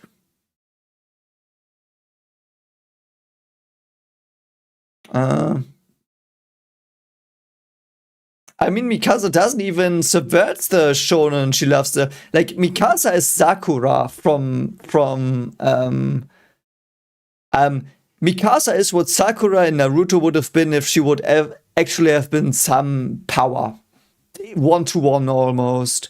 The only twist was that Mikasa's toxic relationship to Eren was used brilliantly, god tier transcendence like in the end. And like Mikasa in the last episode, like in Special 2, Mikasa would have been next to Eren for me. Like if it would have been just the specials, Mikasa would be here for me. No questions asked, but holy fuck, they fucked her so bad. So she's there. So, yeah. Yeah. If she developed, would that ruin her email conclusion? Yes, I don't want her to really develop. I want to know more about her. Like, I need to have, like, there wasn't, I do think it is in 328, no, 327 or 28. I do think it's 327, where she talks to Annie. That's also very brilliant because I just want her to be confronted and answer stuff. Like the Louise scene was so fucking dumb. Like she was confronted with something she believed and she didn't. She just walked away. Go fuck yourself, writing. Like I hated that. So anyway. The Angry Orange, I didn't underrate her in season 4. I don't think so. I actually think I overrated her. There was the scene when Eren starts killing the Malians, where she's like, please just go home. I valued the scene so much, but in the end, that was just bait. They never did anything really with her into the end, so yeah. So, that's Mikasa. Like, Mikasa's here. Man, Mikasa in Special 2 and episode 1 to 8 is definitely next to Erwin, but holy shit. Yeah. Orihime got done the same way. Like, I've seen this done to a female character with Orihime, and I hated that as much, but... So, yeah. Mia Carolina. You know what? I will put her here. Because she was designed so well. Perhaps it's bias here, but I would have loved more of her. I would have loved her to be part of the main cast. I don't know why. It's so fucking weird. I don't know.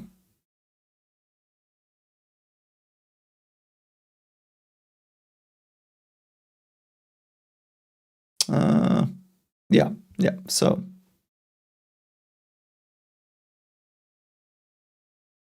Yeah, I will see when I read the manga. So we have got this dude. Is this an instructor?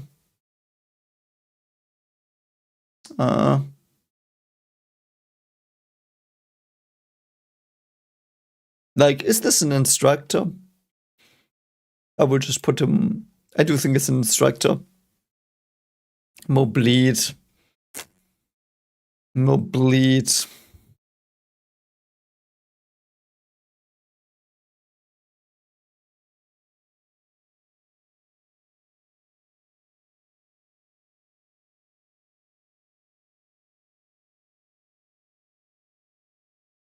Felix Gamer, I agree as well. Mikasa's unhealthiness was not like, I knew it was unhealthy. I commented on it. People fucking flame me for that so much, but in the end I was right. Ha!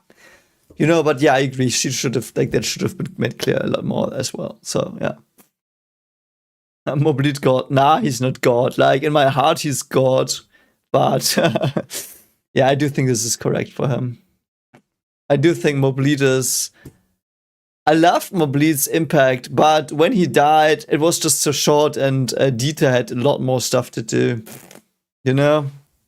It's like, I love Mobleed, but... Like, Mobleed is the king of my heart.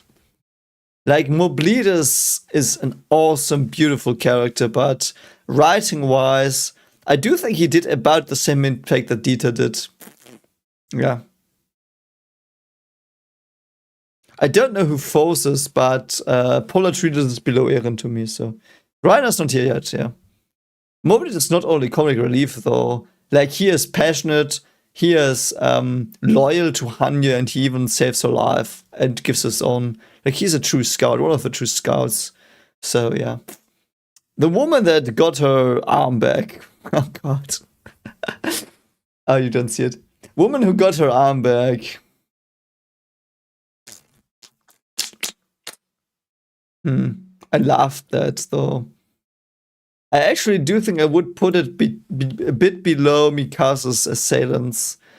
because it was one of the moments writing-wise in the anime in episode 1 where you knew, like, everything's fucked up there. Like, her character was really, really central in a way to establish the ideas of the show. So I really do like Crying Woman that lost her son and got her arm back. It wasn't God tier that much because there was so much other stuff involved with her, but she represented a lot of shit. She set the tone for the show as well. I agree. That's why I do think she has the same purpose as the Assailants do. Just like she's for Titans, they are for humans, but they all those four tell you, hey, this show's gonna be about human shittery. Yeah. So.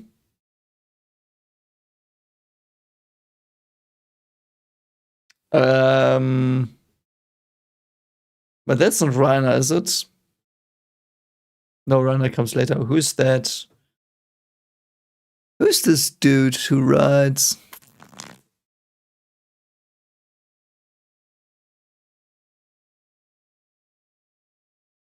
I will just put him in. Oh, that's her son. Yeah, I don't give a fuck. Sorry, she was more important. Is this dude the one that invited them to tea, the Turkish-looking dude? Is that the Turkish-looking dude? Like the father or uncle or whatever of Hazil and the other dude? Oh, is that Moses? Isn't Moses the one who got crushed by the rock in season 1? I thought Moses was... Oh, this is Annie's father?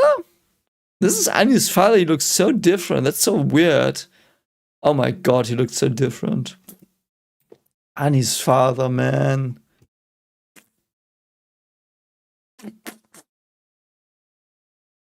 Annie's father.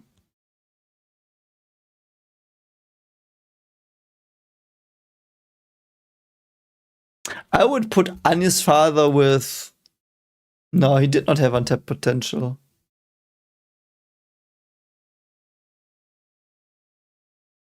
I would put Anya's father here, I think, at the top.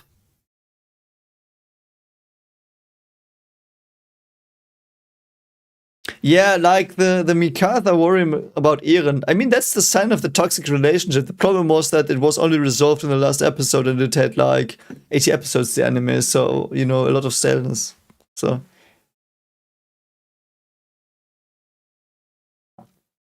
Hi, Carrie. Good morning to Philippines as well. Yeah, I do think that Annie's father is above Dino. Because he had so much agency and stuff to do in the last episodes, and he did a lot of stuff, and I really was intrigued by him. Really loved his relationship to Annie, and I really loved that he changed as well. Like, he had the character development so much, and it was in the background as well. Like, the writing on for him was exceptional. So I do think this is correct for him. We have another random ding dong. Erwin's father.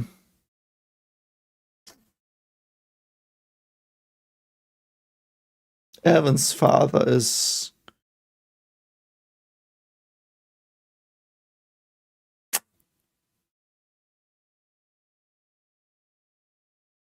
I do think I would put Evan's father in utter brilliance. Because he's so closely linked to Eren, to Erwin, and Erwin is just transcendence, and writing-wise... This is writing-wise, isn't it?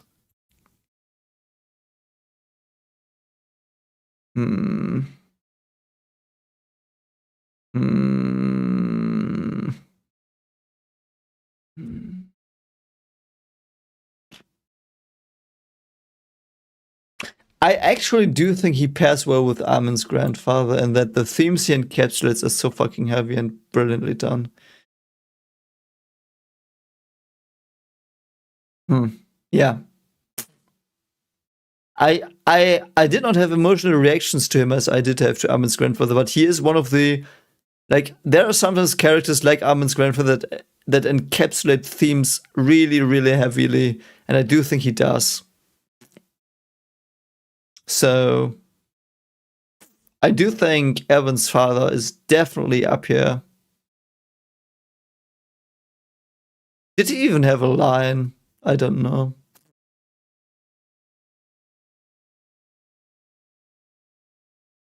That's like, yeah, I do think I'm fine with that.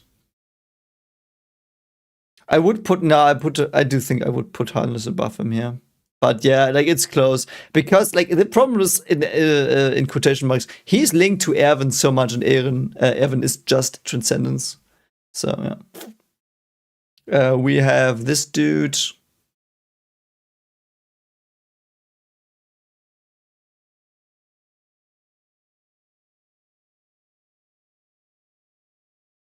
Next to Faye.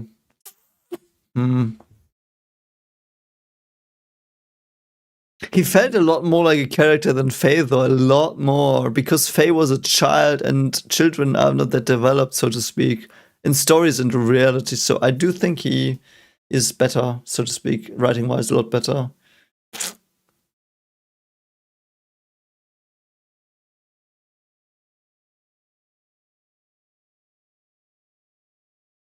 Yeah, I do think he doesn't have a single line. Evan's father does not have a single line. But that's even better. So he's perhaps woven into Evan a bit too much. Is this a ding dong who killed Dyson Trost? If you're German, please go to sleep. It's very late. Should be sleeping as well. So Transcendent is Gabi, Erwin, and Mr. Braus. Writing wise. Yeah, this ding dong. He probably died in Trost. I mean, it's the Trost roof. So we have this person. Oh god, who's that? Nikolo's next, I think, but I don't know who that is. Might be one of Halil's relatives. Eren Squadron 1, yeah, I assumed that. Okay.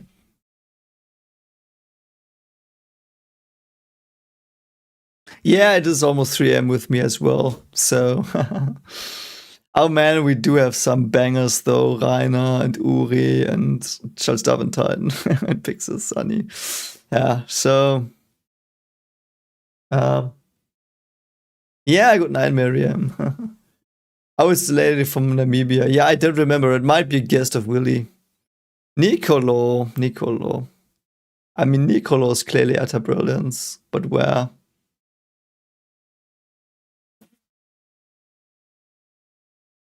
Where is Nicolo in utter brilliance? He's like Kaya, but a bit weaker written, I think. I do think Kaya is the better version of him, so to speak. But where is he? Like, he's clearly not Connie, not Falco. Alma, Marco, Nicolo. Marlo. I feel like he's on the same level as Marlo almost, so I think that fits pretty well.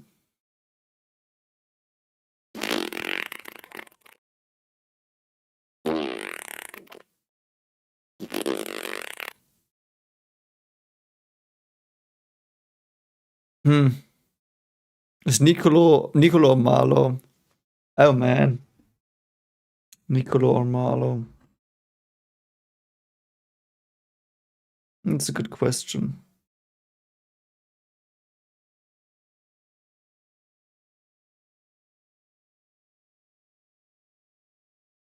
I do think Nicolo is higher for me because I loved Marlo, but Nicolo did just have this little twist more on the story.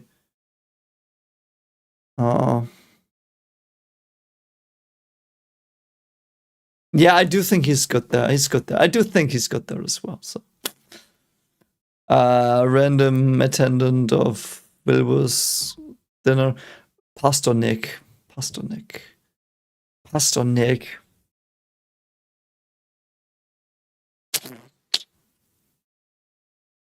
Pastor Nick is at least Sonny and Beanie. At least them. Because he was, you know why I think that? Because Sonny and Beanie were these mysterious things about the Titans, and Pastor Nick was the first one Where I got the feeling in the reactions like, there's something with society that's weird as well. Like they kind of fit together for me. I know Zanus is more developed than him though, but I feel his impact on the story is a lot more intriguing. He introduces so much mystery, like Sonny and Bean did. And I do actually think this is a very good spot for him. Yeah, Central Europeans, 3 in the morning. Don't forget to like the stream. Like, it's very late. I mean, I've been doing this for 5 hours now, so. Oh.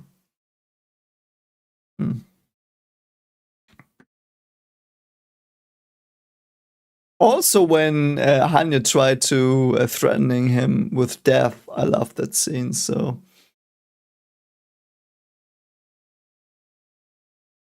Yeah, I like randoms. I don't like, and the thing is with randoms, I just don't remember them. On the rewatch, you can call them out to me. I will be like, that's the one I forgot. So I do think Pastor Nick next to Frida and like above Son and Bean and below Frida is pretty good. Because Frida's theme was this ancestral guilt shit, or not guilt, but ancestral memory shit, and him was just like, I'm a zealot. Let's see their zealousy. Ja, Nachtschicht. Attack on Titan Nachtschicht. Keith. Who's that? Oh god, is that someone from... Man, I know these faces now. I remember the faces. Sorry, this woman here. I do think it's one that Levi killed or got killed. Yes, Skid Talks, I agree. That's the thing, he's a brilliant thematic character. Yeah, I'm not gonna drink coffee. I will be like an owl, like cougar up until, I don't know. Oh, actually, let me put some of the people from the dinner that I see here into there as well. Yeah. So... Yeah, okay, so it is indeed the dude that got killed. No, it was not Levi, it was... I remember her less than him, but I know these two were lent from Hanya, so... Nifa, okay. Yeah, Kenny shot her and this dude. I know Kenny shot both of these on the roof. It was just a shock. Like, she was basically a glorified red shirt, so... Keith. Not Keith. Neela. Sorry, oh, my god. The apple juice. Neela. You know how much I love Neela.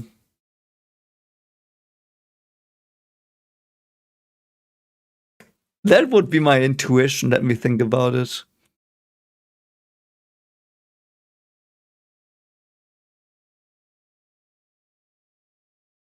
I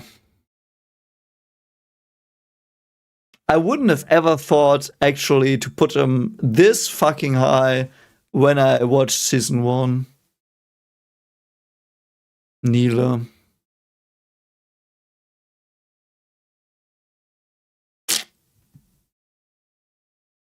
Neela.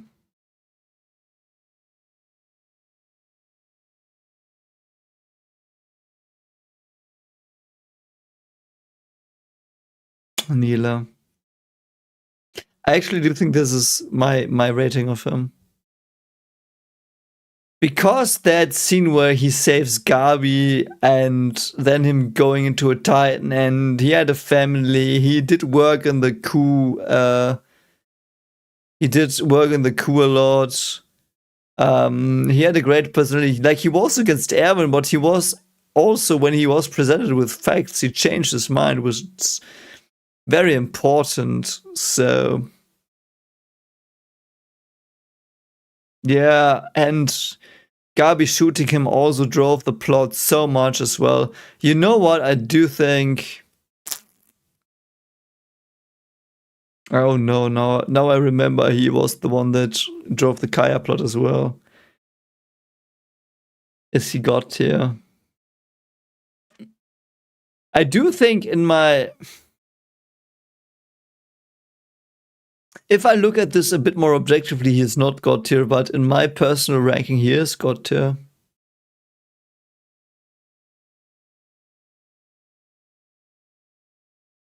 Man, this is so weird. I would have never thought I would do this.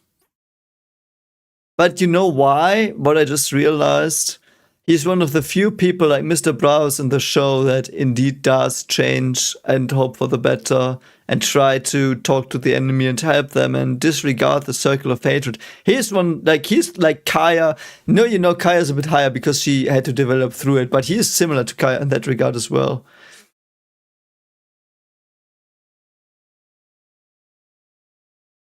Yeah, I do think, oh man,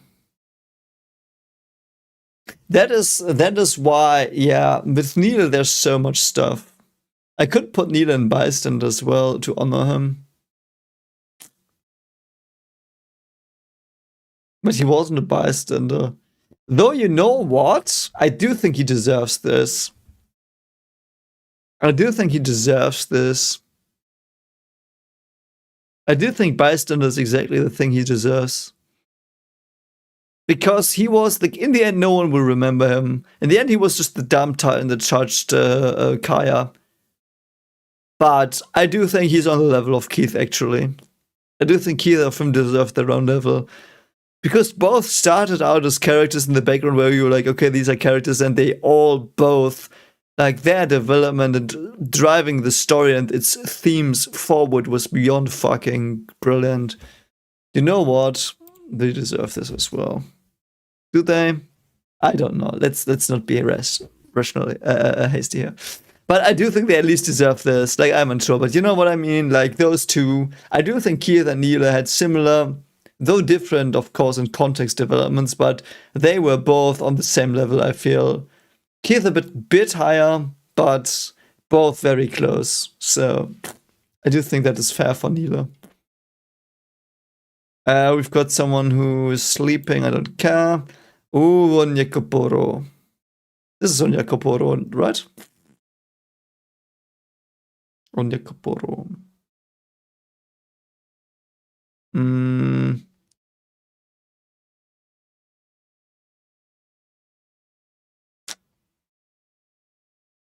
Onyekoporo. Where do we put you?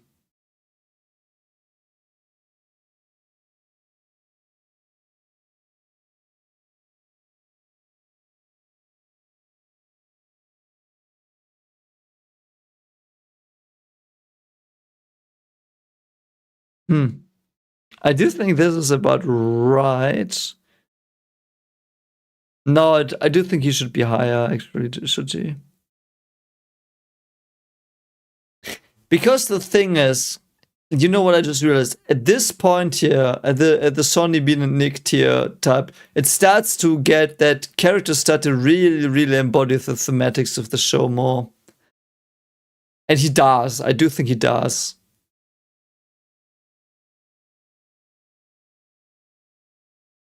Perhaps, yeah, that might be.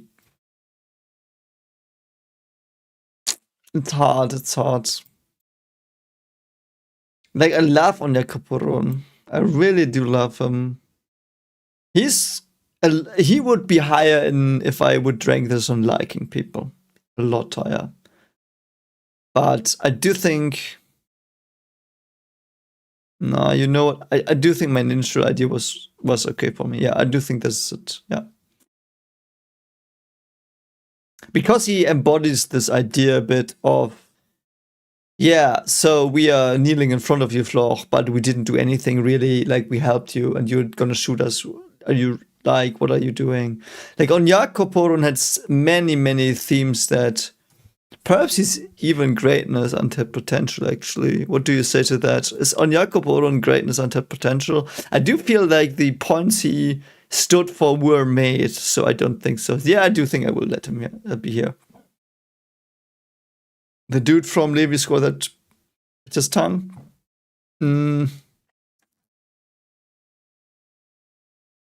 Yeah, like, Onyekoporo was a role model, like, no questions asked, he was. So, his Levi squad, so he gets to be here. Press Dude 1. Press Dude 1 and Press Dude 2. Where's the other Press Dude? There he is.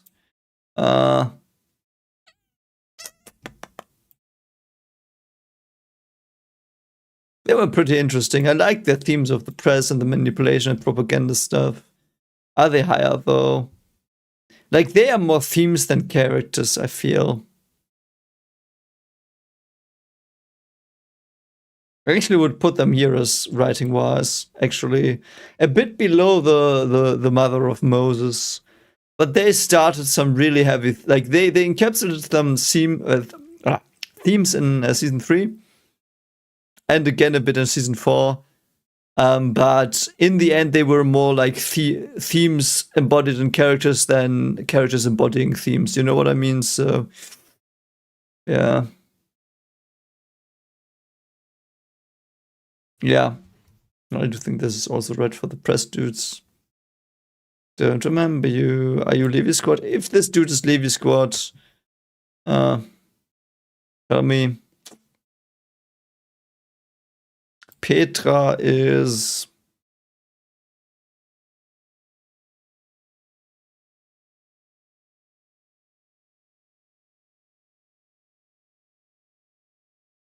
I would put Petra here.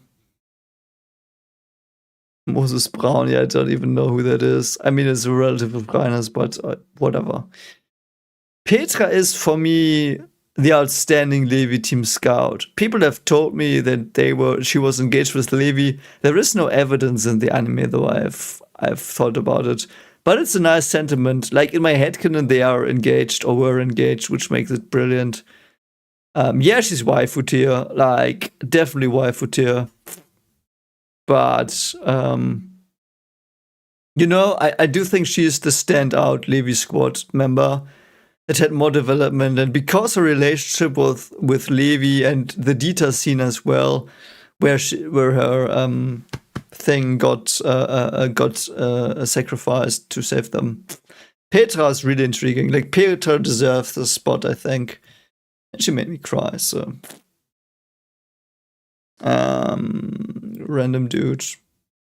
Is that a random dude? Can you confirm that it's a random dude?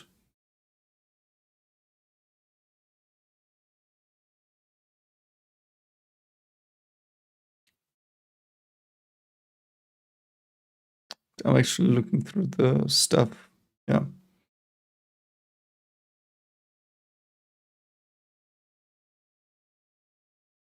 Yeah, I heard Petra was Levi's promised wife, but yeah. So we will ignore random dude. Who the fuck are you? So yeah, peak. Peak is also no discussion, no fucking discussion.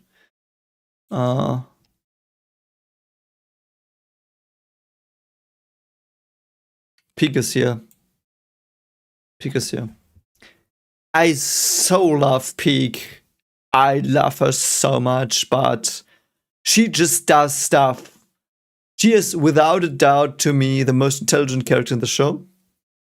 Most tactical, very kind-hearted, very motherly to the children, but holy fuck, what the fuck? Why is she doing anything? Yeah, like, why the fuck does Peak do anything? We had her fake backstory that might have been true, or that was implied to be true, but holy fuck, was she untapped as well. Like, yeah, like, Peak was untapped. Holy shit, was Peak untapped. And I loved her. Like, Peak was the GOAT. But holy fuck, man. Yeah, she even survives and in the end does stuff, and you know. So, yeah. You know, she was cool, but I can't say much about her other than she was cool and intelligent and cared for the children, so yeah. Yeah. Yeah, random play. I know that as well. Like the moment when she says, "I'm doing it for my comrades, for the people I trust." One of the most important lines in the anime to me, but still, why? Why? Like, yeah, I mean that would perhaps be enough, but yeah, like all the other warriors, I feel we got a better grip on, and she was always there in the background, being fucking intelligent, upping everyone. But who was she even? Like, I don't know. Like, if you would describe Peak other than she was hot and cool and mummy, but like, what was she? Intelligent, like. Yeah, she is good through her actions. That's why I say untapped potential. Like, she is greatness, but she deserves so much more as well. Porco. Go fuck yourself, Porco. Who do we have next? Is that the dude that shoots himself in the mouth? No, I'm just kidding. I'm just kidding. Like, who's Porco? Porco's interesting. I liked Porco in that he was a fucking idiot. But Porco was below Falco. Sorry, Colt. Porco's below Colt, definitely.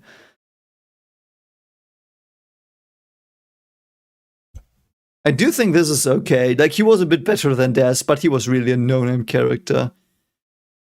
Like, holy fuck. Yeah, the time. That is the problem. I always think the time wasn't there and it was just because it had to be 139 chapters for the themes. Like, oh my god. And Porco Galliard is. I do think this fits him. You know what? Porco needing more development is something I might have considered, but no, I do feel we got everything from him. He was arrogant, he thought he was better, he overestimated himself, that was everything. You know, I don't think there was untapped potential with Porco, actually. What should he have done? Like, I laughed his death, he was, like, that was metal, but... Yeah. I know people like all the Porco fans. I'm so sorry. And it was the only time in my reactions where I was like, good God, fuck, thanks, he's dead, thanks. Like, man, I really like. He was so cardboard cutout as well for a warrior, especially. Like, Marcel was so much fucking better. Where's Marcel? See above him. If he's not, I will put him above him here. No, yeah, really interesting. Yeah, see where Marcel is? Marcel had like 3 scenes, Porco didn't, and yeah, whatever. Yeah, this random Jägerist, I guess. I don't remember you. You were on the wall, I guess, when Rainer did stuff.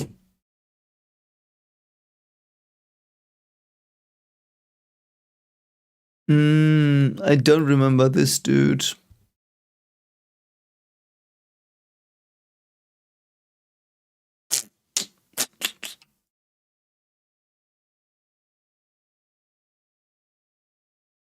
Oh, is this Nick? No, this is another pastor.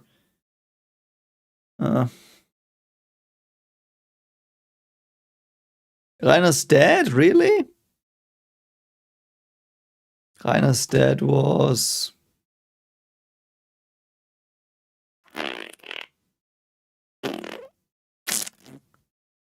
You know, I would group Reiner's dad with King Fritz. Mia, it's alphabetical.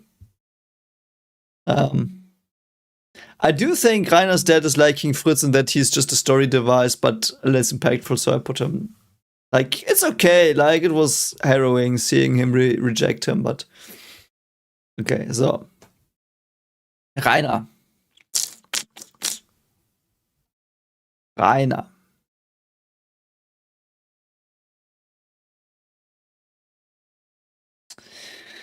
Where is Rainer here?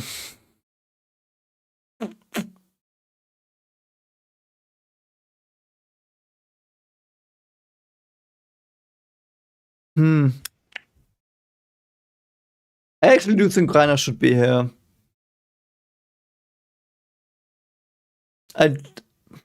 Like, he's on the same level with Floch writing-wise, I think. He did have more time to develop, so is he higher, though?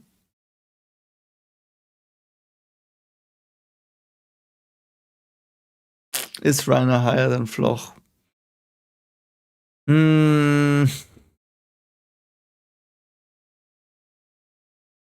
Like, his trauma and regret are so well portrayed, though.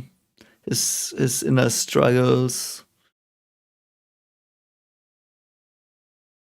But I don't think, like, Floch is just so lively, so realistically written. Reiner's realistic as fuck as well.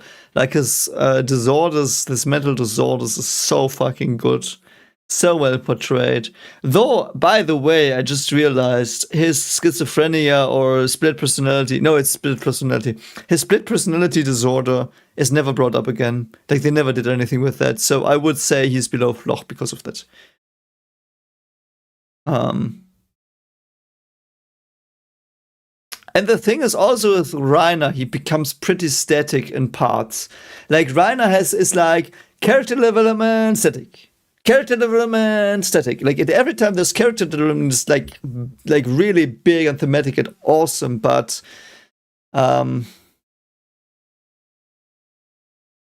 the ending as well. Like, yes, I know the joke is he never dies because he needs to suffer for his thing, but yeah. Like, I really feel like if I would be really mean, I would put him in below Historia and greatness, but untapped potential because of the split personality stuff. But it's not that important. Like, we know him pretty well. I do think we understand everything about him. And it was done brilliantly and complex. And he was very consistently awesome in the show. Even when he wasn't the main focus in season 1, I think I remember him doing stuff, actually. So we all have to see on the rewatch, but and with PTSD, those skit talks, I don't know though. People with PTSD, as far as I know, do struggle and try to work on it.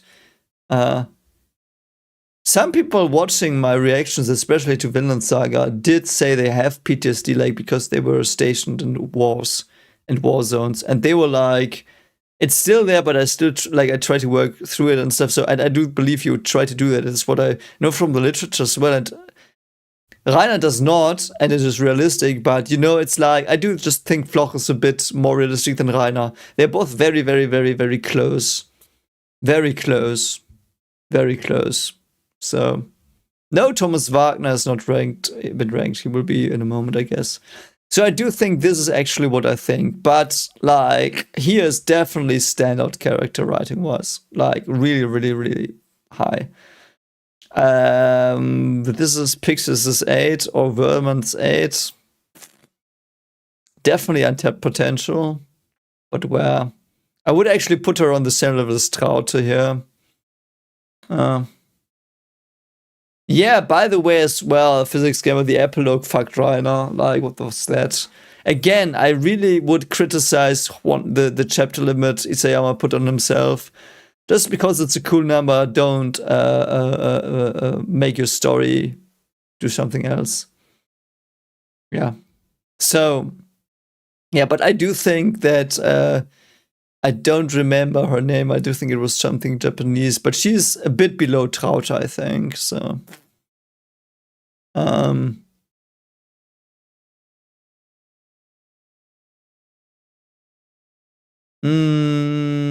so we have some pastors because we are at P. I don't remember these pastors. I just don't. Rod. Yeah, Rico. I did think she was spelled Riku, so that's why I thought Japanese. But yeah, like, Rico is on the level of Traute, I guess. Untapped potential. Should have done more with her.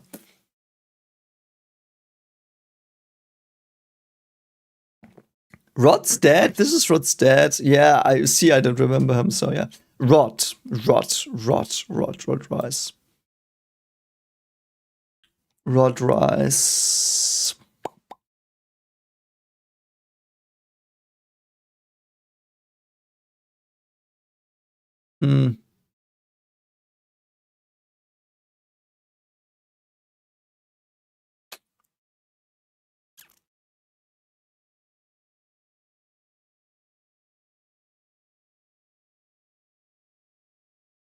Yeah, Nathan, it might be untrue, but it would at least be some, like, because I'm an author a bit at least as well, I know how these things are alluring if you write something like the symbolism, like, man, wouldn't that have been awesome if it was 139 and it's not free? And, as an author, it's a very alluring thing, I do think. But it would, if it destroys the story a bit, and destroy notes. undermines the story is a better word. So yeah, it's.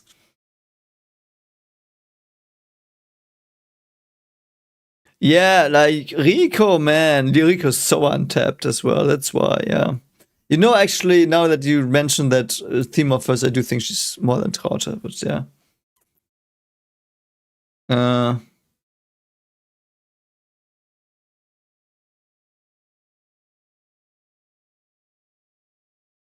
Yeah. But Rod is like, oh man. I do think it fits. Like, he was fully developed, but he was a lame character. I do think Rod was a lame character. Can't even really reason why, but I always didn't like him. He was like so boring and predictable a bit in one note. I remember those episodes when I'm like, yeah, you're lying here. Yeah, you're lying here. And oh, surprise, he was lying there. Like, it's like. Yeah, comically, I don't think that's another. Being like George R. R. Martin is the best, but yeah. Yeah, for your single, have a good night's sleep. I will try to wrap it out again as well, but yeah. We've got this dude. I do think he does drink wine, so he might be a wine drinker. Weird scout. Destroyed corpse. I don't even know why that's here. Who's this, though? He looks a bit like Marco. Is that Samuel?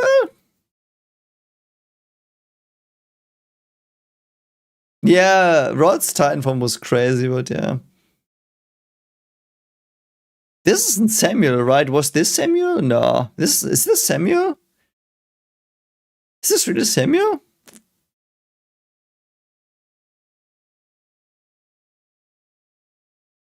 It is Samuel. Okay, Samuel. I think Samuel, as he died, should be with Des a bit lower. I do think that's a fair point for him. Yeah, I do think that's okay. Weird random woman that probably gave a message one time.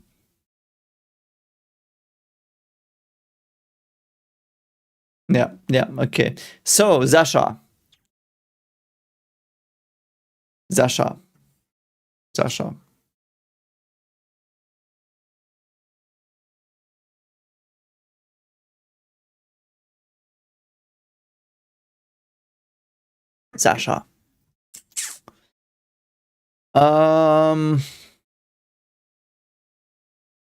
Okay, so I did this because I did think this was the only one where I was really like, this should be a distinction made.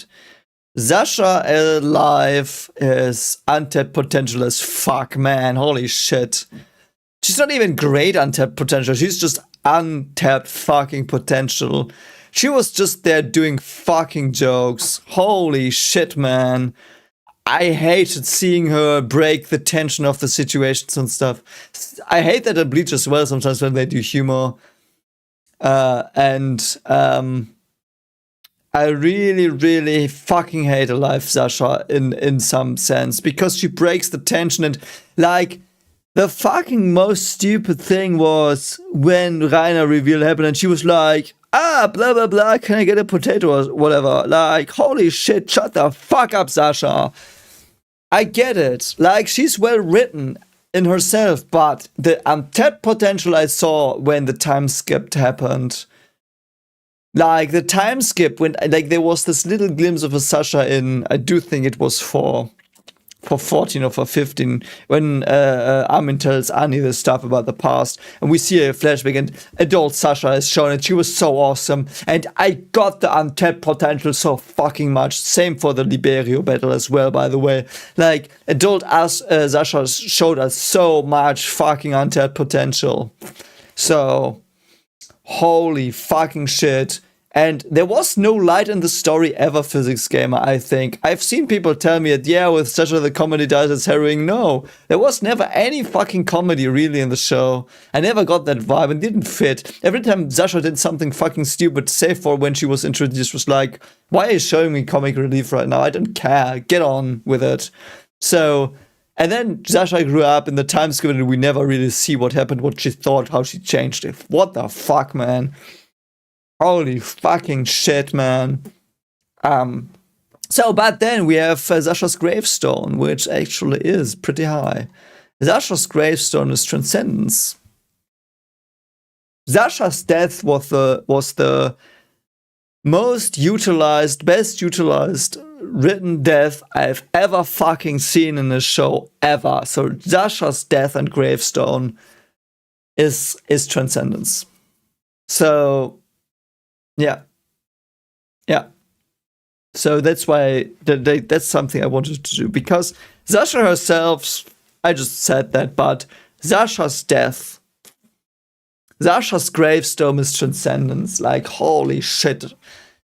I know it's not really a character I'm cheating, but holy shit, I love that. That's so good. So fucking good.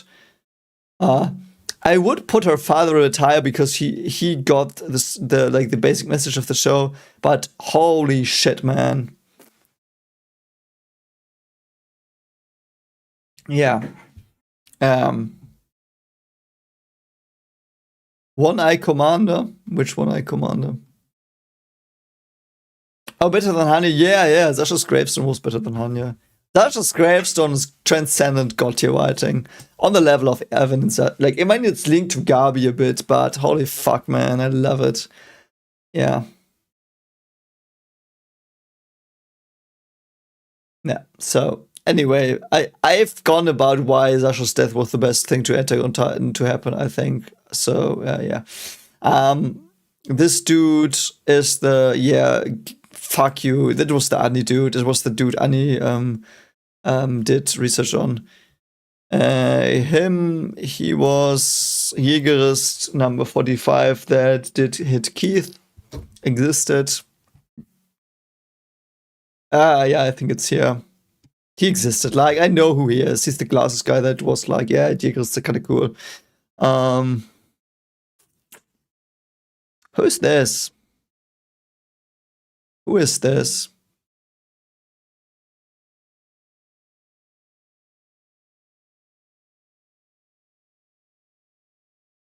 I didn't remember this. Oh no, this is the I'm so dumb. I know. I haven't read it in the chat. You told me probably already, but I know who this is. This is the Ilse Titan. This is the Ilse Titan. Yeah, it's the Ilse Titan. Holy fuck, I love it. Kai Hill Reiner is here almost top. Yeah. Like, I've already made my point clear with Ilse, but Ilse's Titan is, writing-wise, so intriguing, so awesome.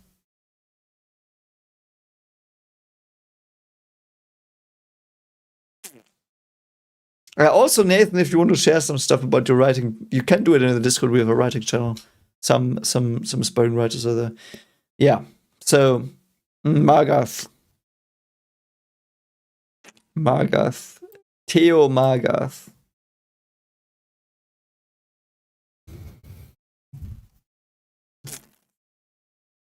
You know what? Fuck it, I'm gonna be salty. Put him here. Holy fuck, man, that Müller asshole. You know why? I would have, you know what? Jokes aside, I would have put Margath probably below. I would have put Margath here. But or the bystander as well. Like, he could have been here as well. Don't get me wrong. Like, he could have been a bystander here. But holy shit, man, that his death was one of the most dumbest thing in the anime. I will put him here. Fuck you, Margath's death. Yeah, fuck you, Margath's death. I'm so salty about that. I'm so salty. Margath is better than Charles, I know he is, but his anti-potential is beyond measure because Müller exists. And Müller can go fuck himself. Where is he? Here. Müller is here. Go fuck yourself. Where the fuck are you even? Why do you exist? You know what? I'm gonna be even more salty.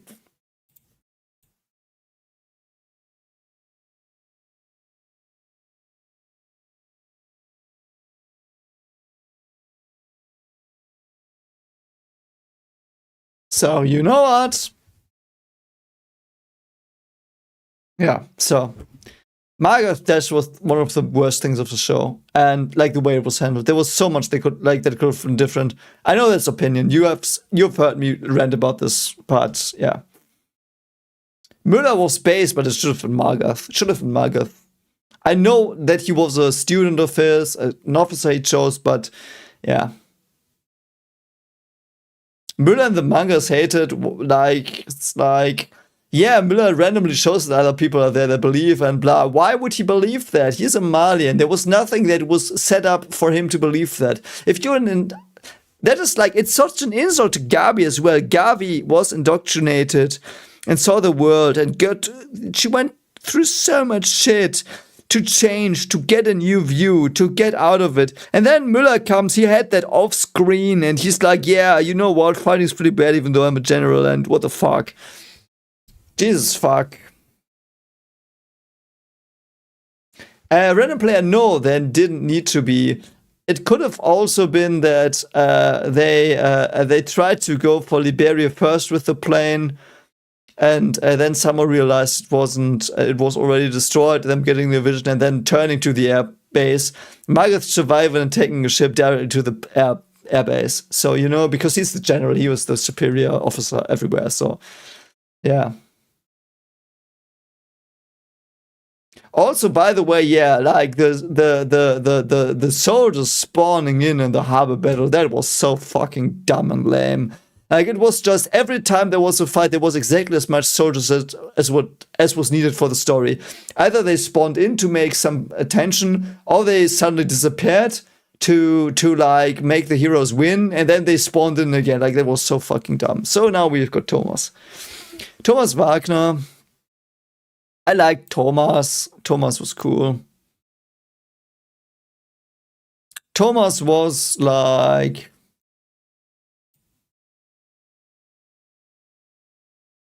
I liked him a bit more than the dude who got eaten by the horse. So, you know what. Guy who's afraid, I don't care. I don't remember him. I think he's a scout.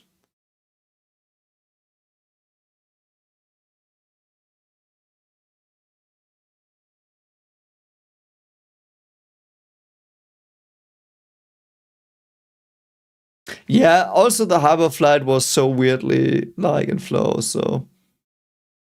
Yeah, that's the problem as well. I remember that one moment where like there were still shots of all of them being overwhelmed by Jägeris, and the next scene they are just gone. The Jägeris are just gone. Like, what the fuck was that shot? Anyway, I'm not gonna rant about it. So we have got Thomas, we've got those two ding-dongs. I guess they rode and were heroic, but didn't do enough. Another Thomas, I don't remember another Thomas. Misha's Thomas, I don't remember that person. It's literally who the fuck are you, so. Yeah. Udo,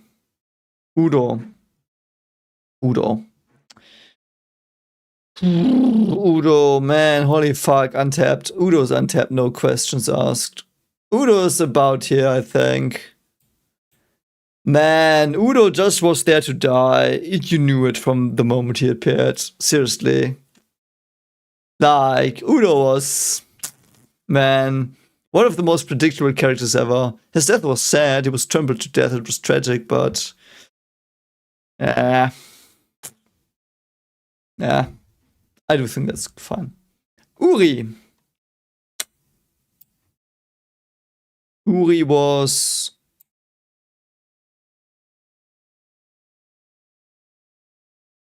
I do think Uri was about here. I really loved Uri, though. He complimented Kenny well. Kenny had more development and stuff, though, so I would put him here. There was no untapped potential for Uri. He did everything he wanted.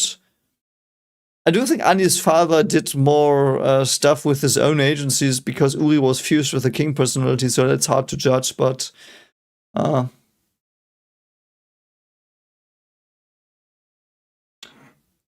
yeah. So Uri is really intriguing.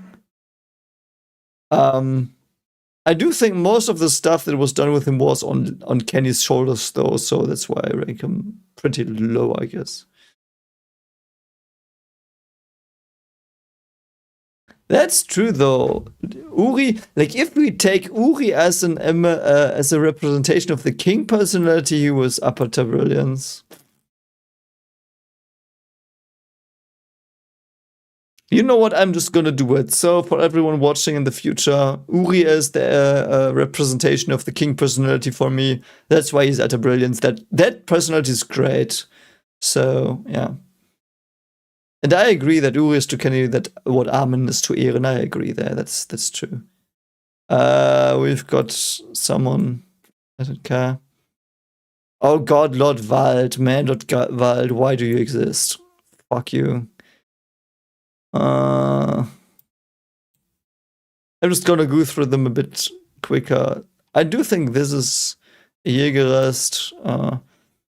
Let me actually see which people are. I don't know.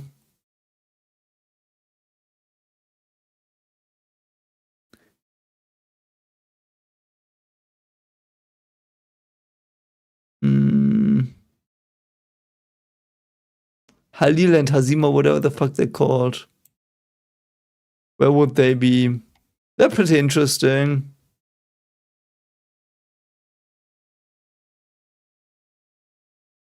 I would put them like with I do think it's okay to put both of them with Grisha's sister. They were a bit more impactful because they had more character and developed a bit more, but yeah.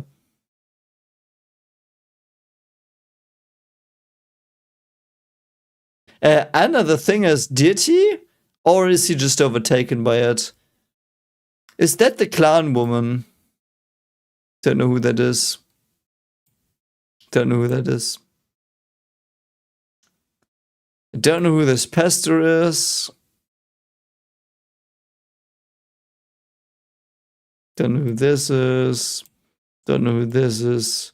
I don't know who this is. So I hope so. Do I know all the others? I don't know who this is either. So, and I don't know who this Titan is. So please confirm all the people that I just put into Lady with Blood is Lara Tiber.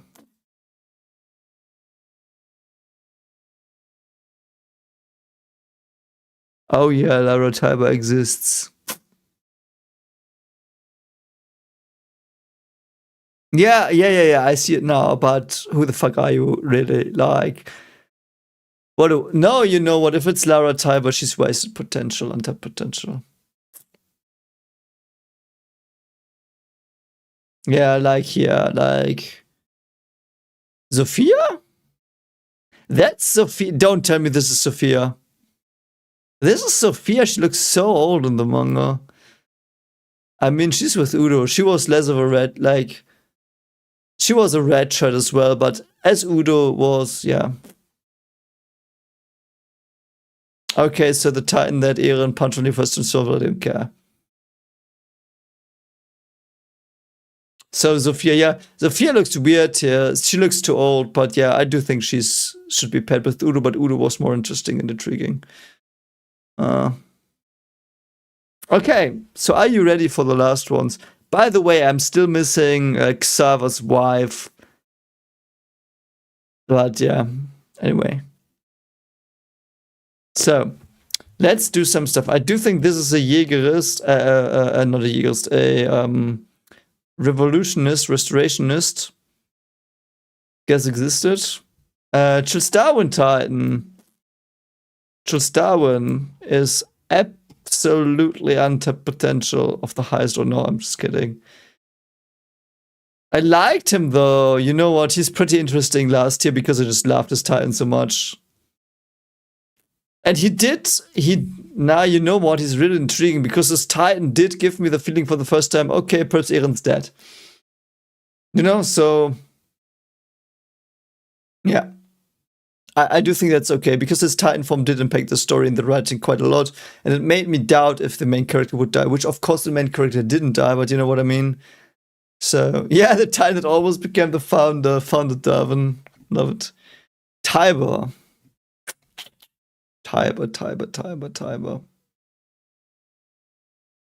Tiber's pretty cool. Tiber, where are you, Tiber? I would put him here, I think. Yeah, I would put him here. Perhaps I would. You know what? No, actually, no. I'm not gonna do this. I'm gonna do something different. Tiber is also untapped potential for me. Because his writing was ambiguous, all of it a bit. To me, this is very personal opinion as well again. But Tiber does, like, I love the way he spoke and all the stuff, but in the end, it was not completely clear why he wanted this stuff, because it was hinted that Eren and Zeke gaslit him, and it wasn't made clear that much, so.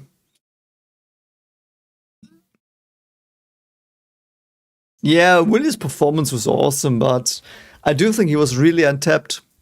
Really untapped.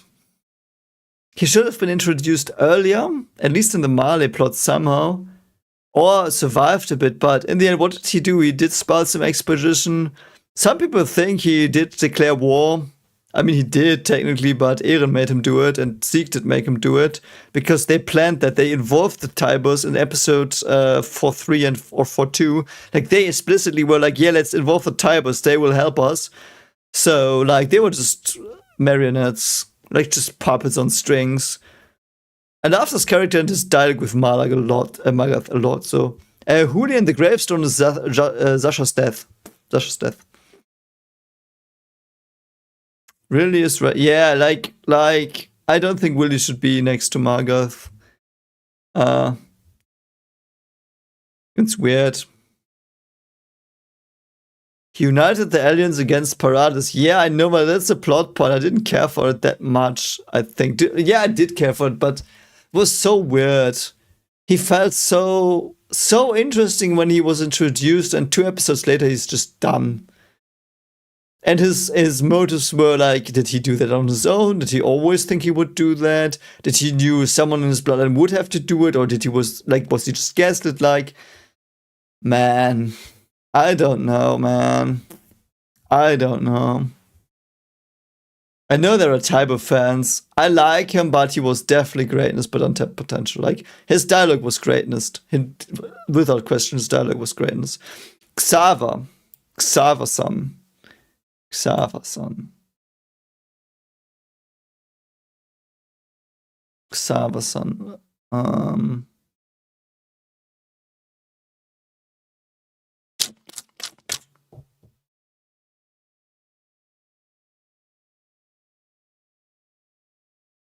I do think Xaver goes here, if that's Xaver.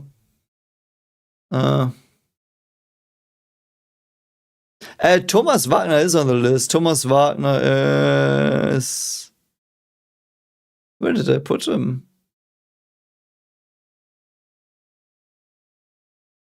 Where did I put Thomas? Here, Thomas is here. This is young Thomas Wagner, I think. I hope it is. So... I do think this is Thomas Wagner.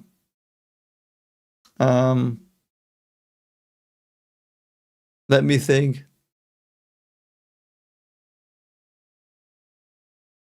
No, perhaps he come. Is he still? No, I don't know. Like, let's say this is Thomas Wagner. If it isn't, that is supposed to be Thomas Wagner for me. So there was no other person that looked like Thomas Wagner. So yeah.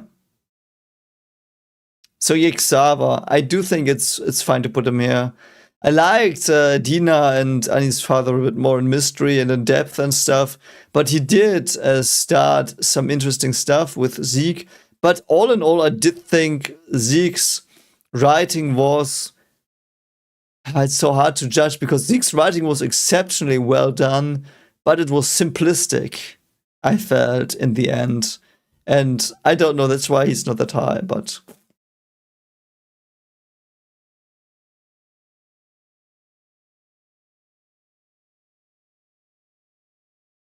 Yeah, like the thing is, Eren did obviously know it was gonna happen, the declaration. He just waited for the moment to transform, so to speak. He had seen it in the memories. He knew when he would transform, so he just waited.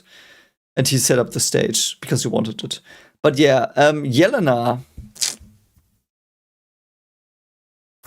Yelena is also definitely, for me, here somewhere.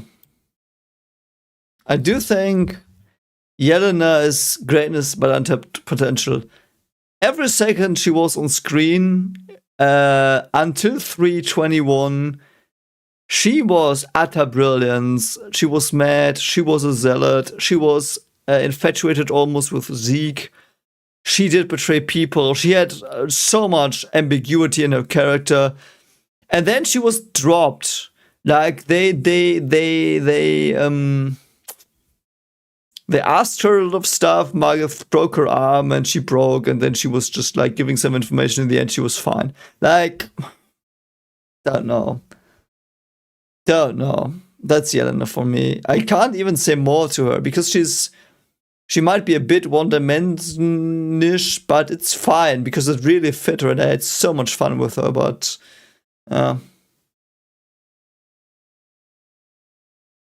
yeah, Willie might have. The thing is, if Willie made the speech and Eren wouldn't have transformed, people would have probably still followed him because he was charismatic. You know, because everyone stood behind him anyway. It was just a speech, like, you know. Yeah, but Yelena is hard. I think Yelena had definitely had potential in the end. In the end, she did. Ymir. Ymir. Ymir. Yeah, you see her climb, don't you? You see her climb. I will park her here for a moment.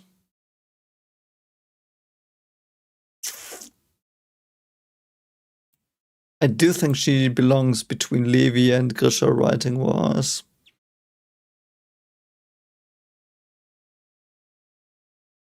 Like, Ymir's writing was so impeccable, but she was only there for a season, I felt. I know she was in season 1. You know what, though? I do think this is the perfect place for her. Because in season 1, I already got all of her character. I realized she didn't lie immediately when she spoke twice or 3 times. Like, I do remember, like, her characterization writing was so consistent and fucking impeccable. She's got you. She should have done more, perhaps. And I still don't know. Like people had to have, like, people in the chat had to tell me, writing wise, she's not below Levi, no. Importance wise, perhaps, but the thing is with Ymir as well, man, like, she was so well done and prepared, and she was probably the most consistent character in the show.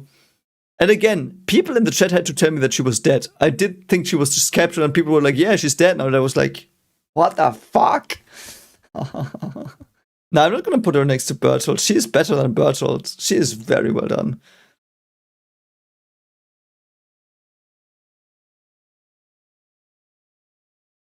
Ymir in the end chose to, like, freed herself as well. Ymir's thing was, so she was enslaved. She would take care for her zealots, and then, like, there was the Ilse Titan and stuff, and she was turned, and she got a second chance from Rainer and Bertolt, and, like, when she ate Marcel.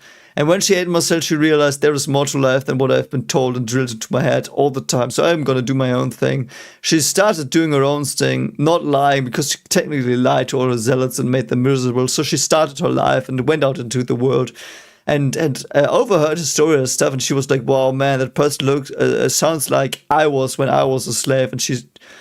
And when she realized Historia was the one in the recruits, she was like, interesting, and she went to her. She fell in love with her, of course, and in the end, she was like, "If I want to be truly me, I have to pay my gratitude to Rainer and Bertolt.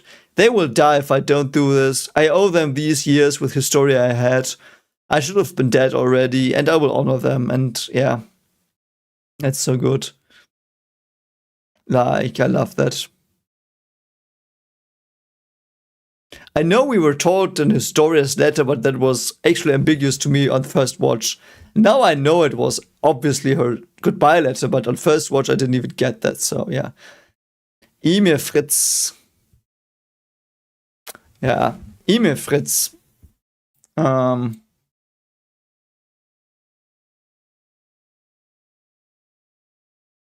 I do think E-Mail Fritz's transcendence all God tier.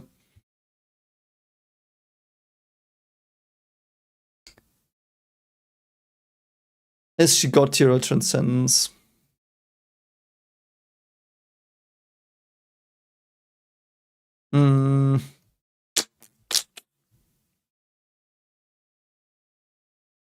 Email.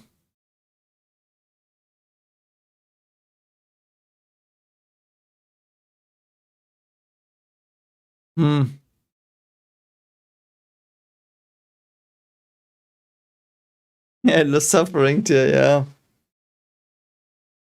E-Mail Fritz.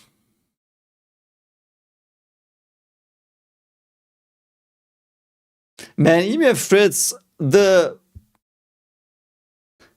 I honestly love that. I do think in the reactions in the back of my mind, the possibility of her being Stockholm Syndrome and all that stuff did play around. I never talked about it, so I will not pretend I did think about that, but I did. And the balls to pull that off, the balls to make it about a toxic relationship in the end, is so fucking brilliant. Because it's not done enough, it was done very, very delicately in a way. It was very complex. I mean, she had 3 episodes, and it made so much sense. Like, the trauma that she had, creating the Titans with that as well. For me, she was the perfect being for creating the Titans, and all that happened around the Titans and her was so good. So good.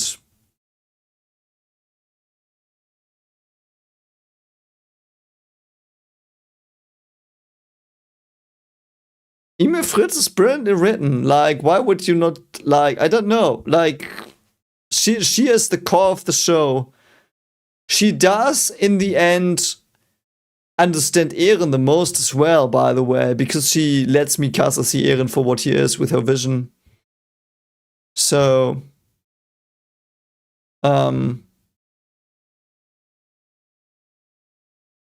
like, it's like, she's so layered. The fact that she let that fucking pig pen open to be acknowledged as well, holy shit, that's so dark. I do think I talked about in the reaction, by the way, at Physics Gamer. Eren getting a burial, I took that as he did away with the Titans, so at least he did something good, even though he was a shit. So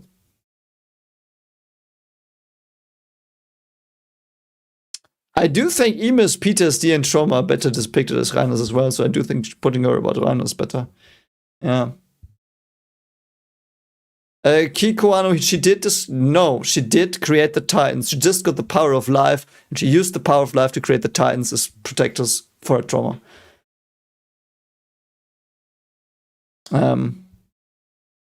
And the fact that she was in a toxic relationship, and I was wondering, like, why did she stay with with King Fritz? And her staying in that toxic relationship, like, do you know how many stories dare to depict something like that? None, almost none. Mikasa and Emi are 100% the same, almost 100%. Both in toxic fuck up relationships. And I love also, you know what? Adding, if I add in the Mikasa OVA Lost Girls, where Emi sends Mikasa the alternate version to test if she can influence her a bit or show her stuff. Like, holy fuck, man, that was also adding to that as well. A toxic relationship is not good, it's terrible, but that's exactly the fucking core of the show. It is not good. That's the point. It's not good. Emi's toxic relationship wasn't good, and she needed to see it. Because if you're in that relationship, in reality, either you get a helpline or you off yourself. And getting a helpline is what Ymir did for Mikasa. So, yeah. Yeah, she was also the perfect slave for King Fritz because she wanted it. It was like, because Ymir was so down, everyone hated her. She was so down that she would voluntarily let that happen to have someone that acknowledged her a bit.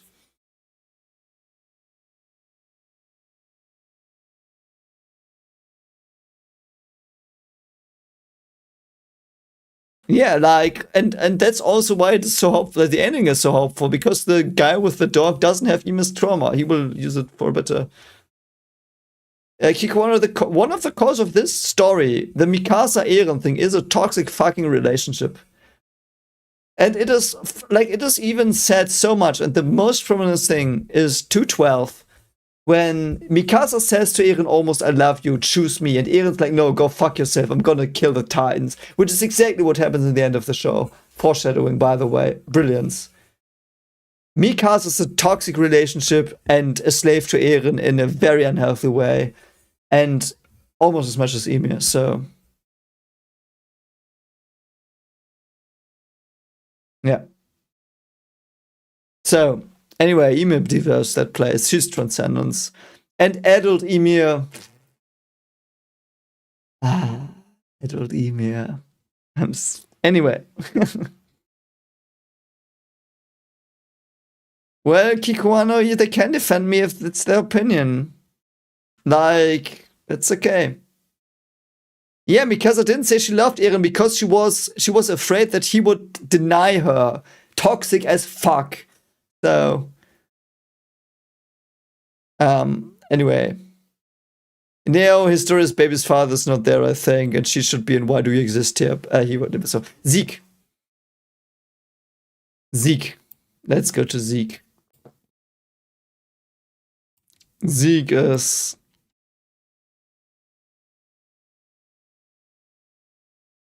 I would put Zeke here, I think. I really hate him. I think his motives are really fucking dumb. He's as short-sighted as Eren, but he's not as well-developed as Eren. But I really love Zeke, so I do think Zeke is...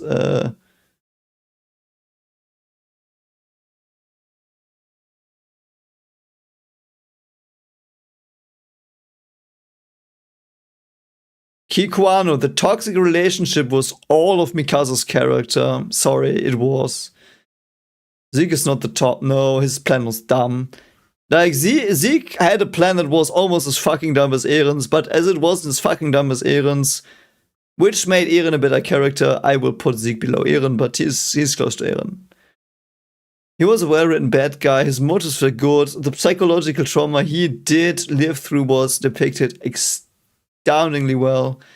And I loved when he died, so... Yeah, Zeke is like Eren in that he's childish, but he tried to grow up and Eren didn't, so... Kikuano, you can't be wrong with opinions. So... Yeah, but please stay civil in the chat. Also, Physics Gamer, I do agree, but yeah, I do think... You know what? I actually will put Zeke above Eren because he is more clearly depicted, so...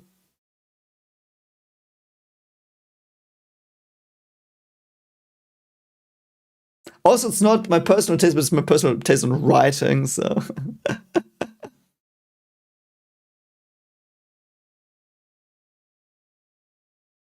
Naima, Sasha is not Transcendence. Her gravestone is. Her death is.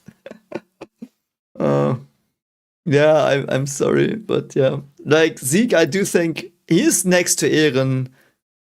I do think Eren is more complex, though. You know what, Eren? Yeah, but Eren's not better written than Zeke.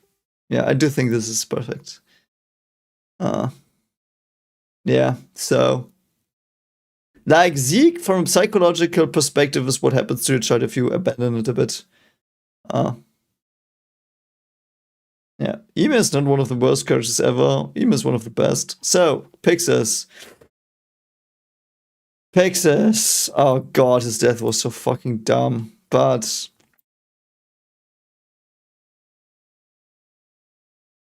I do think he deserves that as well. He deserves that.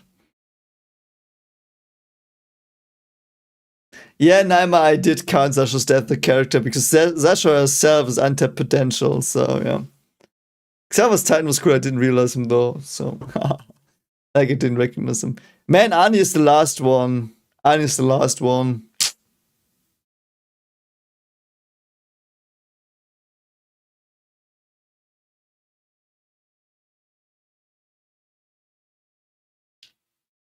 The theme of a toxic relationship has started in episode fucking 1. When Mikasa was like hitting people in the face just because Eren was. Anyway, I do think these 3 deserve bystander. So, nah, Sonny and Bina, where are they? I don't remember where they are. They're pretty high though. Sonny, where are you, Bean?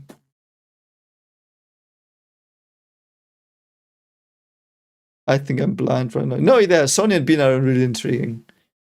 Yeah. Yeah, the music for Pix's death. Holy shit, man.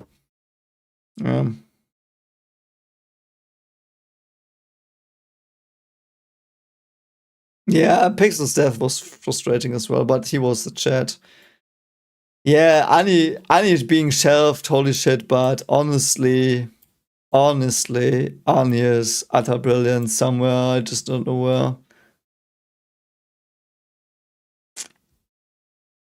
I would put Annie here, I think. Hi, Swanee. Annie is close to God. But I do think now that I look at all the. Yeah, you know what? Perhaps she's God. Lowest God tier, perhaps.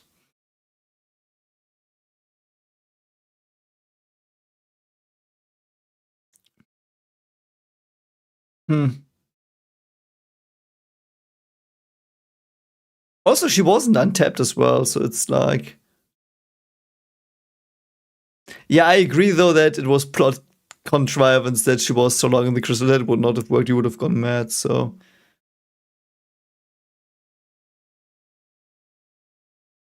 Yeah, Kiara, we were done with this any placing as well. So.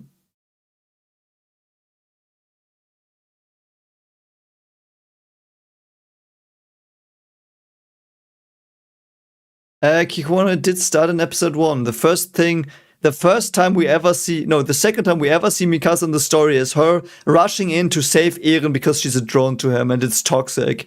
Like, she gets into a physical fight that is not hers. How the fuck is that not toxic? Annie is above Mikasa, definitely, yeah, but.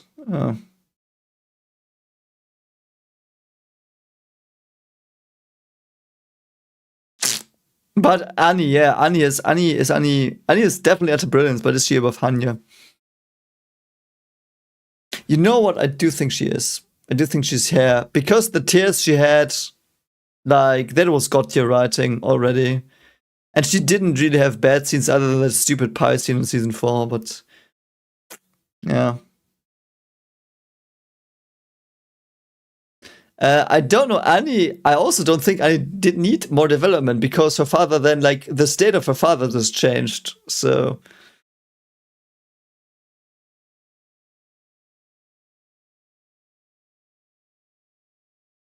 BBKPS Hanya is down because it's writing, not how much I love them. So. Kikuano, I did like. Of course, it was toxic. Why do I need the ending for, like, if you are in a fight and another friend just rushes in that has nothing to do with it, that sees you could have done fine and is just there to step up your own value to be like, yeah, I helped him, he might like me then. That's toxic. That's toxic.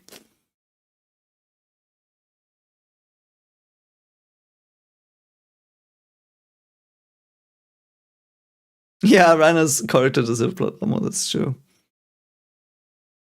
I do think Anya is one of the best morally gray characters as well. I'm unsure though if she's got like.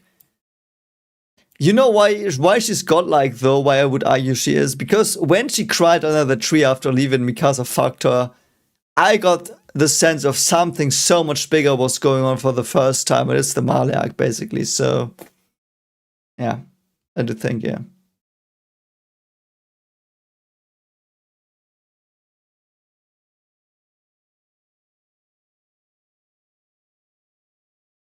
Kikuano, actually, yes. Saving your friends if you don't need to is toxic.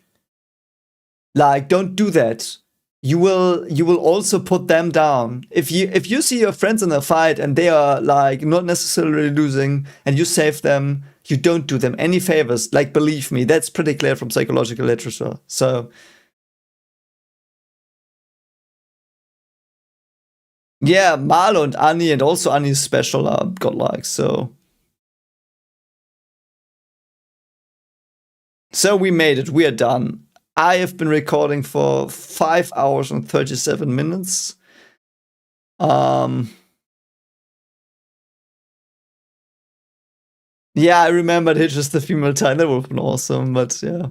So that's my tier list. We've got some Transcendence characters. So writing wise, they're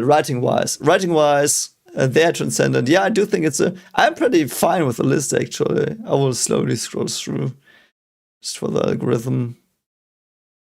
I'm pretty content. There are many I didn't know. And for the other ratings, I will just delete all of these from the list. Okay, so yeah.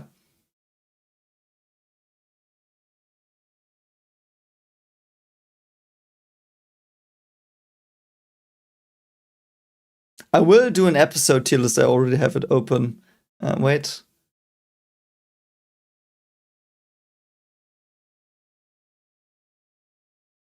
There it is.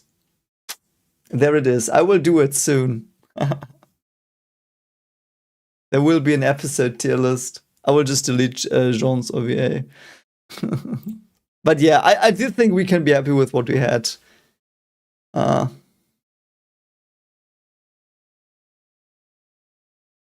Physics gamer, I am.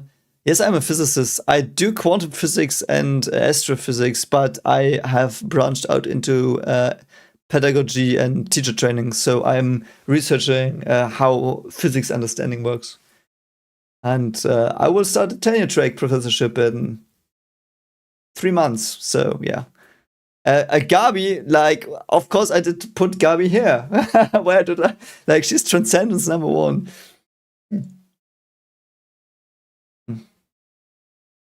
Yeah. Yeah.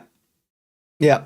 So, again, I know there are some weird things like Ahmed's grandpa who had 2 lines being in God tier, but this is a writing analysis. So, please keep that in mind. This is how I think the characters, writing wise, impacted the story, were depicted, and so yeah. I do think we did a good job. I also like the bystanders. That also somehow fits a lot. I will probably look at the ending on the rewatch. So yeah.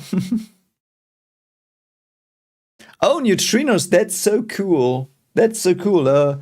Where I studied, a professor did some stuff on that. I do think in the Arctic. What's this called? This big detector array. Like, they did also depict it in the 3-body problem. Yeah, neutrinos are interesting. That's so cool.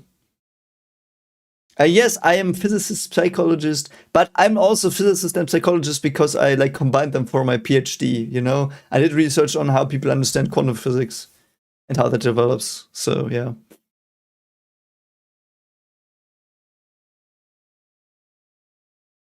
I mean, the fact that the grave is Transcendence is also a testament to Isayama's absolute brilliant writing. Yeah, the bisons are not bisons no more. We will remember them. So again, we might do we will probably do another one down the line with evil, good and evil, and we will also do one with how much I like them. Yeah, so. And Nathan, yes, you can. I don't know but the problem is it's only in German currently. I try to translate it, but I don't have the time. But if you DM me on Discord, I can send it to you. Or some papers. Like I did some stuff in quantum topology and entropy, so yeah. Oh, you speak on it? Yeah, perfect. Yeah, then DM me on Discord and I can send you my thesis. It's available for free. So,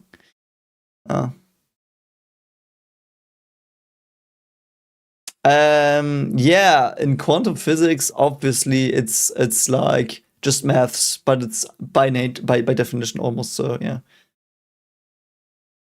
Ah, okay, yeah. I perhaps then wait for the English translation.